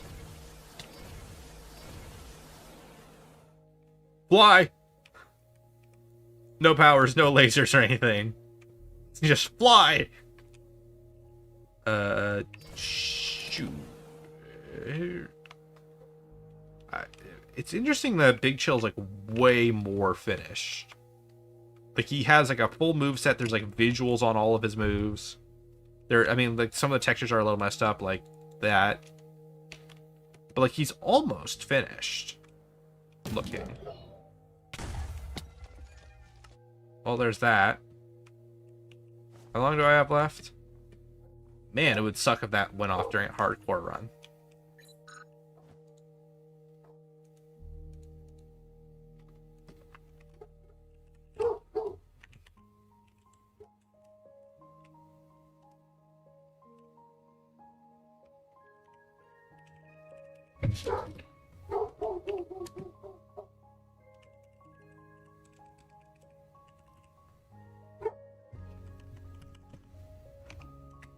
What's... Are these... This must be like a mechanic where it starts evolving if you wear it long enough. Because like that's in actual Ben 10 that's implied to be let me start maxing out some of these forms just so I can show it off.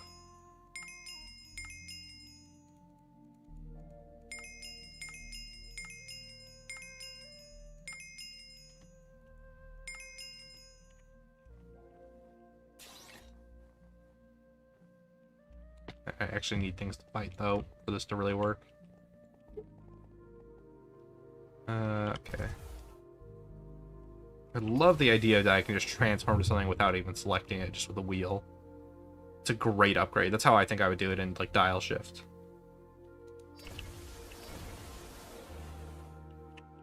Except for this one with no fucking upgrades, because it's goddamn gray matter.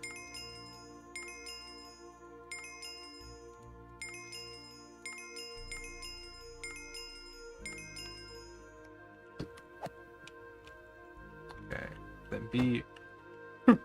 Okay. Dolphin roll. It's really...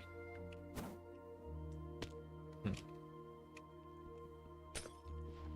me go in the water.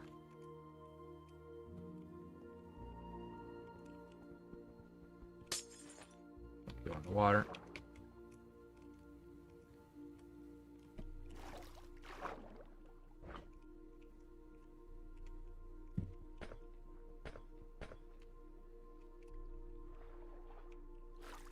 Yeah, shoot water with that. I can do like this tornado thingy. I can dash. And I got the swipe.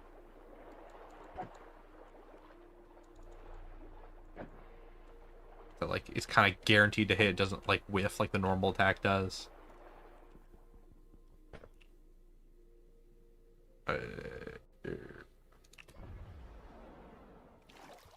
Then what else do I get here?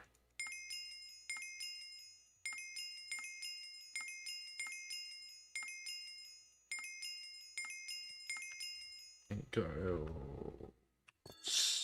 Nope. Spikes. Ooh, spikes around me. That's cool. That's got a great animation. Shoo.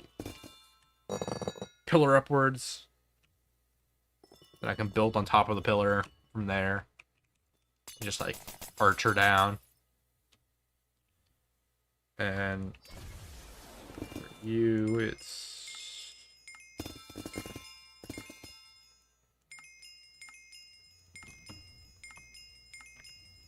I can block, then tornado hook, throw things, sonic clap, then the jump. Then I can slam down like that. That's really...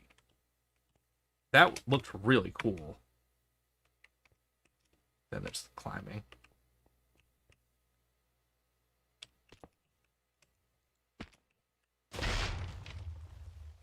That's sick. I don't think there's that much to Ghost Freak's skill tree that isn't dependent on.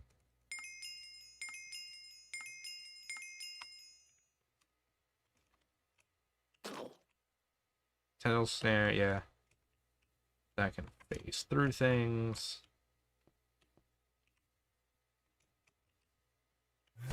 I can possess things. I can accidentally change out of him.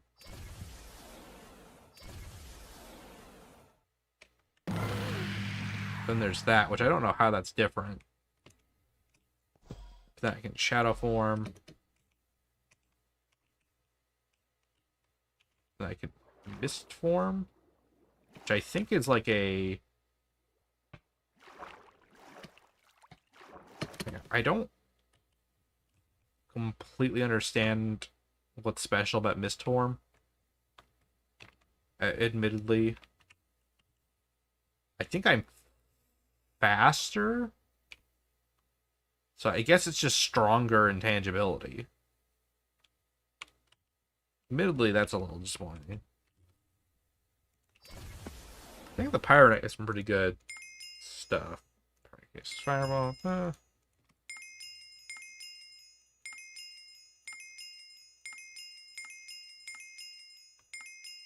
So for Pyronite, we have like this fire dash thing that's a little limited, but then I can Comet Fly as him. And fire. Throw fireballs.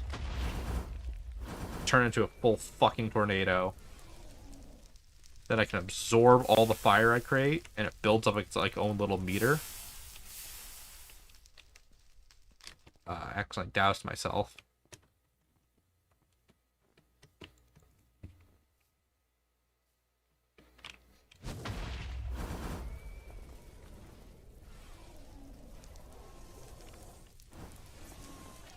Then I absorb the fire.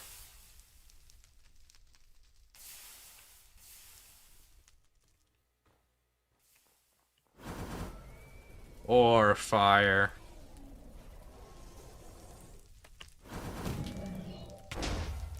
Nope. I think I have one transformation left. Well, keep going for Heat Blast.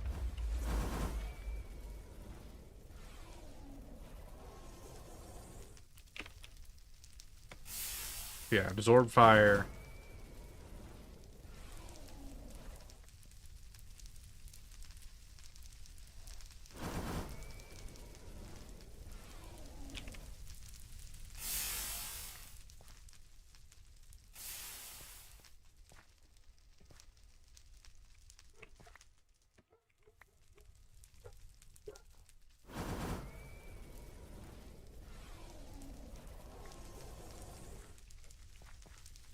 Let me see if I can get it. It's a very esoteric ability, admittedly. I really don't know how you would use this in normal gameplay. I guess you would just have to create a billion tornadoes, but I feel like you would time out before. In fact, I can attest that in a save file where I played with the Omnitrix for a really long time, and really tried to min-max Heat Blast in particular, I don't think I ever really got to use this ability in like a genuine combat scenario except for once.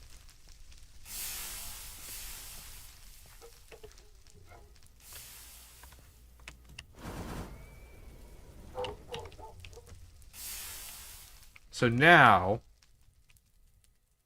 I have like a nuclear explosion option. Let me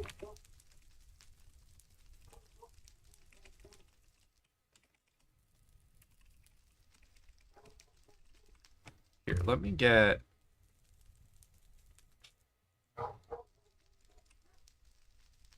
Um...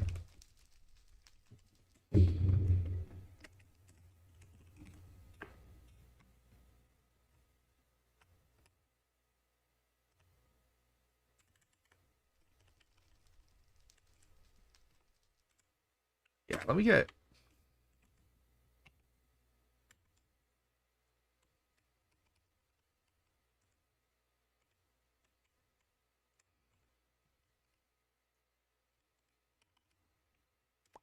Yeah, let me just summon, like, this is a pretty tanky enemy, obviously. So let me... So I can do boosh.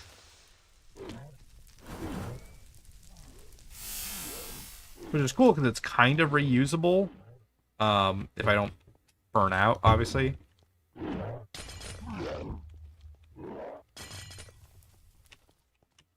But you can kind of see like where this becomes a smidge impractical.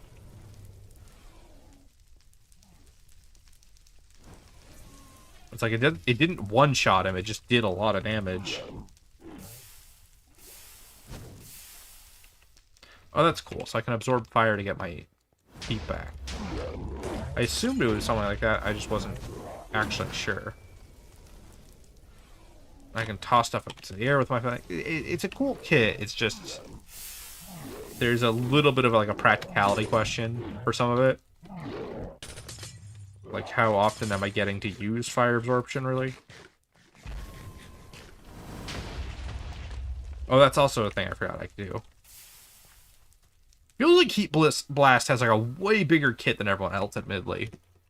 Like, he feels a lot more finished utility-wise, because I have like a shotgun mode if I'm comet sliding.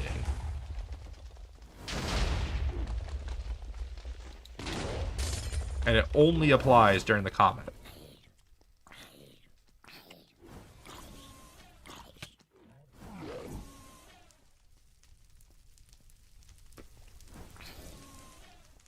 God, mutant monk. In comparison, I've gotten a whole other appreciation for mutant creatures. How much better balanced they are. Oh, there's one now. Here, let me just have like an earnest boss fight with the mutant creeper. Like, they're the perfect rarity, I feel like.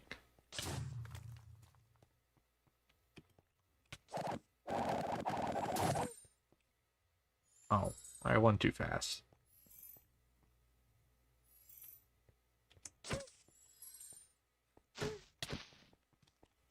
Oh, I think it was just bugged. And then they have like cool final animations. Like, I would have I died there. That killed me successfully. That was the encounter did what it was supposed to. Ooh, I've almost blown up the universe.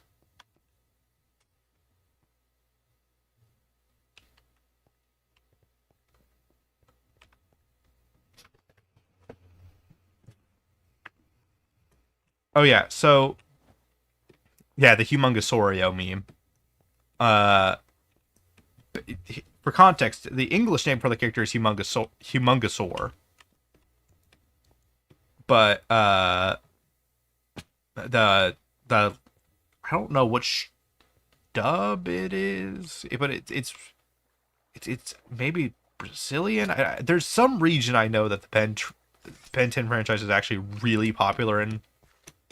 But he's called Humongousaureo in that. And it became a meme in that community that then translated to every other community. Because it's one of those like memes that like breaks the language barrier.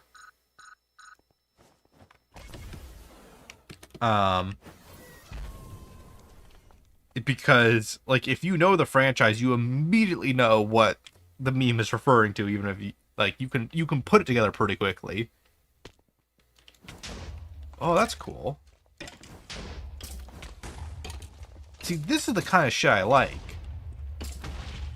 Like, not too strong. I was able to take down pretty quickly. Just unique animation pattern and approach. Cool movement.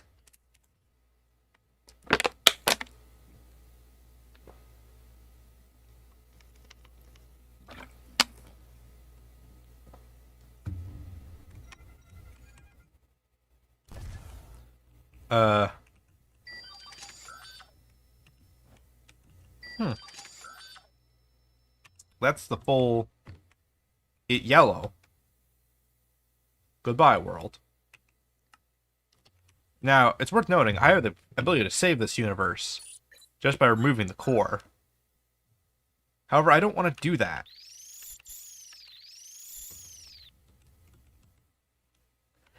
The universe has had their chance. They can... Whatever Asmith says there.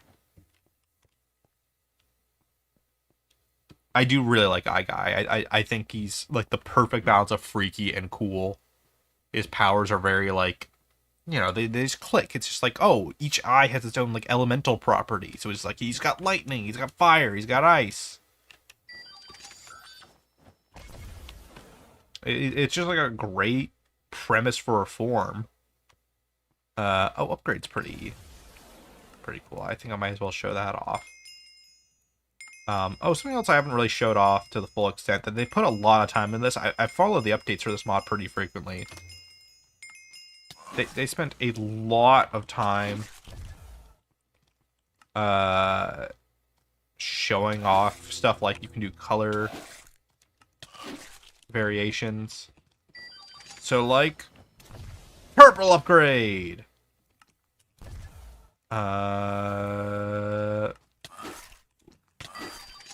Oop.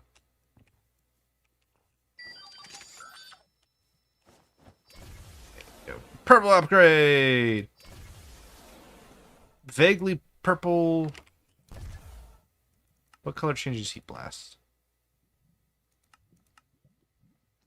Go like, let's do like a.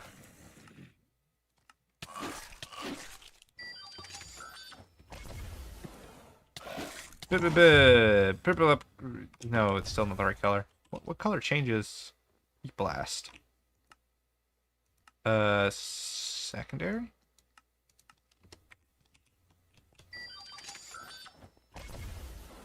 No? I know there's a way to change this color.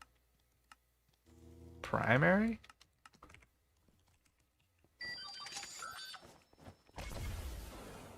No?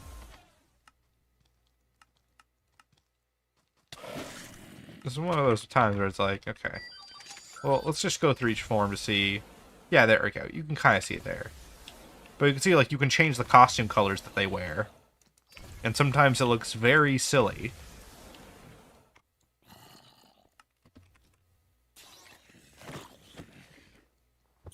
Oh, this is the feature I was talking about earlier that's, like, incredibly broken, that makes Kinesilerans, like, stronger than everything else in this game. They just run at things, and they die. Oop. Die, die, die! I'm holding, all I'm doing here is holding right click, and it just auto homes and kills things. It deals a ton of damage, it never misses. It can hit flying enemies.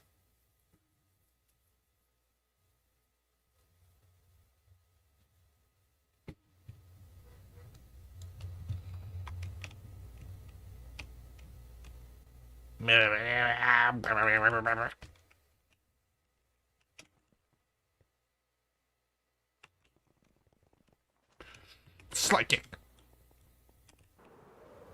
Tornado run.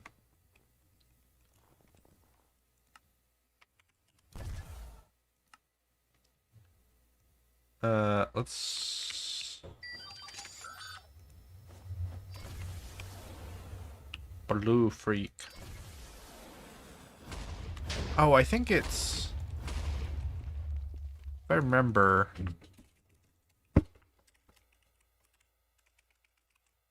Alien... There's like some kind of...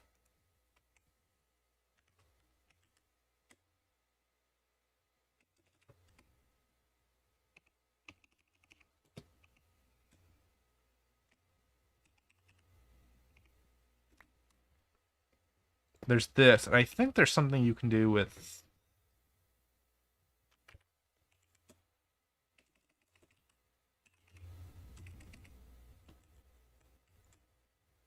Upgrade shard. Green cyan? Okay.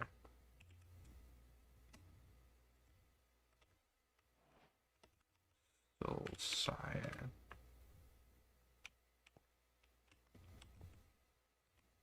I'll show this off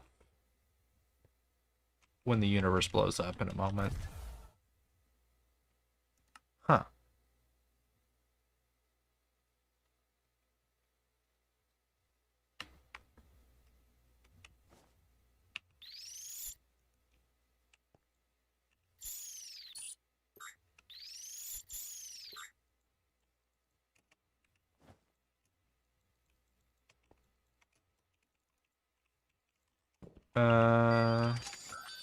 Decouple. How do I...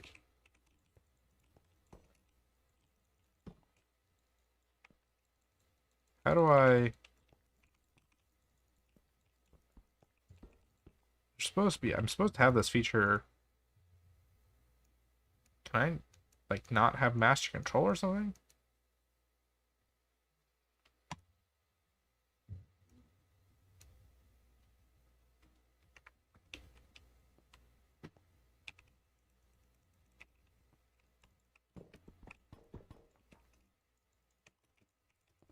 I wonder if the feature's just not implemented properly yet.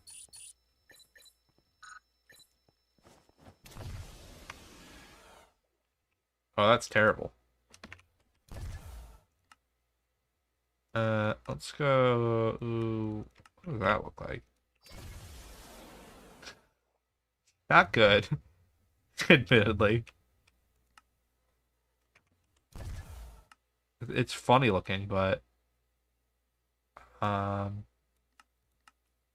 Here, let's see if we can get, like, a really boring Omnitrix.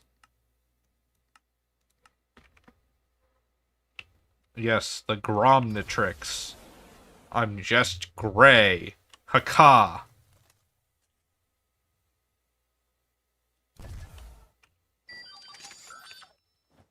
just love the animation. It's so good. Like,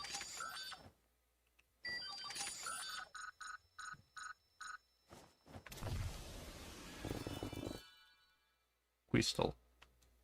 I'm surprised the universe hasn't blown up yet.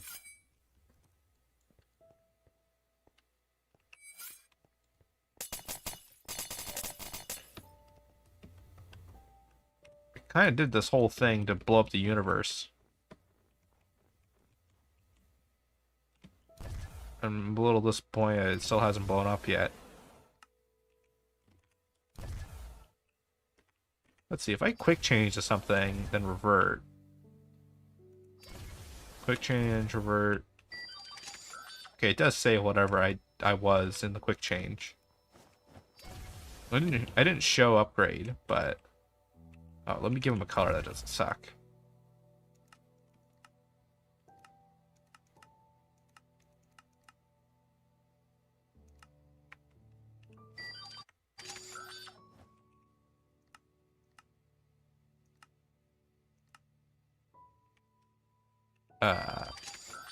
Upgrade! He's green!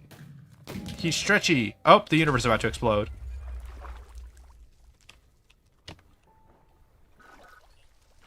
Oh. I guess it's... Hi. Is it dead? Did I break it? I mean, I destroyed a lot. But the universe didn't exactly explode. I was promised the universe exploding. Is it just dead forever? Is that the gimmick? I'm just stuck with a useless thing on my wrist? Here, what happens if I...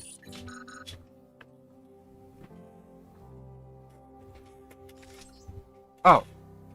That's...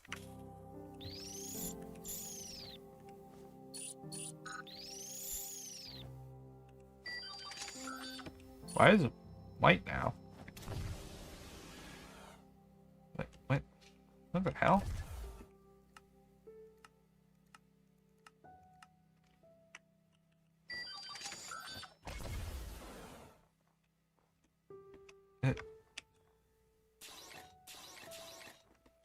Damn, the universe blowing up really lost its consequences. All it did was make the Omnitrix white.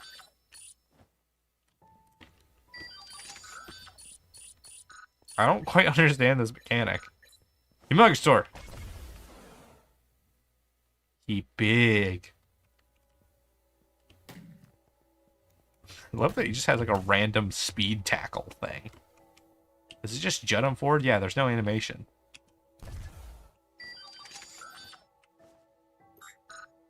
What happens if I...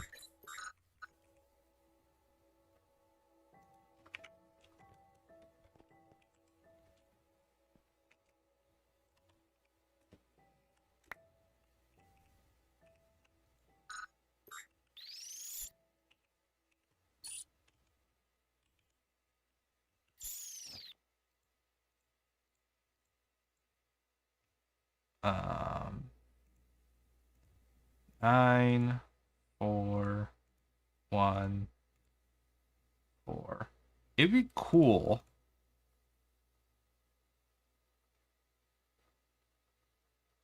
It's the same code. It's supposed to be a different code each time. Or it's not the same code. It's supposed to be, each tablet's supposed to have a different component.